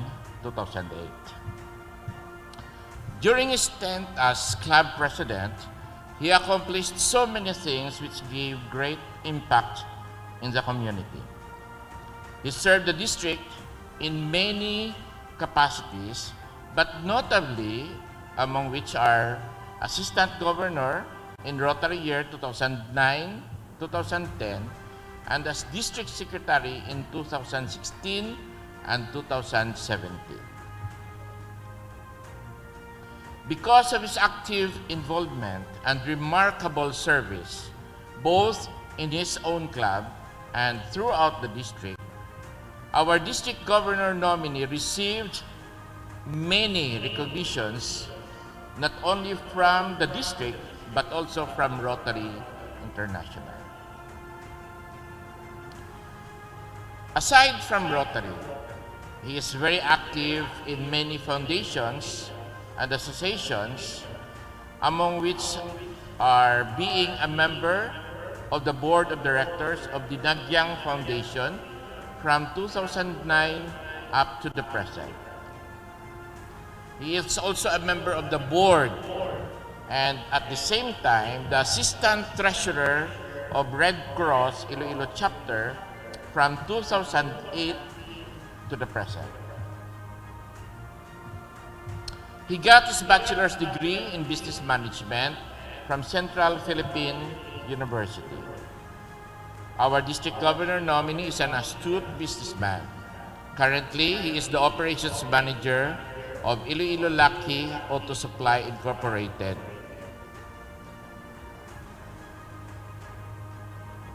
My fellow Rotarians, he is proud to claim that he is a loyal husband to Cristel. He is a good father of 4, a major donor level 1 to the Rotary Foundation. Ladies and gentlemen, let us all welcome our District Governor nominee, John Michael Cano Na.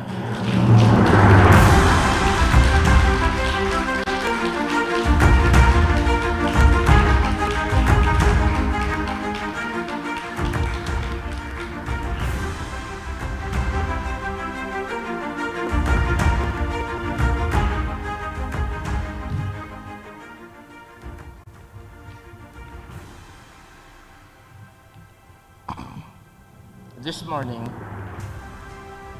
I told our incoming district governor that it is my great pleasure and an immeasurable pride to be tasked to introduce the next district governor of District 3850. He graduated from De La Salle University, Ateneans, with a degree of business management in 1991. He completed the World Bank-sponsored Mindanao Bridging Leadership Program of the Asian Institute of Management, Team M Energy Center for Bridging Leadership in 2012. He finished Strategic Business Economics Program at the University of the Asia and the Pacific in Pasig City in 2015. He was Philippine representative to Eisenhower Fellowship in Philadelphia, USA. That was a 7-week multi-nation program in 2016. He claims to be happily married to Dr. Mary Ann, a well-known pediatrician in Zamboanga City, and they have been blessed with 4 children. David Chian, 16, Carl Alexander, 13, Margaret Ann, 11, and Edward Jeffrey, 10.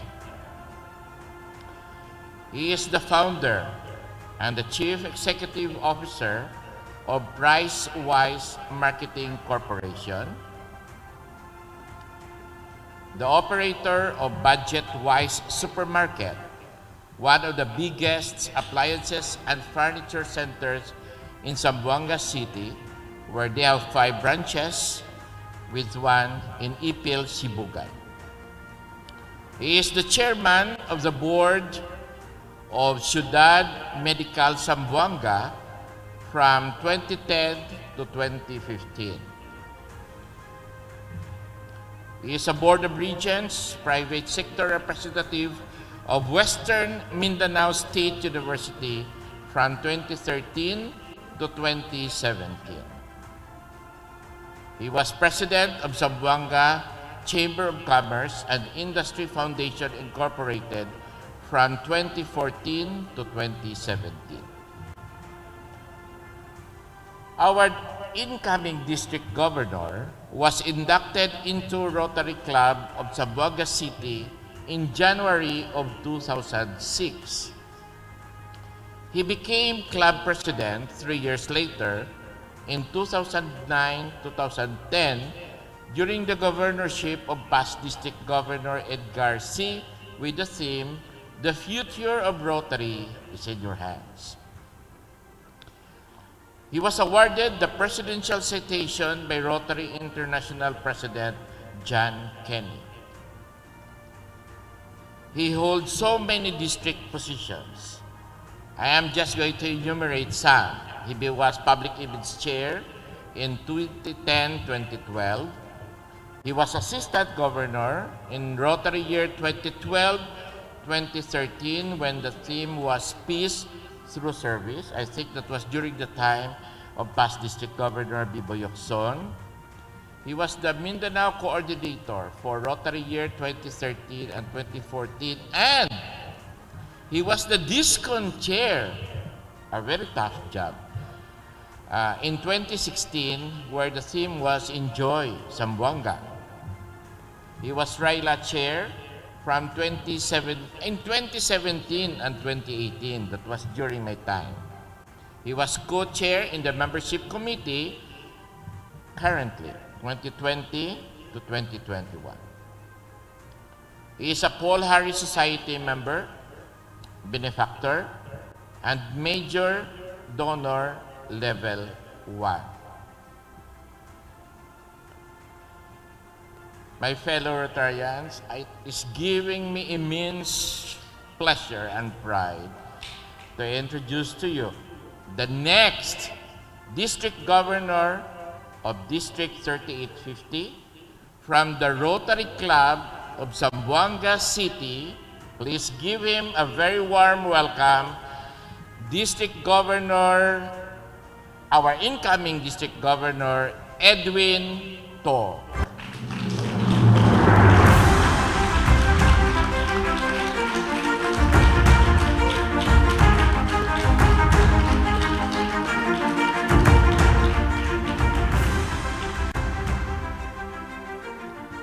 And now, my task is done.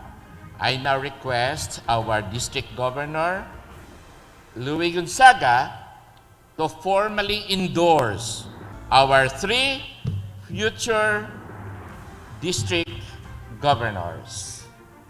Please give them a warm welcome. Gov Edwin, you can join us virtually.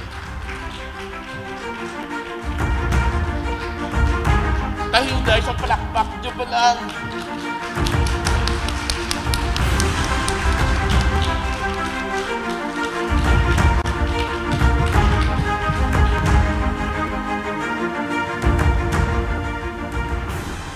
Thank you very much.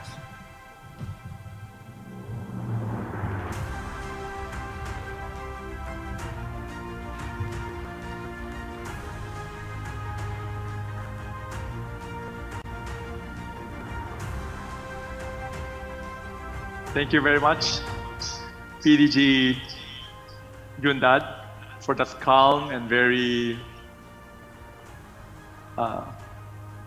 calm introduction. Kung si PDG Mark is a cool presenter, you are a very calm presenter. Thank you very much. Past Rotary International Director, Rafi Garcia. Fellow Rotary leaders, friends of Rotary, buenas a todos. Greetings of peace and good health from the city of Zamboanga. Protocol is observed. Congratulations, District Governor Louis, for a very well-planned virtual district conference 2021. A testament we Rotarians can adapt to the needs of the time to stay relevant. All speakers were insightful and they gave us good advices on how to ride through the COVID crisis and come out stronger. You did very well yourself. You were very relaxed. I remember the time when you were doing the pets and now you're so relaxed. I hope I will reach that point soon. And congratulations to all the DISCON team. Thank you for the Rotary opportunity to share my thoughts as incoming District Governor. I am incoming District Governor Edwin Gito from the Rotary Club of Zamboanga City, the mother club. I became a Rotarian 15 years ago with two simple goals: to join community service and to meet more Rotarians. I can say I got the best of both worlds. Little did I know that one day I'll be standing or sitting virtually before you, deeply honored, humbled, inspired, and if I may add, challenged to be given the opportunity to lead our Rotary International Fund District 3850. I can still vividly remember the day I accepted our club's nomination as District Governor candidate. Also that morning interview with the distinguished District Nominating Committee in Bacolod last December 2018. PDG Jutay was there the whole morning. to have breakfast with me until I finish the interview. Thank you very much. Gob Jutay. Fast forward to March 2020, COVID came along and it has affected our lives, our business, our jobs, our routine, our Rotary service projects, and fellowships as well. District conference was not spared. COVID is a game changer and a great disruptor. Like in any situation, for every crisis, opportunities come along. Let's look at the silver lining of COVID-19. COVID is giving us the opportunity to pause and reflect. Just like the speaker yesterday, he has his mountains and his valleys, and COVID gave him the chance to ask himself, who am I? COVID is giving us the opportunity to show the community what we Rotarians are made of. COVID opens opportunities for us to step up. Yes, Rotarians always step up. COVID did not stop us from doing good in this world. Despite the COVID, we distributed masks, face shield, PPEs to frontliners. We turned over COVID ambulance to the Rotary Foundation. We donated school supplies to teachers and students to be able to study at home. And best of all, we continue to raise funds to end polio now. We step up to stay relevant because we want to do more and because we want to serve more. Because we are people of action, and that's our DNA. As we prepare for another memorable and life-changing Rotary year, I firmly believe Rotary will continue to open opportunities for us to serve and to change lives. My humble appeal to all Rotarians and friends of Rotary with us today, on behalf of the life-changing President and district officers, I respectfully ask for your continued support, be it your precious time, your God-given talent, or your valuable financial resources. And I'm speaking for DGN Mike, John Michael Cano Nang, and DGND Maria Esther Mate Espina as well. The three of us are working closely together to ensure a sustainable district initiatives.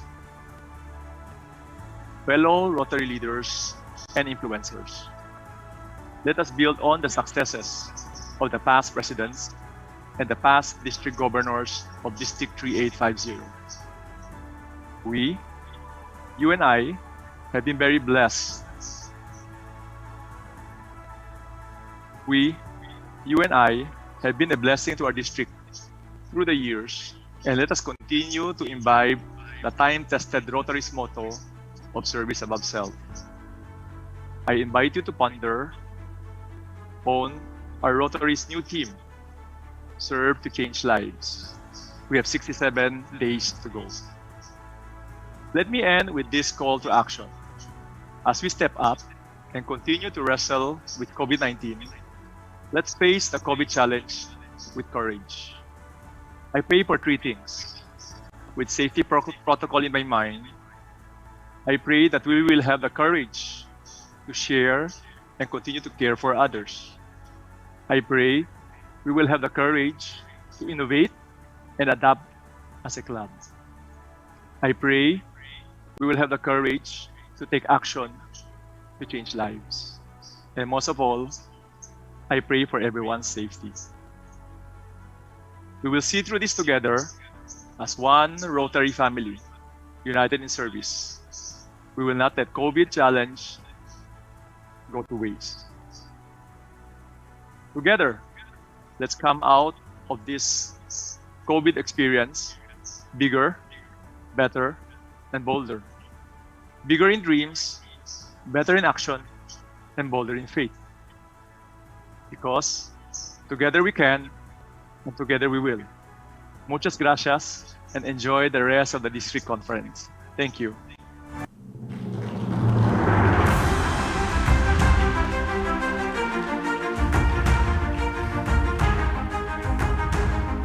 Rotary year 2021 to 2022, our incoming District Governor, Edwin To. Maraming salamat po. And to everyone who is watching and online right now, join us in a toast. This is cheers to our future leaders. Cheers! Hence, we continue with the celebration tonight. Now, I give the floor to the past Rotary International Director. I welcome Mr. Rafael Garcia III.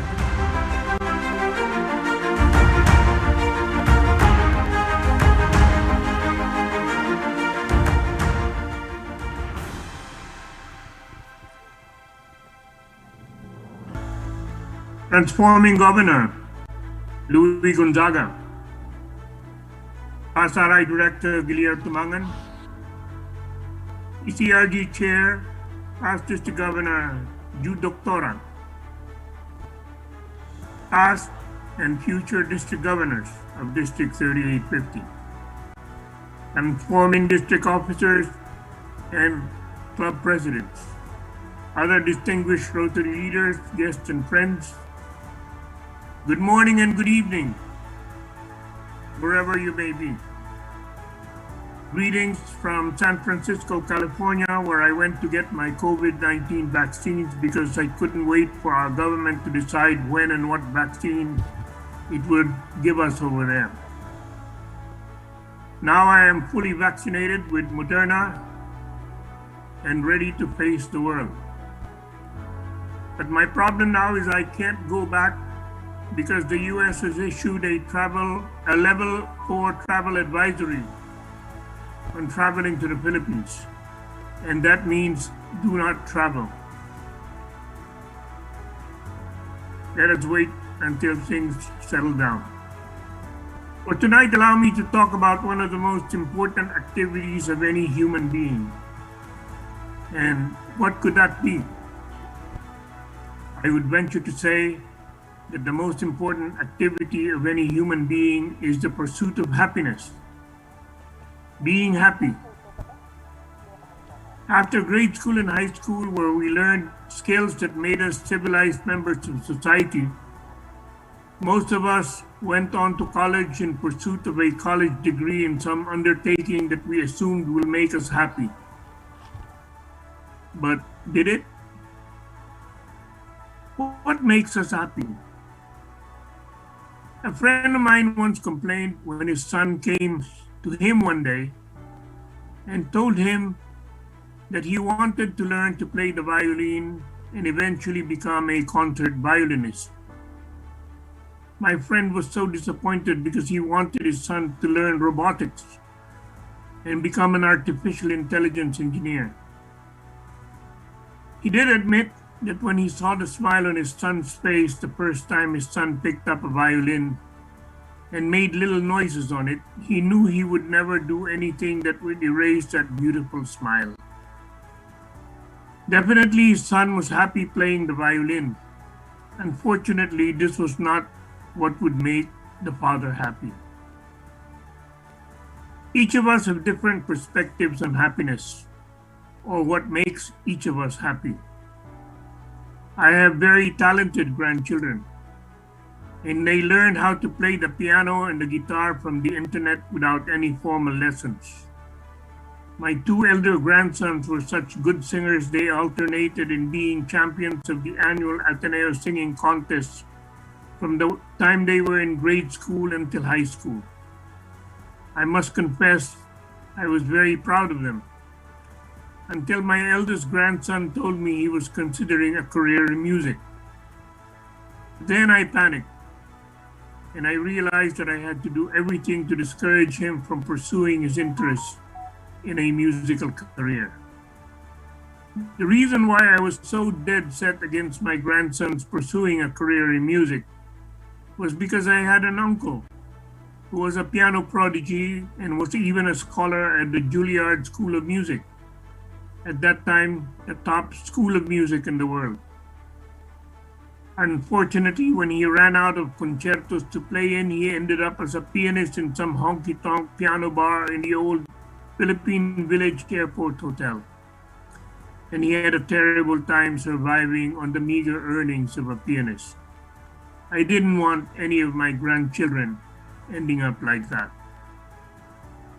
In school, I was good in math and sciences, and so I thought I would make a good scientist or even a doctor like my parents. But my father thought otherwise. My father said I was too dark to be a doctor, that I would be better off as an engineer. He assured me, though, that if I became an engineer and was not successful, he would support me for the rest of my life. But that if I was successful as an engineer, and I still wanted to be a doctor, I could always take it up as a hobby. I wonder what would have happened if I had studied to be a doctor against my parents' wishes, if that is what I thought would make me happy. But to please my father, I became an engineer. And not just any engineer, I became a computer engineer. But even when I was working at IBM as a computer engineer, I still wasn't happy. So I took up computer and information sciences and became one of the gurus of time-sharing systems in the late 60s. Can you imagine? I was just in my 20s, but I was already considered as the world's expert in time-sharing systems. But I still wasn't happy. Do you know when I finally started to be happy? When I was making a lot of money on what I was doing. I found that out when I was working at Morocco, in charge of their computer systems. I made a lot of money in salaries and bonuses personally given to me by Don Eugenio Lopez when I cleaned up their billing system and made it almost totally error-free. That was when I realized that this is what made me happy. I was not interested in the spiritual fulfillment that one supposedly achieved in doing what God created us to be. I realized that my calling was to make money and then give away what was more than what I needed. Would you believe that some of my uncles took up medicine just to please their parents, only to find out that they really weren't happy being doctors? Some of them couldn't even stand the sight of blood. One was Edward Lytton, the patriarch of the Lytton family of Lytton Mills fame. He was so rich he didn't need to work for a living. He certainly did not have to put in the long hours that a doctor had to put in. He took up medicine, but never practiced it. The same was true of my ninang, Baby Del Rosario, the older sister of former DFA Secretary and Ambassador Albert Del Rosario. She wanted to practice medicine after she graduated at the same time as my parents, but her parents wouldn't let her get out of the house because they didn't think it was safe. She could only leave to attend parties with her friends and chaperones. But that did not make her happy either, because she was not a party person. Why is it so hard to be happy? Maybe it's because we don't study to be happy. Study to be happy? Well, why not? Why don't we have a course on how to be happy so that we know what makes us happy? Can you imagine having a master's or a doctorate degree in happiness? Would we then know how to be happy? I lost a good friend some time ago. The morning he died, he sent me a Viber message that said, "Enjoy life and be happy. There is more than enough time to be dead." By that afternoon, he was gone from an abdominal aneurysm. I lost another friend shortly after. Some of you knew him well because he loved Rotary very much. I'm talking about District 3830 AKS Pastors to Governor Robert Kwan, who was the EMGA of Zone 7A and was for a time the chairman of the Philippine College of Rotary Governors. Robert was more famous for having chaired and built St. Luke's Global, the most modern medical facility in the Philippines, aside from being the founder of Chowking, the Chinese fast food chain. Although he sold part of his interest in Chowking to Jollibee, very few people knew that he was the major moving force behind a chain of seafood cities all over the United States. Seafood City is a chain of large supermarkets specializing in Asian foods and grocery items now established in all major cities throughout the United States. Believe it or not, eating was what made Robert happy. Oh, he also enjoyed the corporate life, but what he enjoyed most was food. Every time he would attend meetings or conventions abroad, the first thing he would look for was where and what we would eat. What a guy. Unfortunately, we lost him to liver cancer a few years ago. And just tonight, we lost another good man. District 3830, past District Governor Lito Colonna, passed away from the effects of the stroke he had last December, which caused the metastasis of his brain cancer. May they all rest in peace. So be happy. There is more than enough time to be dead.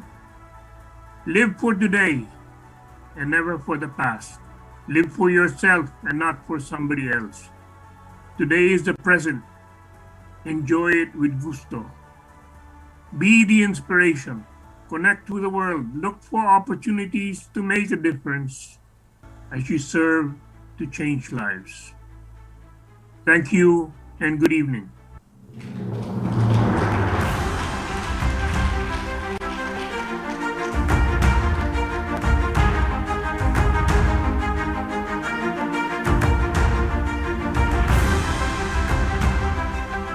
Thank you very much, PRID Rafael Garcia III. And now, let's make a segue. Given that we were talking about happiness, why not show us your happy faces, Rotarians? We request you at this moment to please put your cameras on as we will have our virtual photo op. So we will give you ample time, perhaps 10 seconds. Turn your cameras on, please, and show us the happiest smiles. We are not ending just yet, but we want to make sure that every happiness of every Rotarian in this successful DISCON is just but captured. Kindly give us a minute to make sure that we capture all the hundreds of Rotarian smiles. Stand by.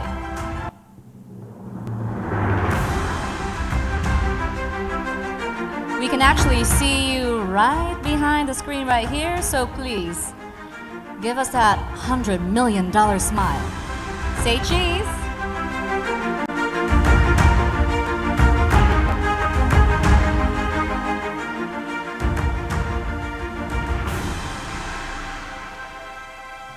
Just keep smiling, everybody.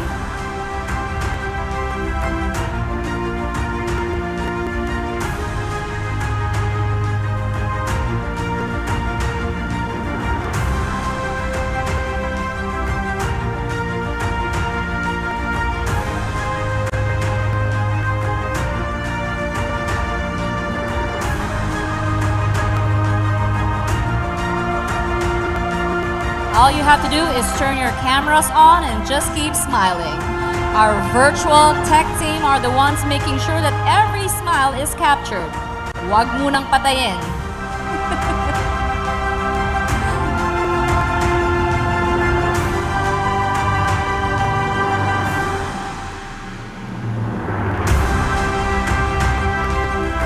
Just think of yourselves as candidates for Miss Universe, smiling for a minute. All right, keep it up.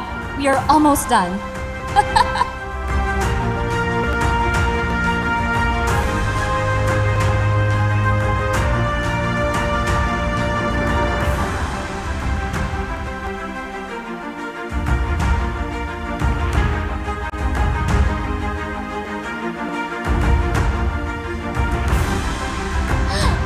Remember, this is a photo op, so just don't move.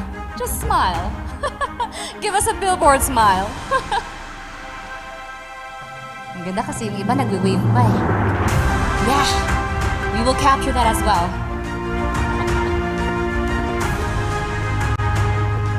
But for the Rotarians who are here with us in studio and in the set, we will be having a photo op with you as well later on tonight.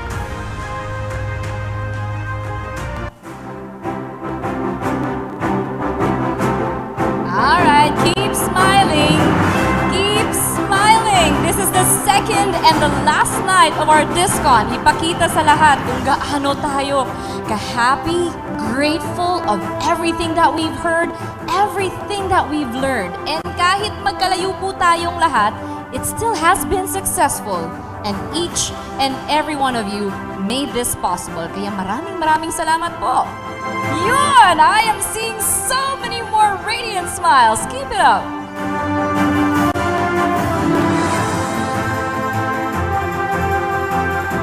There you go.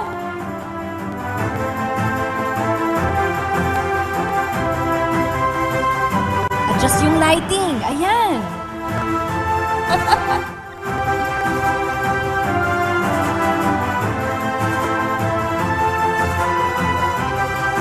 Mag-smile ka rin, Sir Mel.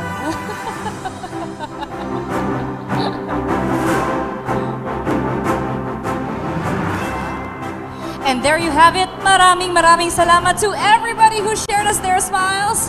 You can either keep your cameras on kasi matapos na rin tayo. Now I'll give the floor to Sir Mel. Now, to help close DISCON 2021 is one of the most hardworking person for the past week, our District Conference Chairperson. Let's welcome past President of Rotary Club of Bacolod North, PP Nestor Emmanuel Junjun Halandoni III.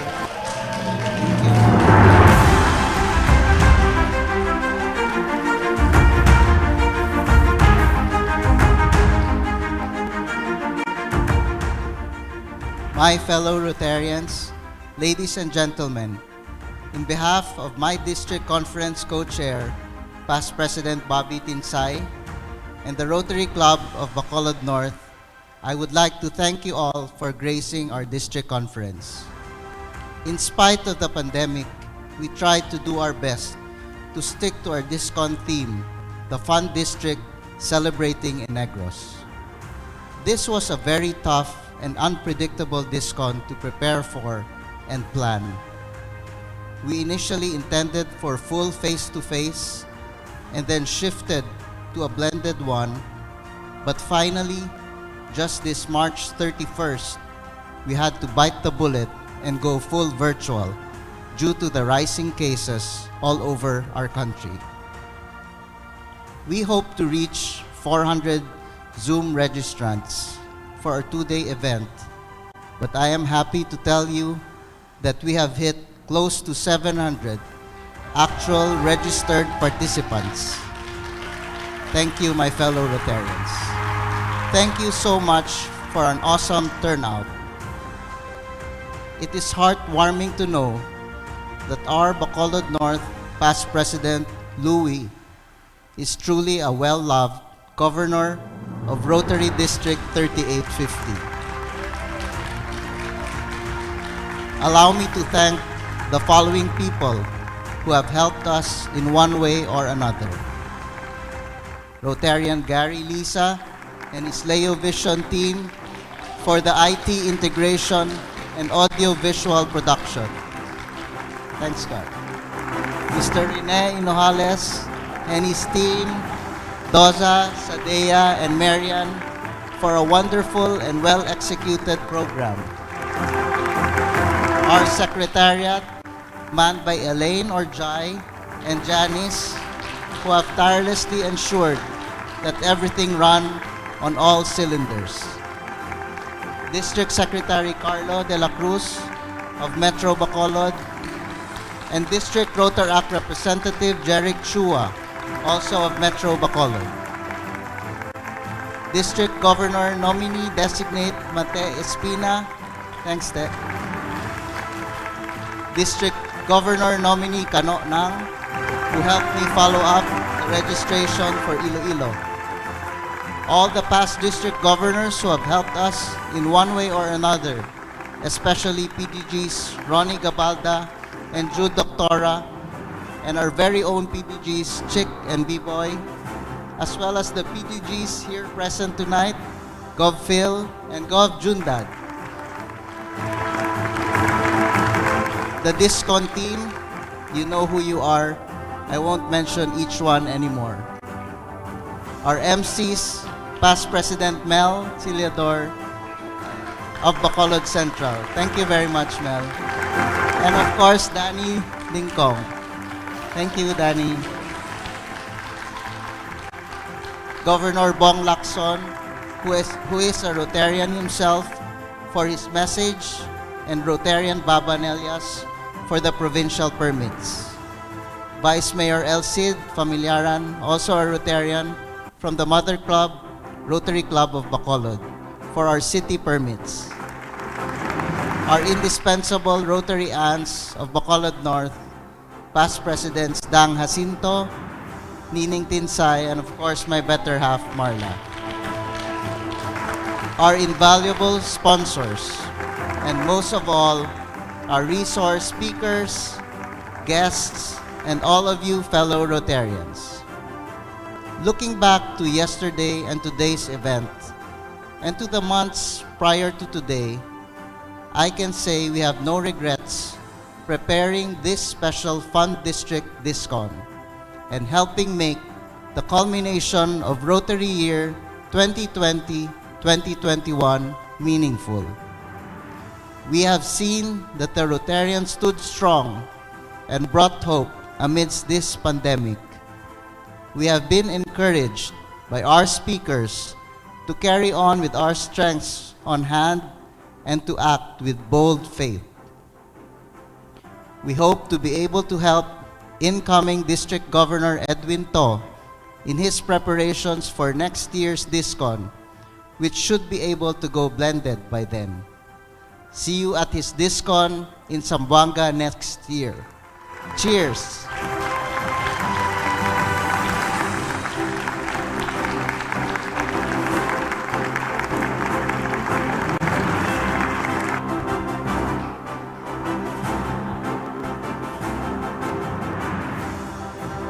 And now to officially adjourn the successful DISCON 2021, I welcome on stage District 3850, Rotary Year 2020 to 2021, District Governor Louie Gonzaga.